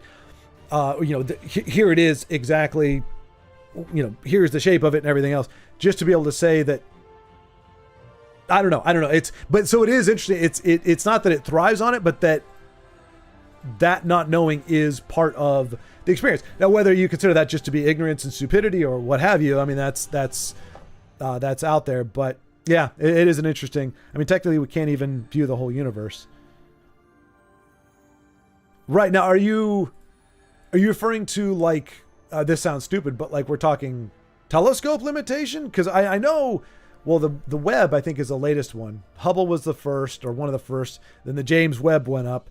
And that has amazing capabilities, but certainly not universe size. Or you just mean the elements that we are aware of that exist, but we can't... I don't know. It's like our instruments only see... Right, yeah. Light comes back to us from dead stars. Yeah, isn't that the theory that if you were to have let's say you could launch, I don't know how that would work exactly, but the theory, if you could get a camera with strong enough zoom and get it light years away from the Earth, but it could still see the Earth, then it would actually be able to see in the past. It's not going back in the past, but it would be observing things that happened at a previous time. I don't know how that would work or if that would work. I've heard that somewhere before, but of course, the very notion that you could get something that's far enough away for there to be a time dilation, but also be able to see it with any kind of clarity would be like, you might be able to see the world itself from 100 years ago or 40 years ago or whatever it would be. But that's not going to, I mean, aside from maybe a cloud formation, it's not really going to show you. It's not like you can zoom in and be like, this is what the world looked like 3,000 years ago. Like you can never do that, even if you could see it. I'm not modded. I'm more handsome. Concerned on. I mean, let me see. So here's the problem, Carlos. Right now, I can unmod you. Wait.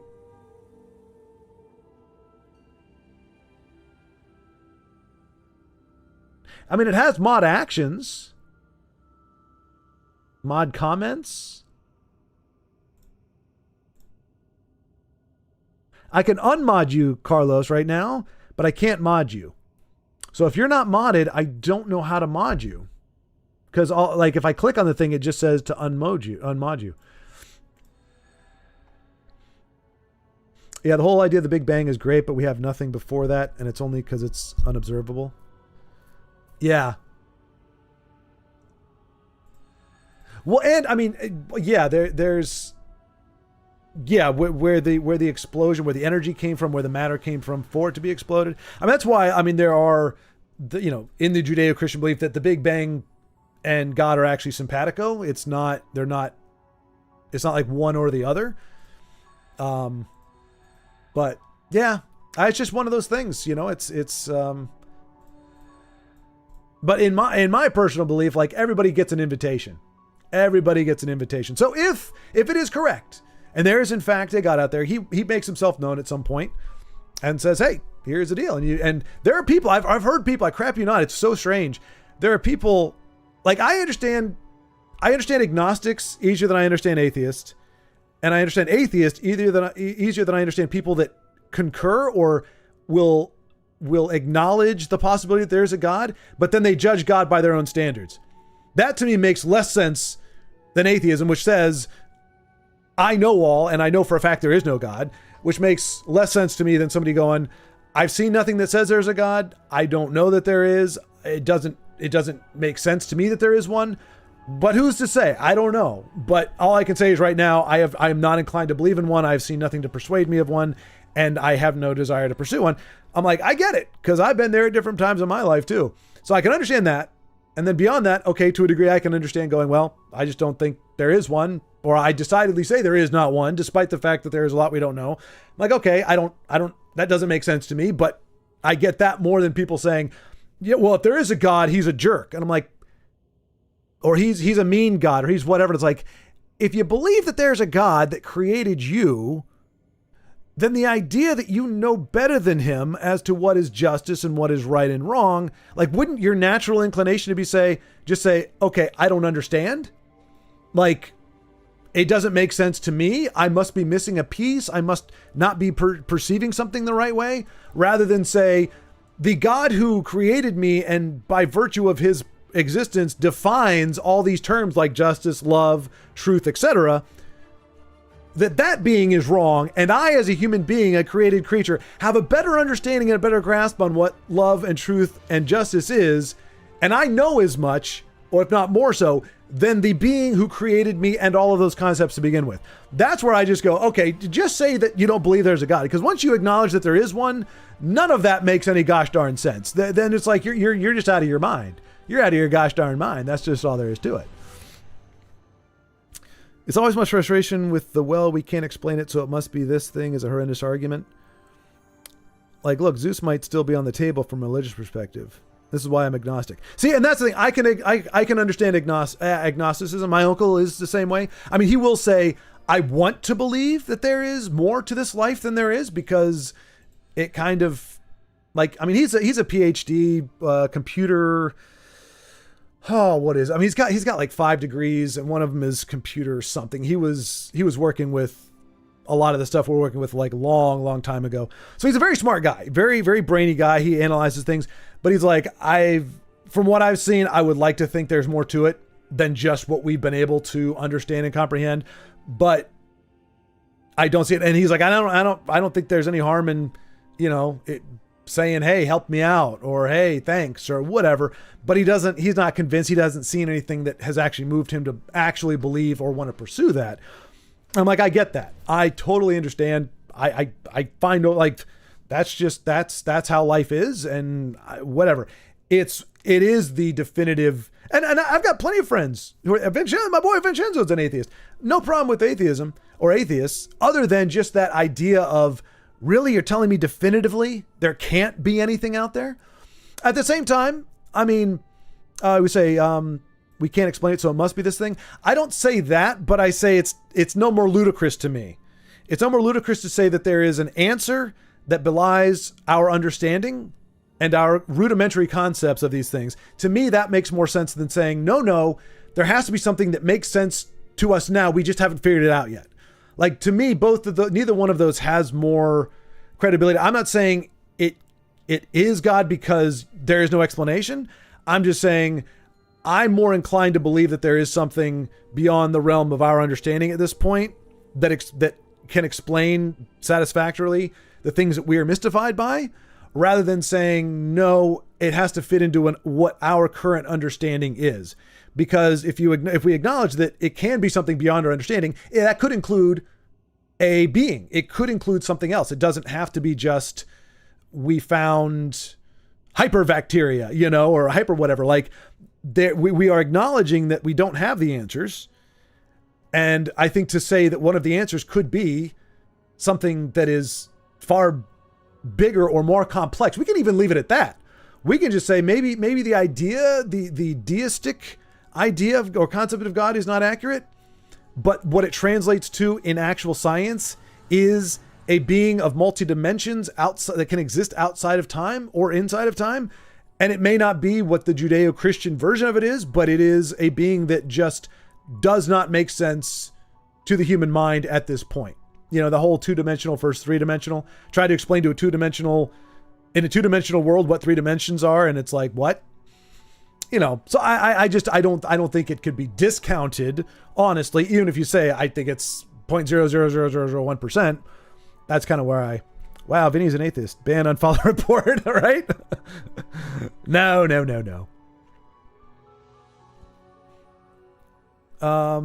I mean, there is more to the universe. We've learned a lot, but is there an answer we have to like? But is there an answer we have to like? I don't think I quite understand that last phrase. I mean, there's more to the universe, comma, I think. We've learned a lot, comma, but is there an answer we have to like? No, absolutely not. There isn't one.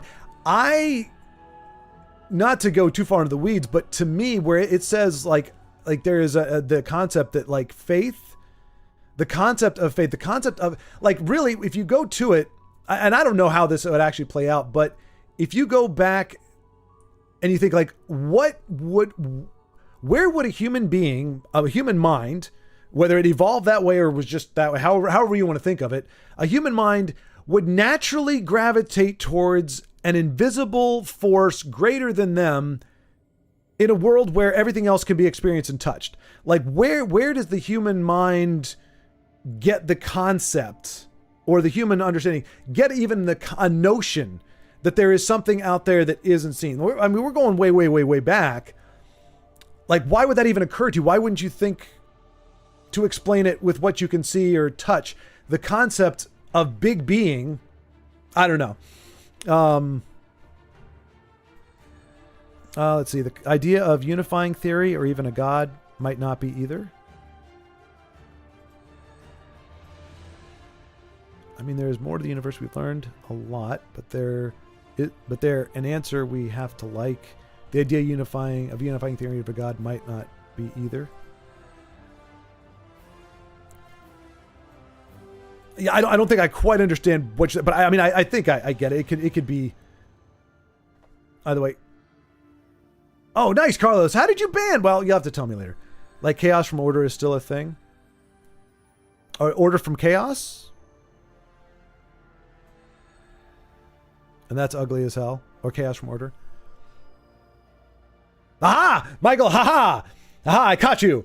You said as hell. You're referring to a concept that is largely only existing in theistic circles. Haha! I caught you. You slipped up, sir. You believe. Of course you do. The concept of hell is not supported by science. I'm kidding, of course. But yeah, I mean, and here's the beautiful thing. Well, it's not beautiful, but it's I guess a comforting thought to some degree. If there is no God, and therefore, as we've established, without God, there is no concept of an afterlife. Like science is not, there is no science that believes in an afterlife absence of God. So if you say there is no God, therefore there is no afterlife, that this, what we have here is it, and when we're done, we're done. None of us will ever spend a second or a millisecond going, damn it. Like, in other words, like we don't have a second to be disappointed if we believed it and it wasn't true. We don't have a second to be disappointed that that's not the case. We don't have a second to feel smug. We can't feel like, I was right all along.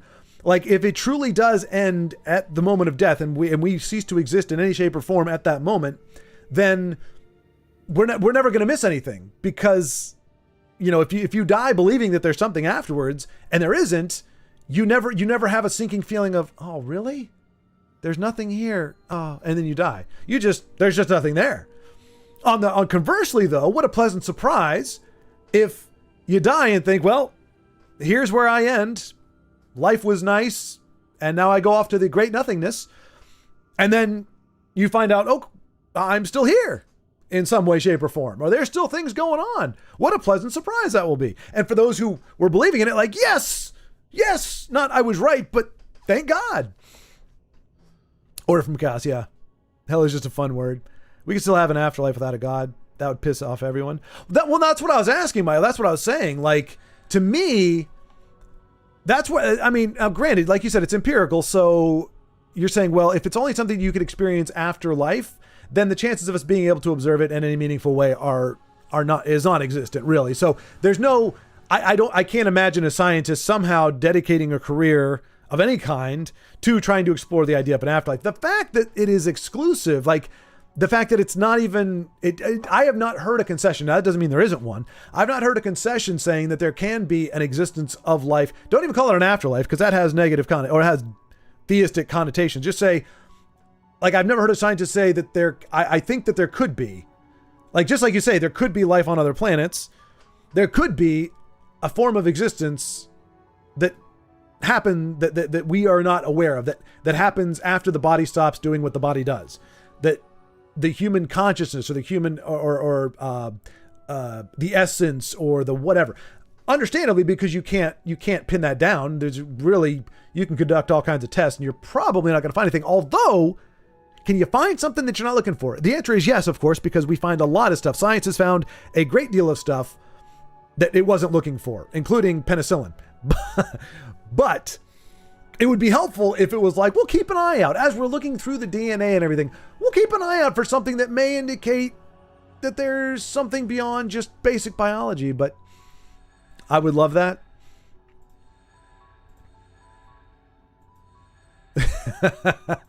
Yeah. I mean, I don't know. I mean, it is like from a like comedy standpoint. Yeah, it would piss everybody off. At the same time, I think pretty much everybody would be thrilled in some way, shape, or form. Like, there's life after death. That's just a cool thing. Now, it would suck if it sucks. Like if somehow we're perpetually existing in a ethereal form where we tumble through the void of space and get vertigo and throw up for the rest of our existence. I mean, that is the darker side, I guess, to it. If we consider that there could be an afterlife absent of God, all bets are off. Because if there's if there's nothing that is defining the afterlife in any way, it could be anything. It could be what we think of as hell. Everybody gets hell. It could be that bad where it's just like after you die, life is nothing but torment and horror that will never end. So that's like worst case scenario. I mean, I still think best case. That's why, have you ever seen, what's that TV show? The Good Place. You ever seen The Good Place? It's an entertaining watch. It really is. And it does say there's an afterlife. There is no God per se. And that's what makes it, for me, such a relief, because they have this whole system of good versus bad deeds and how that can be screwed up over time. And then what's it like to be in eternity where you can learn everything, do everything, experience everything, but you still have eternity left, and how like mind numbing that would be. And so it's a cool little fun thing. And they talk about kind of what you were saying, where it's like, she's like, well, who got it right? Who actually, figured it out? I said, well, Christians got some right. Atheists got, or whoever got some right. And like he goes through pretty much every religion. He's like, every religion pretty much got about 5 to 10% of it right. But except for one guy who got doped up and figured it all out or something, got 85% right. But it is, you love that show? Nice. Yeah. It's a very, like, the concept is amazing. And the fact that you have, like, every season goes into has a twist, a significant twist that completely changes the direction of the show. Chef's kiss. But I mean, it does.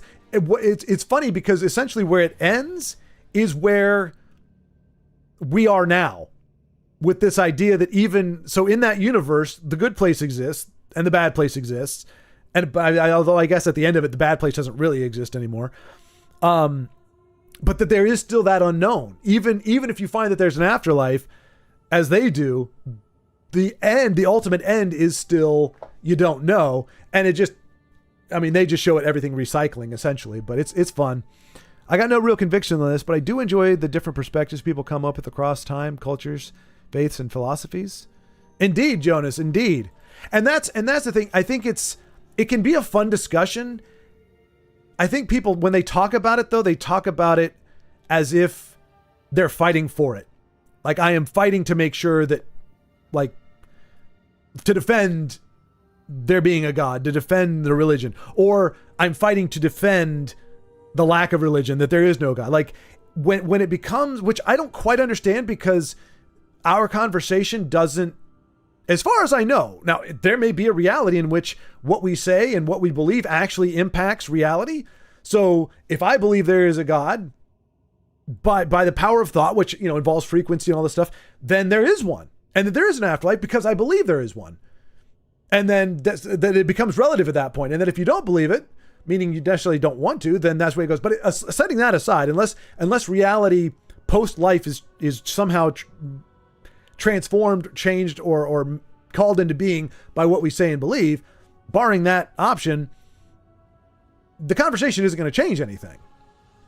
Like, whether it's, and even the concept, like, only a child says, whether you go to heaven or hell, it's based on whether you believe in God or not. That's a very childlike conception of it.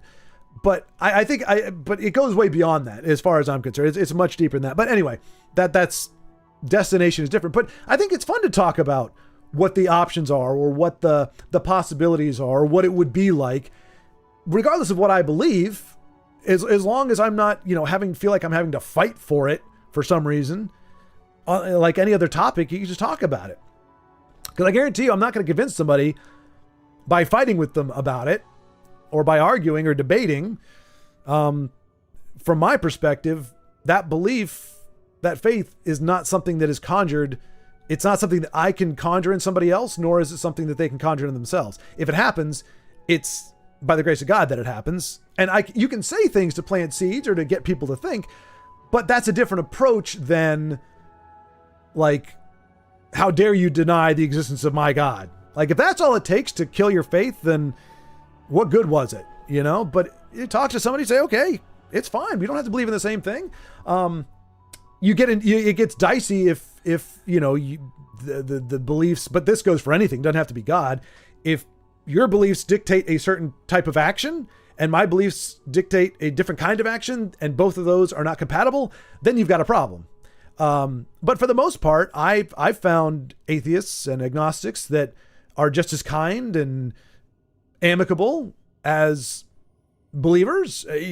perhaps in many instances more amicable than believers. But I think Parinirvana might fall under that. Some kind of afterlife without gods, though Buddhism believes in gods, just not creator God.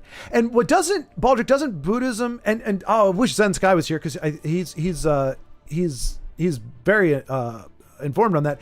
Isn't there are gods, but isn't the afterlife like we all become part of the oneness? Isn't that the idea? Like we no longer retain individuality, that it's like that our energy just gets put back out, kind of like they say in that's kind of the conclusion that The Good Place comes to, is that it's like, well, what's his name? I can't remember his name now.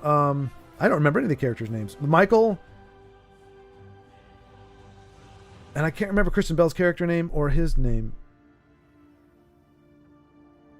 But anyway, he says he's talking about Buddhism, and he says that that a wave is still a part of the ocean. So the wave appears, the wave is created, or the wave exists, and then after it crashes and after it runs its course, it goes back into the ocean from whence it came. So I think that's a very Buddhist idea, that our existences, our individual existences, come from a big mass of energy or of life or whatever it is, and that when it's done, we just recede back into that big thing.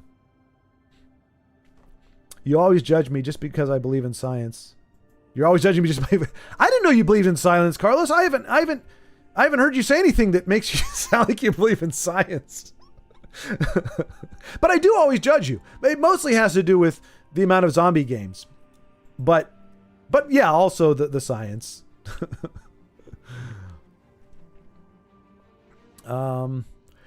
I always have considered our idea of intelligence is limited to our own perspective. Like, look at ants or even AI, like the idea that you have to be decisive to be alive.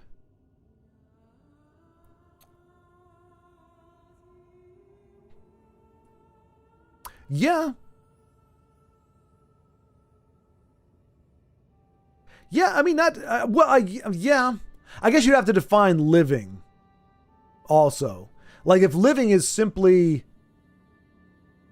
I mean, because you could define living as a state of being where if you are killed... Like, it sounds weird to say, but something is alive if doing something to it can change that living. So, like, if a plant... We say a plant is alive. It's not making decisions. It's just... And it, as best as we can tell, we're not talking classical intelligence. It responds to stimuli. It naturally behaves in certain ways, and it has processes going on that absorb light and do the whole photosynthesis and everything. But if you pluck it out of the ground or deprive it of water, its state of existence changes. Whereas a rock, if you take the rock away from wherever it is and you put it somewhere else, or you smash it with a hammer, it becomes smaller pieces, but it doesn't actually change. It doesn't die. So you could say existence is just I don't know. I'm trying to wrap my brain around it. Is not working. There was a cool idea from this German priest in the 14th century that was considered radical and even heretical at the time. That's pretty cool. I think it may have had some input on Elder Scrolls Legends lore even. Oh, no kidding. That's not Calvin, right? That was a German priest. Digging this conversation, gonna listen and cook my dinner. Nice, there you go. So you got off work. So that's your final Friday. Final Friday. It's over. One more day. One more day. I was gonna say, and you're home free, but in a manner of speaking, you are. But yeah. But yay! Enjoy your dinner, and you have earned it. You have conquered your next to last day. Or at least the terminology is translated over to the lore. Speaking of the Godhead concept by Meister Eckhart. Oh, that's the fellow. Yeah, I do believe they considered a disintegration of personal consciousness. A disintegration of personal consciousness. Yeah. Like, I mean, there's a difference between existing, I guess, and intelligence. Like, I remember, and this is not to say that it doesn't exist at all. I just found this interesting. Somebody showed a video of a bee that had like pollen or honey or something on its wings, and so it couldn't fly. And the video said, friends rally around their fellow bee to rescue him and set him free or something. And it shows like a bunch of bees coming over, and it looks like, at first glance anyway, that they are cleaning him up and getting that stuff removed so that he can fly. And eventually he does fly. And then people pointed out, no, they're actually just harvesting the pollen. They're doing what they normally do, which is harvest the pollen. They're just taking it off of him instead of somewhere else. There's not a concept that we are saving him, that he can't fly and therefore we must come to his aid. It's this thing that we are drawn to, this thing that we harvest without really having an understanding necessarily. Like it's not like Disney. It's not like A Bug's Life where they're like, this is the life source of our people. Like it's there, and they're just going, well, here it is. So they're cleaning it off, and then once they're done cleaning it off, the bee flies away.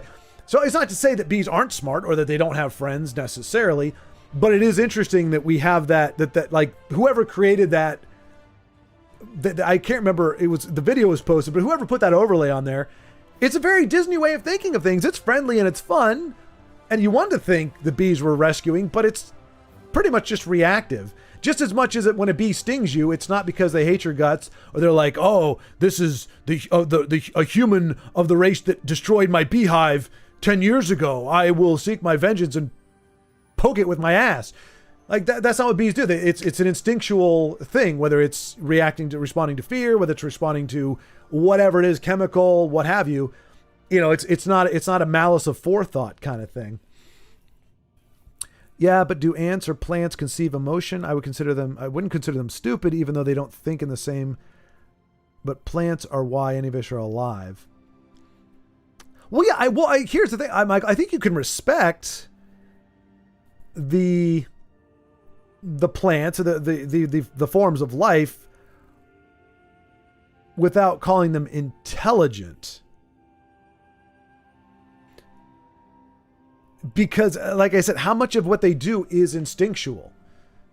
Because, like in terms of like, as far as I know, anyway, there's not communication. Like, I mean, that's the thing. Like my friend was bemoaning. It's my brother-in-law actually, was bemoaning the fact that every other creature that's born, almost everyone, not all of them, probably most mammals are most of the exceptions, but almost every creature born is born with like an instinct. Most of the time, the parents could just go off and do whatever, and the offspring are going to figure it out. They're all, I mean, a lot of times, you've got that window. There's a lot of animals where the foals are born and they can't stand on their legs. And so there is some degree of protection, but not subservience. Like you don't have to feed and, take them out and when they cry, you got to do this, you got to do that. Like it's a much more streamlined process. And it's like, why can't human babies come out with a little more, self-determination, have a little more capability or develop it faster? It's like, I mean, depending on exactly what you're hoping from your kid, like you could be waiting 2 years before the little potato is actually what we could call functional with any kind of autonomy. And even then, it can't take care of itself in any shape or form. Most creatures or beings seem to have it down within a few months, if that.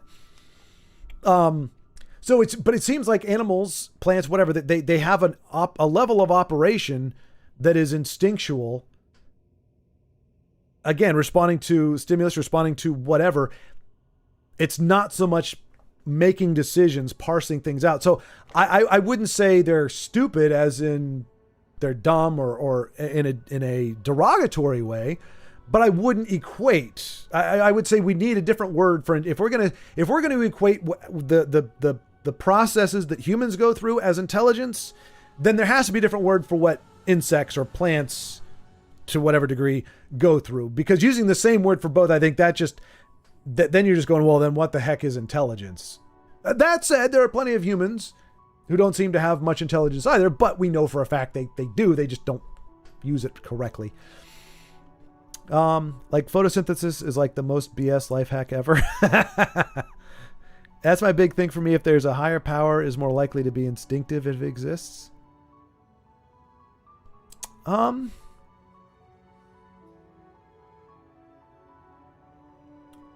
Which would, yeah, I and that's the thing. Like because I grew up in it. Now I had to find it on my own. Like I grew up in my mom believed, my dad went along with it, but he didn't really seem to believe. My mom, her parents didn't. She found God on her own. And so I was raised in it, but then I got to a certain age and said, okay, I can't just go off of what I've been raised with, what my mom told me. I need to find it out for myself. And I went through about 1.5 years, 2 of searching and looking or whatever, and kind of arrived on it on my own, that it didn't stop making sense. Even if I said, okay, everything else I've been taught, I'm ignoring it, and I'm just going to start living my life for me as I see fit, as makes sense to me. I still gravitated towards it. So, and that's happened twice. So I can decidedly say it's not just because I was encouraged to ask questions and to doubt and to be skeptical and everything else. So I came back on my own volition twice. So I don't know if I've ever been in a mind state where I could not empathize, but like where I can see that perspective, not as in that it's so wrong I can't understand it, but just like in my mind, there's so much that only makes sense if there's intelligence. Like the precarious, as we talked about, the precarious perching of Earth, the incredible down to the degree of tilt that is needed for us to be alive, like the uniqueness, as far as we can tell, of our life and our existence in the universe, and just just how the body works, how body systems works. To me, in my mind, it's hard for me to get there without there being some intelligence with it. So I don't know. I mean, I'm not going to say definitively, but I almost would say, okay, I could easier believe that there is nothing and somehow everything just kind of ran together, and that our existence does hinge on a greater being, but that greater being is only malleable energy or malleable force that has no intent or intention. But like I said, that could be just because I've never, even though I have had to make the choice on my own, I've never lived in a world where I didn't see that as an option, I guess. Maybe that's it. So cause I was just trying to think of like, could I get there? Like I can understand, like, okay, so the idea of an afterlife without any kind of God or life force or whatever, that I can kind of understand. Because it's like, you can say that however the conscious develops, that it could have evolved on its own or whatever, but just the complete cessation of existence, that doesn't make sense to me, I guess, is the way to say it. It's not that I want there to be an afterlife, I need there to be one. It simply doesn't make sense that the level of complexity, which is not defined as far as I can tell by just our synapses firing and our gray matter, emotions, all these kinds of things, now, endorphin rushes and all that kind of stuff. The idea that once that stops functioning, that was the definition of the being, that doesn't make sense to me. But it does conceptually make sense to me that could exist sans a God. If life could exist sans God, then an afterlife, so-called, could also exist without a God. But it would just be a different level of being, which, like I said, is fine until you think of all the different possibilities that might not be awesome. Like all the different ways you could exist that are decidedly tormentuous and horrific. Like it doesn't have to just be either a ethereal floating about existence or a pleasant one. It can be downright, it could be like being buried alive forever. Like who wants to, but truth is truth. Like the fact that it sounds, as you said, Michael, the fact that it sounds horrible or that we don't like it doesn't mean it can't be true. There's also ancestor worship where each deceased can affect your mortal life as a deity of sorts. Yeah. Once you get outside the, I don't even know, is it the Judeo-Christian bubble or what have you? But once you start straying into like all the variations of deities or spiritualism or what have you, I mean, I feel like there's a flavor for everybody. Like anything you could possibly think of, any way of affecting it. Because what is it? There's people that believe that if you take their picture, you've captured some of their soul. How does that impact the afterlife? Like, Yeah, and then like you said, the ancestors, and then there's people that believe like if you die, if you're buried, like the Egyptians, at least when it came to Pharaoh, apparently the common man didn't matter, but the Pharaoh, you got to bury him with riches and everything, because when he gets in the afterlife, he's not going to have anything. So it's like you can't take it with you. Yes, you can, you have to, because otherwise you don't have anything, and our Pharaoh's got to have some stuff.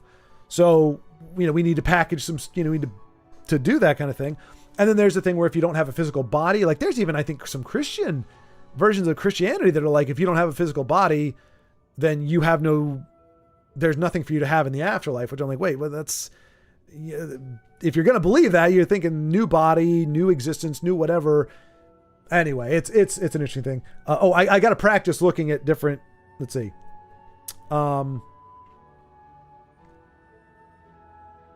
Let's see.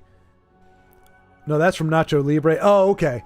It's not that I like zombie games, but sometimes I just want to kill zombies and throw Molotovs without thinking. I can verify this. You do throw Molotovs without thinking. Yeah, I like, that's why I like the evil zombie of Dr. Ned in Borderlands, because it's like you get to kill zombies, but it's not a zombie game. Like it's reskinned and kind of repackaged to be zombies, but it's not. We should have played it. Did we ever play the Zombie Island of Dr. Ned? I don't think we ever did. No, because we played Borderlands 2. We played Borderlands 1. One of the DLCs is the Zombie Island of Dr. Ned, and it's pretty darn funny. Let's see. Like decision or bias seems like a major drawback if you have to operate everything. Like decision or bias seem like a major drawback if you have to operate everything. Again, still hypothetical, but I think about this stuff a lot. But I'm crazy. Basically, the idea of the Godhead is that it is the ultimate hidden reality beyond God. While God acts and decides, the Godhead just is. It is the ultimate nothingness of pure potential. Interesting. I will say, well, let me get through the comments. The irony is I don't think it matters much in perspective of wanting to learn. Yeah, I mean, my thing is, and look, obviously I'm a little biased. I'm guessing there's stuff that goes the other way as well, but I've heard so many accounts of people with a science mind and scientists that set out to disprove God. Now, you could say that's a fool's errand, and you would never try to do that because you don't think you can do it anyway, because it's not empirical, it's whatever. But when they try, but they say, I'm going at this, I want to know the truth. There's a difference between going, I want to disprove God and I want to know the truth. The people that say, I want to know the truth, the further they get down, that a lot of them do just come to that there must be one, because, and I'm not saying that means that because that's anecdotal, but as long as somebody is objectively looking for the truth, regardless of how ugly or pleasant it is, I think you're in good shape. But if you've shut yourself off, like, if you've said, okay, well, no, there can only be this way, it doesn't mean you're a bad person or that you're closed-minded.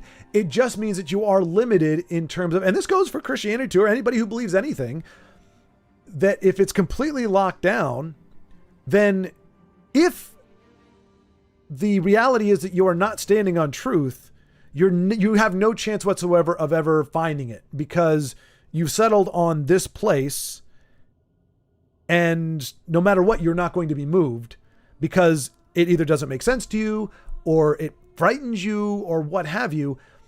But as long as you're saying, look, I just want to know the truth, and at this moment or this time right now, this is, as best as I can tell, this is what aligns with the truth and what the reality is of the world we live in. And then 5 years later, you go, man, I can't believe I thought that way. I've seen so much now since then that I think it's this. And I mean, like I said, I don't believe in being so open-minded that you have no convictions or stand on anything. I just think if the mentality is that you're going in and saying, I wonder what I'm going to find, that's a great way to go in, versus I need to find this, or I need it to look like this, or I need for this to be true. Otherwise I'm in trouble. Like you said, bias, it's like, if I acknowledge this, then I'm acknowledging a fault with this particular theory or with my theology or what have you. Then you get into trouble, because you're really going, I don't want the cognitive dissonance of realizing that my belief may not actually be aligned with truth. So it's much easier just to find workarounds mentally, I guess. But I mean, that's for anybody. What if we're all just a dream, like whole of a Nirn in Elder Scrolls? That is a thought, yeah, that's been explored, I think, in a lot of different things. I'm not familiar with that in particular in Elder Scrolls, because if it's not in Skyrim, I don't know it. But yeah, the idea of what if when we're sleeping, that's actually when we wake up. And we're actually, that's what reality is, which is incredibly fickle, but it's possible. Not just Nirn, that's the mortal plane. The dream encompasses all of Eterius and Mundus. Mundus, okay, I'm not getting on board with anything that involves Mundus. I'm sorry, you know what? It's the game's fault for making Poop Stone such a blight on humanity. I cannot get on board with anything if Mundus is involved. Whether the stone is there or not, the stone exists because Mundus exists, and therefore, ergo vis-a-vis, get it out of there. Hello, Death Angel first. Or maybe it's just Death Angel. YouTube ad stuff on there. I like games that are difficult, but I have every tool at my disposal to overpower them. Yes, Carlos, same here. I agree. Except Dark Souls. Because they need to be at my disposal, but I need to know that they're at my disposal and know how to use them. That's my extra bit. They need to be at my disposal. And I don't want to have to wander around for 6.5 hours to find those weapons that are theoretically at my disposal. That's where I draw the line. I need to know what I can do and how to do it. Because even playing Mario Maker, for crying out loud, like, I don't know half the moves because I'm a boomer. So it's like, I know the butt stomp and the wall jump, but then there's other stuff you can do, and it's like, I don't know how to do that. So yeah, that's games are getting harder as we go. Welcome to Philosophy Tube. What a pleasure to see you again, guys, and hear this music again. Isn't it, though, a Death Angel? Exactly. Yeah. I can turn it up a little since...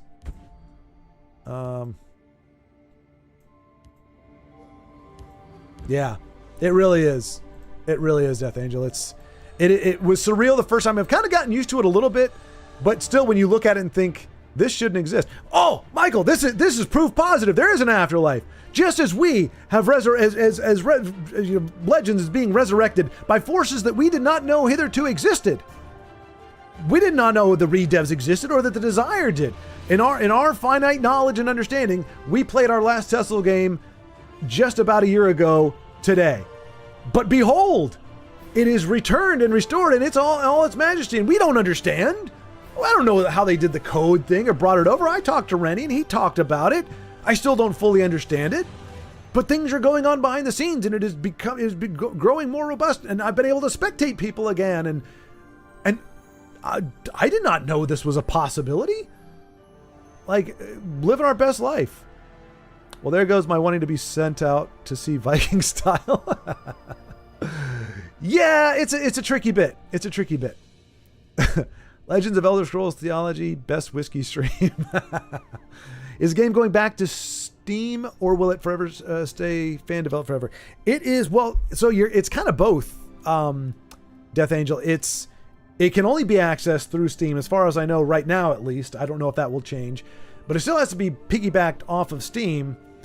But it is, as far as I know at this point, it will never be endorsed or taken up again by Bethesda, by the IP holder. If it is going to exist, as best as I know, in perpetuity, it is going to have to be on a server that the redevs, at least one of them, owns and operates. But you still have to use Steam to get to it. And I don't know if they're going to create another launcher. I don't know if that's possible. I don't know if that's desirable.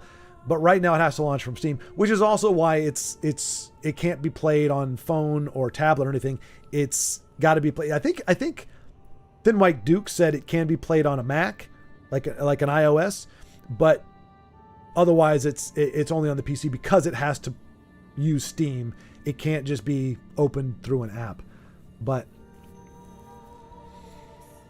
there you go. Jonas covered that. You agree with me, Schwartzy? Indeed. I don't care about truth. I just want to learn enough that I can potentially modify myself and my joints will feel like ass as I age. Well, Michael, Here's the thing. Look out for the following things: bitterness, resentment, and I'm going to just throw unforgiveness on there as well. If I'm not mistaken, now this has nothing to do. Don't think that I'm tying this to God or anything, but that there are, whether it's frequencies or whatever. I mean, like the idea of like putting good thoughts out there is a thing.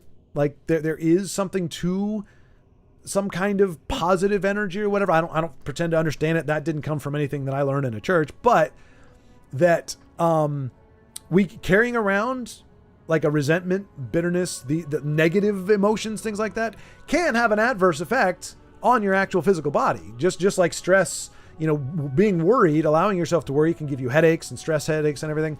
So it is possible, in theory, that by just being, taking care of your body in general, and by steering clear, there are people who do get into old age and don't have aches and pain. I mean, we all get there.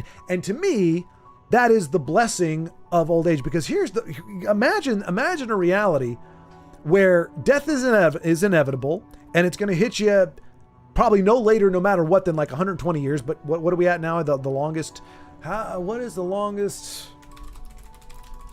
verified living age that someone has lived? I had verified because, of course, biblically speaking, you go back in the hundreds. The longest verified human lifespan is 122 years and 60. So we'll just say 122 years. So you're maxed out at 122, 125 years, we'll say. And you just get healthier and more fit and better as you go. How bitter and unfortunate would death be if you just continue, life just gets better and better and better, and your body gets more and more robust and more durable and more viable, and you can do more and more things? How much of a tease would that be just to continue ramping up and know that the longer you go, the better things are, as opposed to the way things are now, which is essentially that you're decomposing from the day you're born, and that as you get closer to the end of your days, that life does become less savory in a lot of ways. The taste and all those things start to leave. How serendipitous is it? Now, you could certainly say that they go hand in hand, that you are dying, and the closer you get to death, those are the symptoms of you dying, of your body shutting down in different ways. But I mean, I think it's the perfect way to go. You don't want to be feeling like you're at your best. You want to be at the point where you say, yeah, I'm done. And many people never get there, and some people get there earlier than others. But like, I think it's a great thing that it's like. Now, that doesn't mean that I want to have aches and pains. I agree with you there. I want to be able to, if I'm going to live to be 90, I want to be able to go to the bathroom on my own. I want to be able to run if I need to, or jog if I need to or want to be in that kind of shape, and to largely be able to move, function, and operate with minimum discomfort and limitation within reason. I mean, cartilage is going to go, things where my eyes are already, they told me eventually, like I had LASIK done a while ago for being farsighted, nearsighted. So I had an astigmatism taken out of one eye and both eyes fixed for being able to see distance. And the doctor said that's kind of the ideal, because everybody becomes nearsighted, I think whatever it is. Like, you're going to need reading glasses, because as you get older, your eyes become more rigid and they don't naturally focus like they normally do. So you need something when something gets closer. And I'm already experiencing that. Like, if I get something closer, I try to, bring the fine print closer to my face, it gets blurry. I have to hold it away like an old person does. And that's okay, because it just naturally happens. But yeah, but I'm with you. I don't know that modifying is necessary, but certainly if there are modifications that are developed, and Michael, I'm going to rely on you. You're younger than me, so you're not as motivated perhaps, because you could be like, you could develop your technology and your stuff 10 years too late for me, but I still encourage you to pursue that. Mundus is existence itself in Legends. Then why did they give it such a BS mechanic in the game? If it's such a cool thing, why did they make it look like poop and make it such a crappy thing? It seems unfair. That's the real reason I'm in this field. I want to feel like I'm 20 even if I die of old age. That works. Zen, there you are, Zen. We were just talking. We were talking about Buddhism earlier.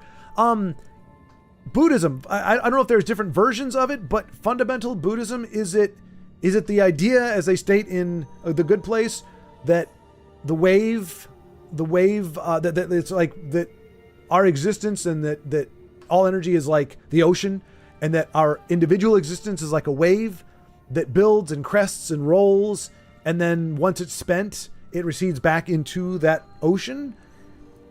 Is that a form of Buddhism belief, or is that like intrinsic to it?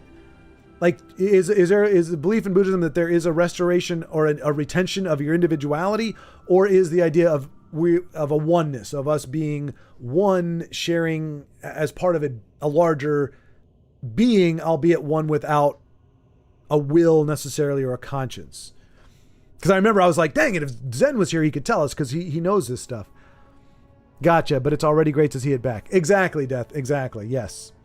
Look at you people with terminal illness. You look at people with terminal illnesses. That stuff is painful. Nobody deserves a bad hand. It's very true. It is very true.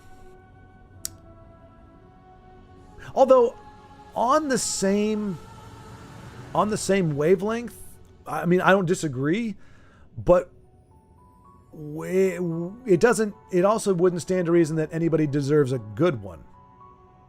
Like the concept of deserving one thing or another, I think it cuts both ways. That there are people who have maladies and suffer, they don't deserve it.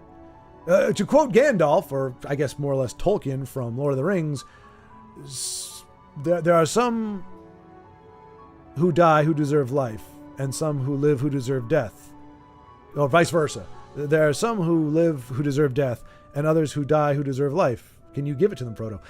That's not exactly topical or on point, but you know what I'm saying? Like the idea that there's a deserving of any kind in the universe, sans something, is I don't think one makes more sense than the other one. Like why would, if it's an uncaring or indifferent universe, then we neither deserve good nor bad. We simply experience one or the other, or in different measures, both.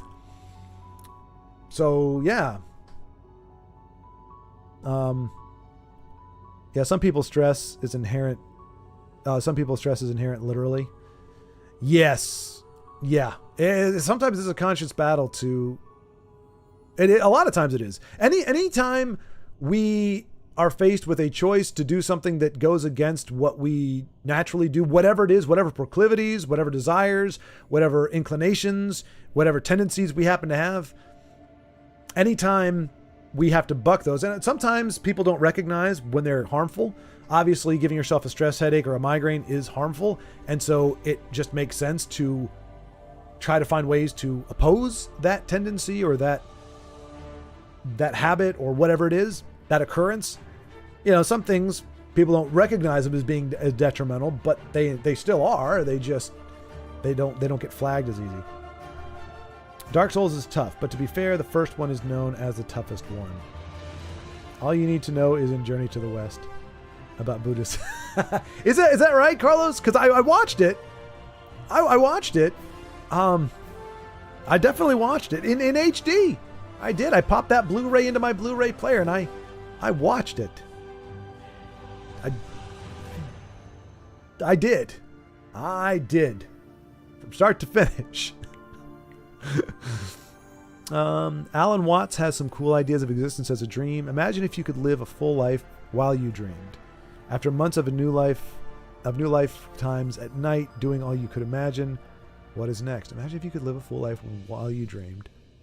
After months of new lifetime at night, doing all you could imagine, what's next? Maybe you'd want to surprise yourself. Forget that you were dreaming. That's a good call, Jonas. That's a good call. There is a counter, not a counterpoint, but a, what do you call that? Counterpart to that.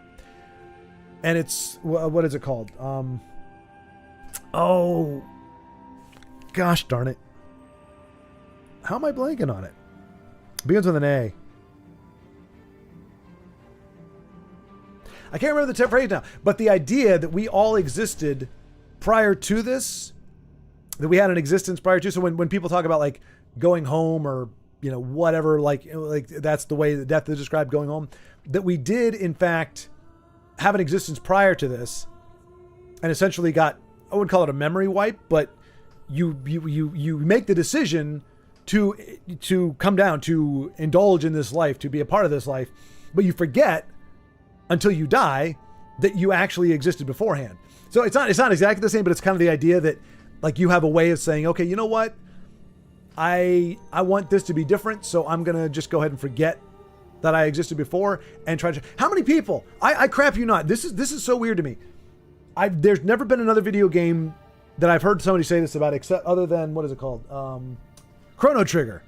I have had like 4 different people, completely separate, different chats, tell me they wish they could forget the past 5 years or be born again, not in a biblical sense, just like live life again, just to be able to play Chrono Trigger for the first time, like without knowing what happens. To me, like, I mean, and I'm not saying it's not a great game. I've started it and I have paused and I don't know when I'll get back to it. I would like to keep playing because it sounds amazing. But like the idea that there are people that genuinely want to give their brain a reset just so that they can play a video game for the first time, to experience it again for the first time, that's trippy. But that goes to what you're saying. Like, if such a thing is possible, you can certainly say, yeah, let's just forget about it and start over again, see what happens.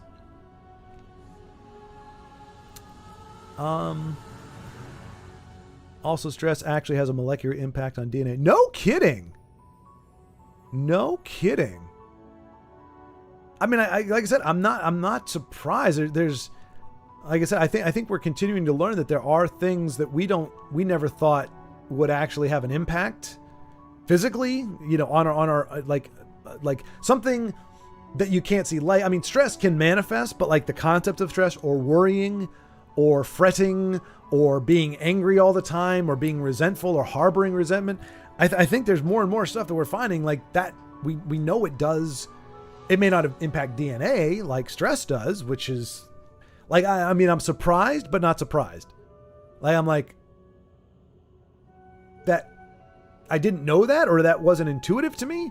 But at the same time, I go, yeah, that kind of matches up. Like, stuff makes more sense than it doesn't. Like, things have more of a discernible impact or an actual impact. Which Journey to the West did you watch?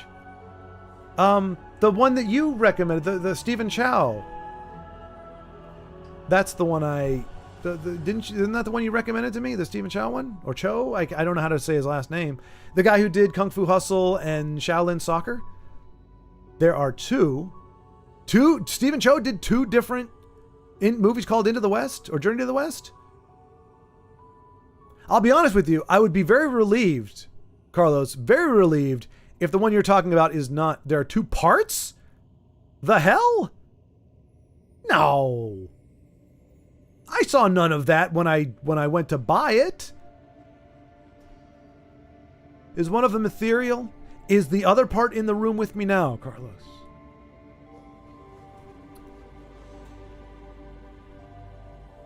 Hard to type, sorry, lurking. Fine, Zen, fine. Just leave us all in the darkness of ignorance. That's fine. You just keep enjoying your lurkingness. I'm kidding, of course. Don't harm yourself or cause yourself discomfort anyway. Just to chat up. We can get answers to these questions later. Has to do with epigenetics. Epigenetics. That's a new one. I have not heard that one. Process of histone methylation. See, Michael, to me, this is just like theology. I could throw out a bunch of scriptures that you wouldn't have any clue what they're talking about. You could be making all this up. It is purely a faith exercise for me to read this and say, this is actually a thing. Now, I know I could look it up on Google, but who knows? That's part of big science or big methylation. It's almost starting to sound like myth.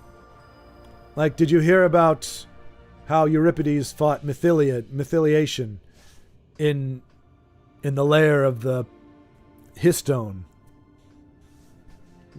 I have seen the histone. I beheld the histone, and I defeated the methylation. The methylation. Conquering Demons is the first one. Is that also Stephen Chow? Did he do that one as well? If you don't like that one, try Nisa. That one is really good, both parts. What's with all this two-parter stuff? If I'm going to watch a duology, I need... Gah. It's very complicated. But I will check out that title, though, Carlos.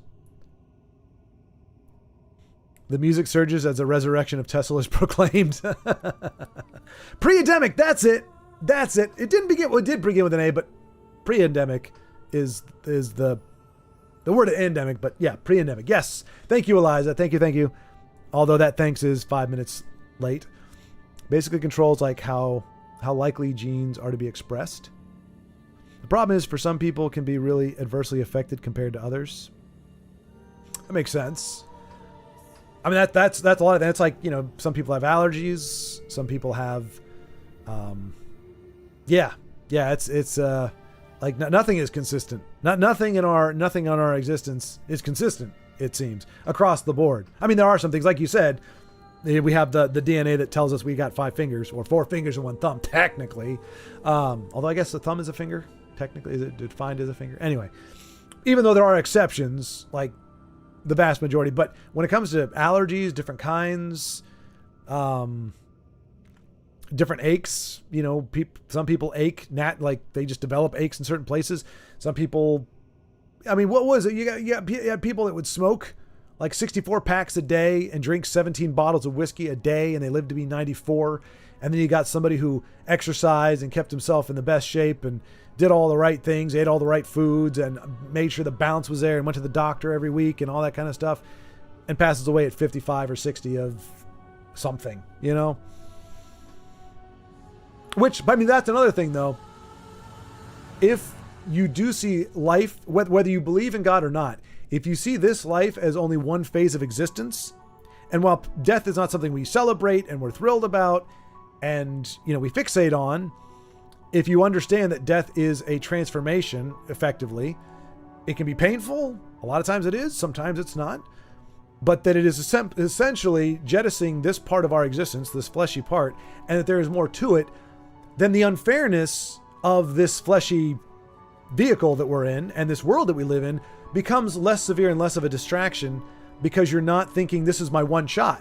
Like everybody gets this one shot. You get however many years and that's it, you're done.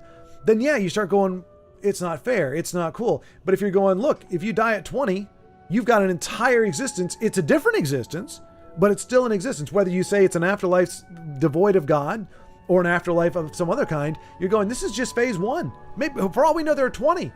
For all we know, there are 20 different kinds of lives. You live this one, and then there's another existence where your spirit wanders around for anywhere from 15 to 60 years or 100 years. Maybe you'll meet people and be like, yeah, I've been wandering around for 70 years and I don't know how much longer I'm going to wander. But you can have that whole thing. And then you, or you slowly grow a shell of some kind and you become a crustacean type critter. And then you exist like that for 300 years. And then that shatters and you become released and you become a star. You know, who knows? Who knows? I mean, it sounds ridiculous, but really, I mean, it could go all over the place. But if you think this is it, then it becomes an unfairness because you're going, death is not fair. Death is undesirable. And while we certainly don't like I said, we don't celebrate it and look forward to it. If you go, it is a part of life. When people say death is a part of life, to me, that's an understanding that that there is life beyond that. Otherwise, death is the cessation of life. It can't be. I mean, you could say it's part of living. It's part of being born. It's a inevitable aspect of life. It is, but it is also the antithesis of it. But if you go death is just part of the process, then you say, okay, you might have got a bad shake here, but who knows what's waiting for you in the next phase. So it does take a little bit of that pressure off, a little bit of that thing and go, okay, what if there is some kind of after existence and it's great. Let's just say it's great. And it's like, if you were to glimpse this afterlife, you'd be like, what am I doing here? Like, obviously you'd have a problem because then nobody would want to be living here. They would all be finding ways to painlessly and quickly move on to the next life, which is part of the reason I think we don't have that understanding. It would be, who wants to live in an imperfect, flawed, difficult, adversarial world if there is an idyllic existence to be found beyond it. So I think there's a practical reason why we wouldn't know, why it's smart for us not to know. But even if we did, but setting that part aside, if there is something better out there, then even though we look at it and we mourn that somebody who is 10 years old, 5 years old, a child who was miscarried, that it's a grievous thing, and we should grieve for that, regardless of what else is being thought of, because it is a chance to live in this particular existence. But if you go, but the next one is freaking awesome, well, then they got there quicker. And like I said, that you don't want to take that to any kind of twisted place. And like I said, I don't know that that's reality, and that's not the way we're supposed to look at death. Even if you do believe there's an awesome afterlife, we're not supposed to look at death as a good thing or something to rush to, or that it's a good thing, or well, it's not so bad. It still hurts like hell. Even people who definitively and aggressively and unwaveringly believe in God and an afterlife still grieve when people die. So that's natural. We're supposed to think that way and believe that way. I'm just saying that it reframes how we think about the justness of life and the ebbs and flows of life, if this life is but one facet of a greater existence that we all have. But like I said, who knows? I really like the idea. Don't know how much I personally subscribe to it, but I like it. That we are individual spirits choosing to experience the universe as one wave and then return to the ocean. Yeah, there is a, I guess, Jonas, my only, it's not my problem with that.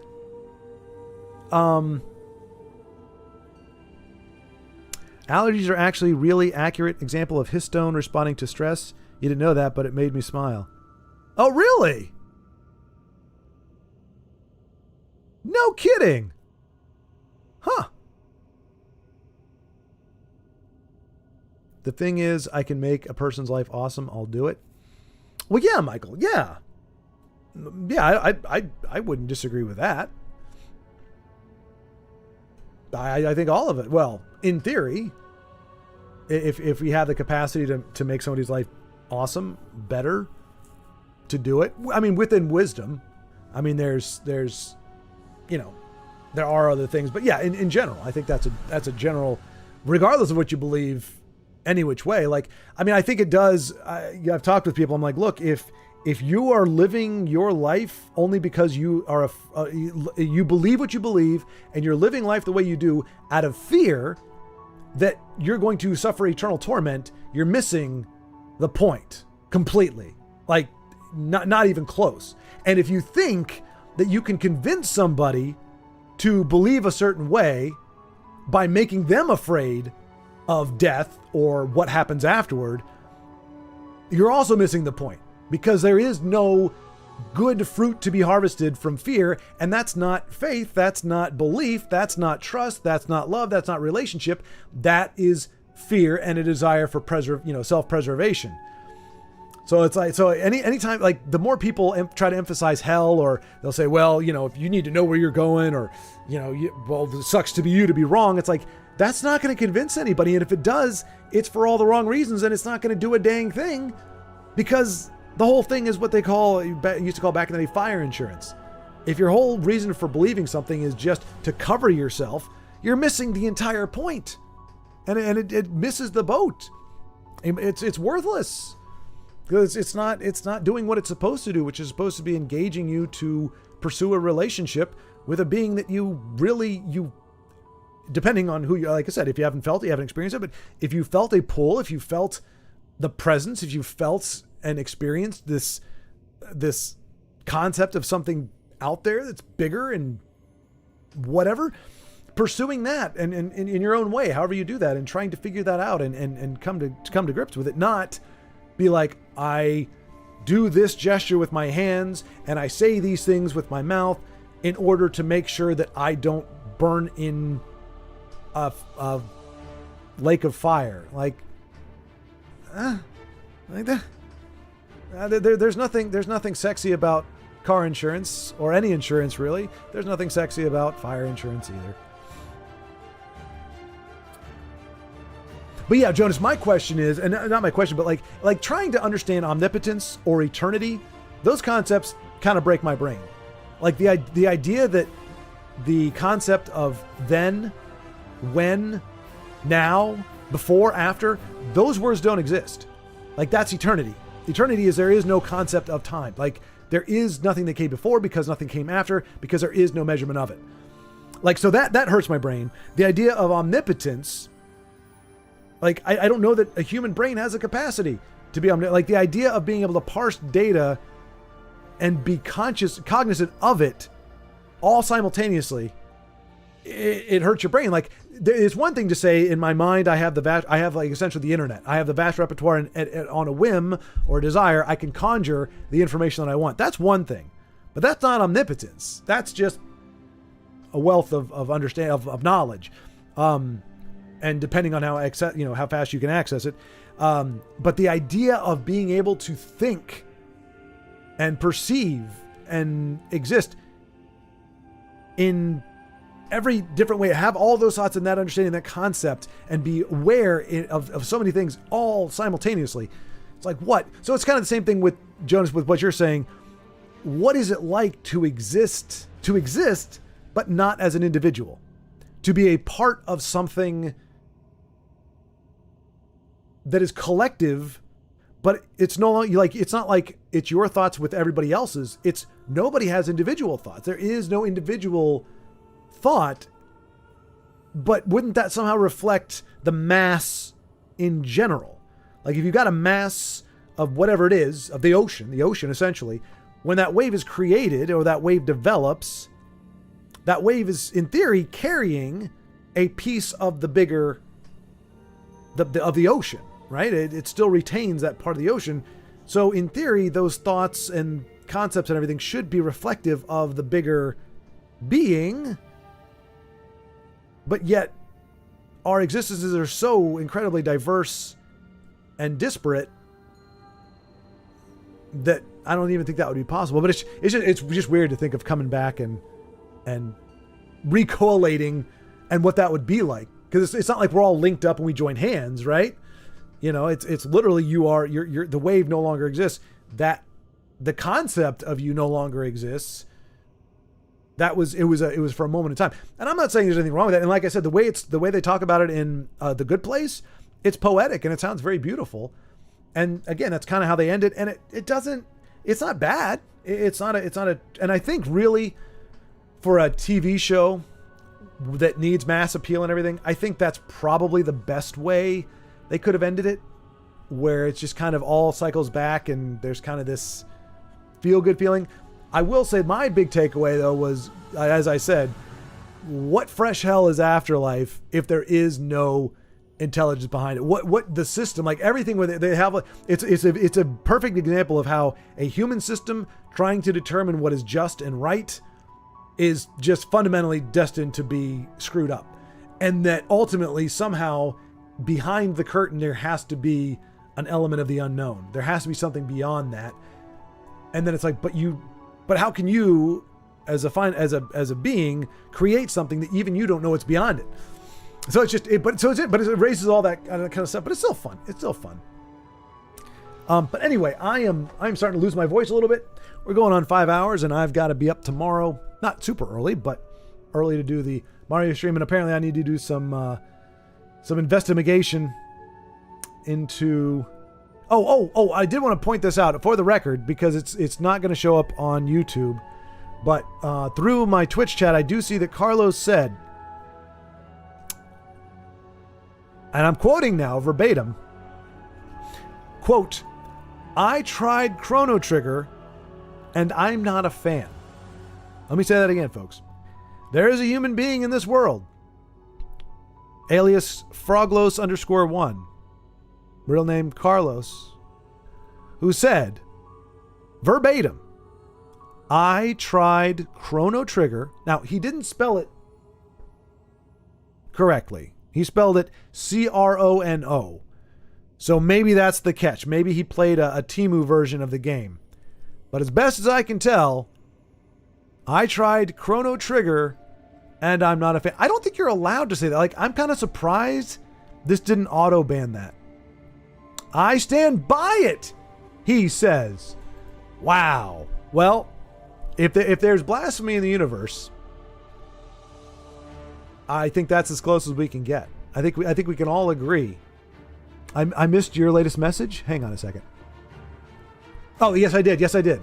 Reminds me of another Watts quote. Every one of us is an aperture through which the universe is looking at and exploring itself. Ooh. Now that's interesting. That is interesting. So we exist to give the universe a better, which honestly is kind of a Jesus adjacent concept. Only instead of it being all of us, it is the universe became a human to experience everything that a human would experience and have an understanding of what it's like to be cold or hot or to live in a finite body with a finite understanding in the universe. It's not exactly the same, but it is kind of that. I mean, swap out universe for God. That's kind of what you end up with. But that is an interesting idea as well, that the universe explores itself through us and our behaviors and everything, which that's pretty cool. That's a cool theory. I definitely think there would be a lot more. You'd think there'd be a lot more. Doesn't it want to explore us through interstellar space? Has it not seen Star Trek? Doesn't it want us to be able to warp from one point to the other, to put colonies on Mars? Imagine the things the universe could experience if it would just unlock some of its secrets and allow these apertures to go where no man has gone before, boldly even. Thank you for the food for thought, everyone. Internet high fives from me to your brains. Indeed. We are the ponderers of the universe. We are the ponderers of the universe. I kind of love that. Yeah, it really is cool. Like, I mean, that's probably the closest I've seen to a non-deistic or theological perspective of the universe that actually feels good. Like that there is, that the universe is experiencing life through each of us, exploring itself through each of us. That's I wouldn't call it comforting, not a warm and fuzzy, but it's a cool thought, and it does sound pretty nifty. It was described in another way. Think of a light inside of a paper ball. Okay. The paper has tons of little pinholes. Yes. The idea is that you and I are each individual holes from which the light shines through. You read Pandas of the Universe, Baldrick? Of course. I mean, that's probably a typo. She probably meant to type that, and she mistakenly typed ponders. I don't know, Jonah. I actually think I understood it because I think of aperture like camera. You know, like you're looking, it opens and closes and lets light in to varying degrees and everything. So I think that was clear for me, whereas pin the holes, the idea that you and I are each individual holes from which the light shines through. And that is perceived by the universe.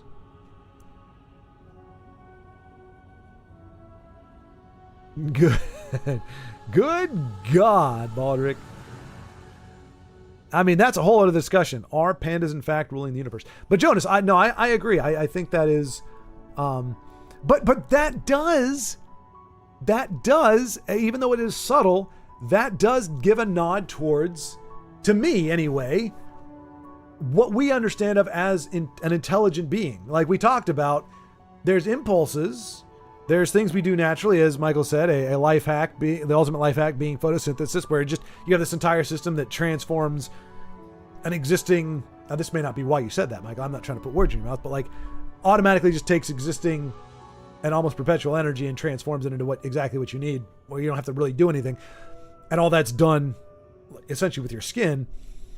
But the idea that the universe is perceiving or is exploring is a very human / intellectual concept. And maybe that's the abstract. Maybe there's an abstract to that going, well, it's not really exploring in the way we think of it.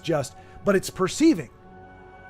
Like, so I think that's probably why it is a comfort to me, or why it sounds simpatico to me in some way, is that even though we're calling it the universe instead of God, even though it's the concept of a massive entity that is not localized to a deity or a body of some kind, that it is still cognizant. It is not simply impulse, that it is either it is passively observing, or that it in some way created or orchestrated or put into motion the existences of these apertures for its own purposes and devices.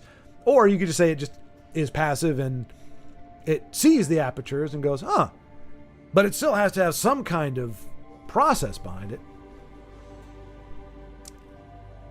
My precious.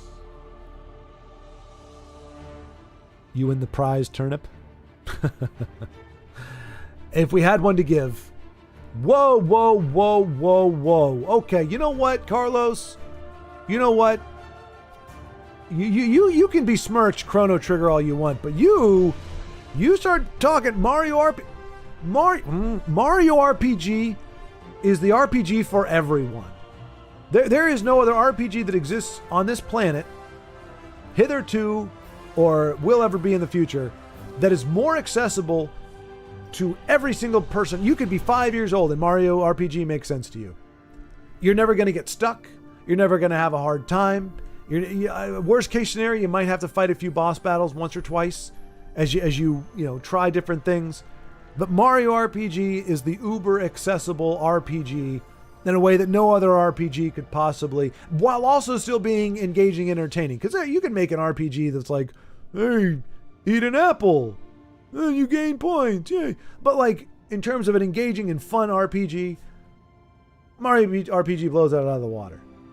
Whereas, hacks like Final Fantasy VII require you to pull stuff out of a strategy guide just to make progress. Where brown doors are set against brown JPEGs that you somehow have to figure out that happens to be a door right there, or that beam that looks like crap because graphics were garbage back then, that beam is actually something you can walk under. Instead of having everything obfuscated, Mario RPG is a crystal clear, beautiful, flawless gem of a game that my 9-month-old niece could play and enjoy. So that doesn't counter your point at all. I'm just saying. Mario RPG is the prize turnip of games. This is what he's saying. Yes, there you go. Thank you for paraphrasing, Eliza. The prize turnip of games. Yes. Which is very fitting because in Mario 2 he picks up and throws turnip, so that makes it even better.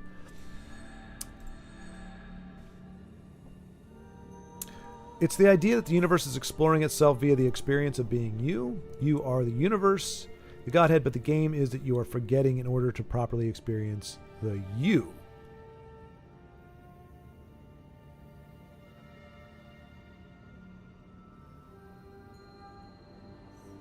So you're saying I am the universe, therefore it's the idea that I am exploring myself through being me, and I am perpetually forgetting that I exist to experience me again for the first time, kind of thing.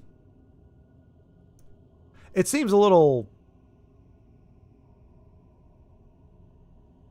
I don't know, like a treadmill.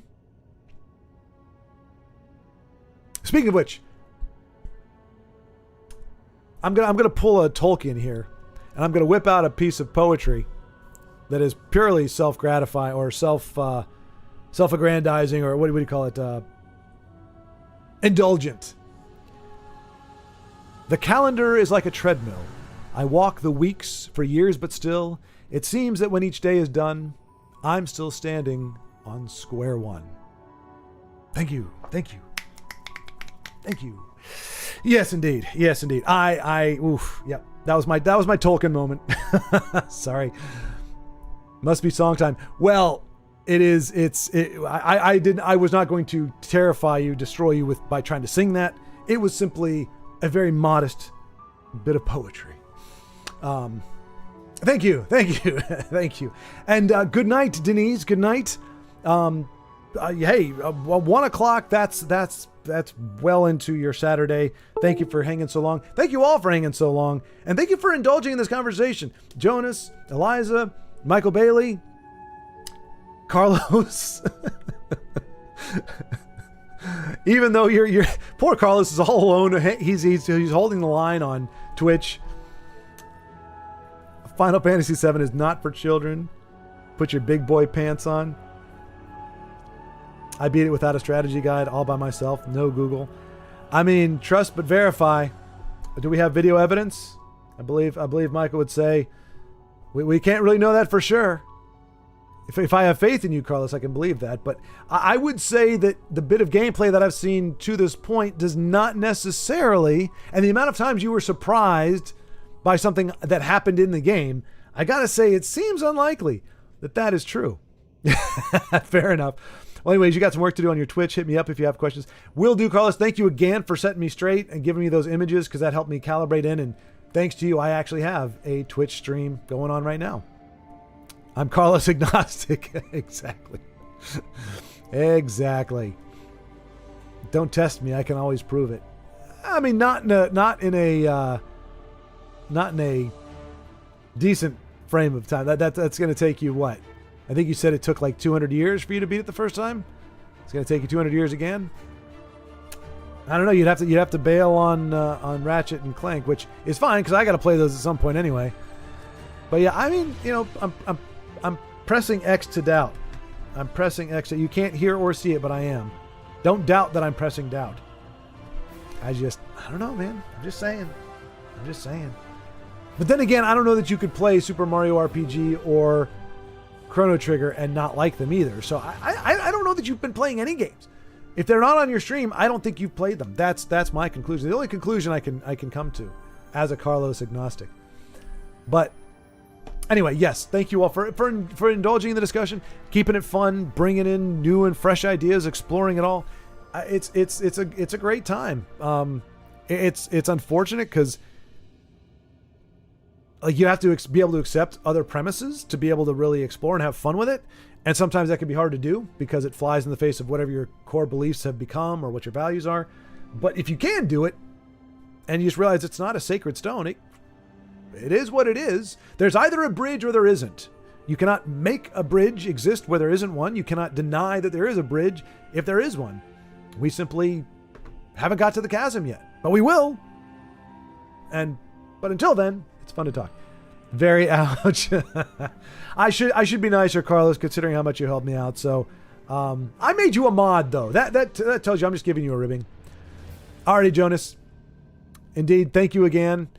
It is fun to ponder the unknown. It is. It really is. And here, from my personal view, it makes God up his game. You know, I do believe that there is a God, and I think that if we can think of it, he's got to have something better in mind. So either he already has something better in mind, or in us discussing it, he's going, I thought that was pretty cool, but I mean, if these guys thought of it, I got to be able to beat that. Otherwise, they're going to get to heaven and be like, what's all this? Like, we talked about this already. So he's got to up his game. And he doesn't know, so don't say anything to him. All fun, my dude. I'm sure, Carlos. Yeah, you can't take me seriously almost ever. Unless I say take me seriously, but apparently when I do that, people don't take me seriously because they think I'm joking. So it's a vicious cycle. But anyway, it has been a pleasure, you all. I will talk to you later. Again, tomorrow it's going to be a short stream because we got D&D afterwards, but from like 9:30 to 12 my time, Central Time, doing some Mario Maker.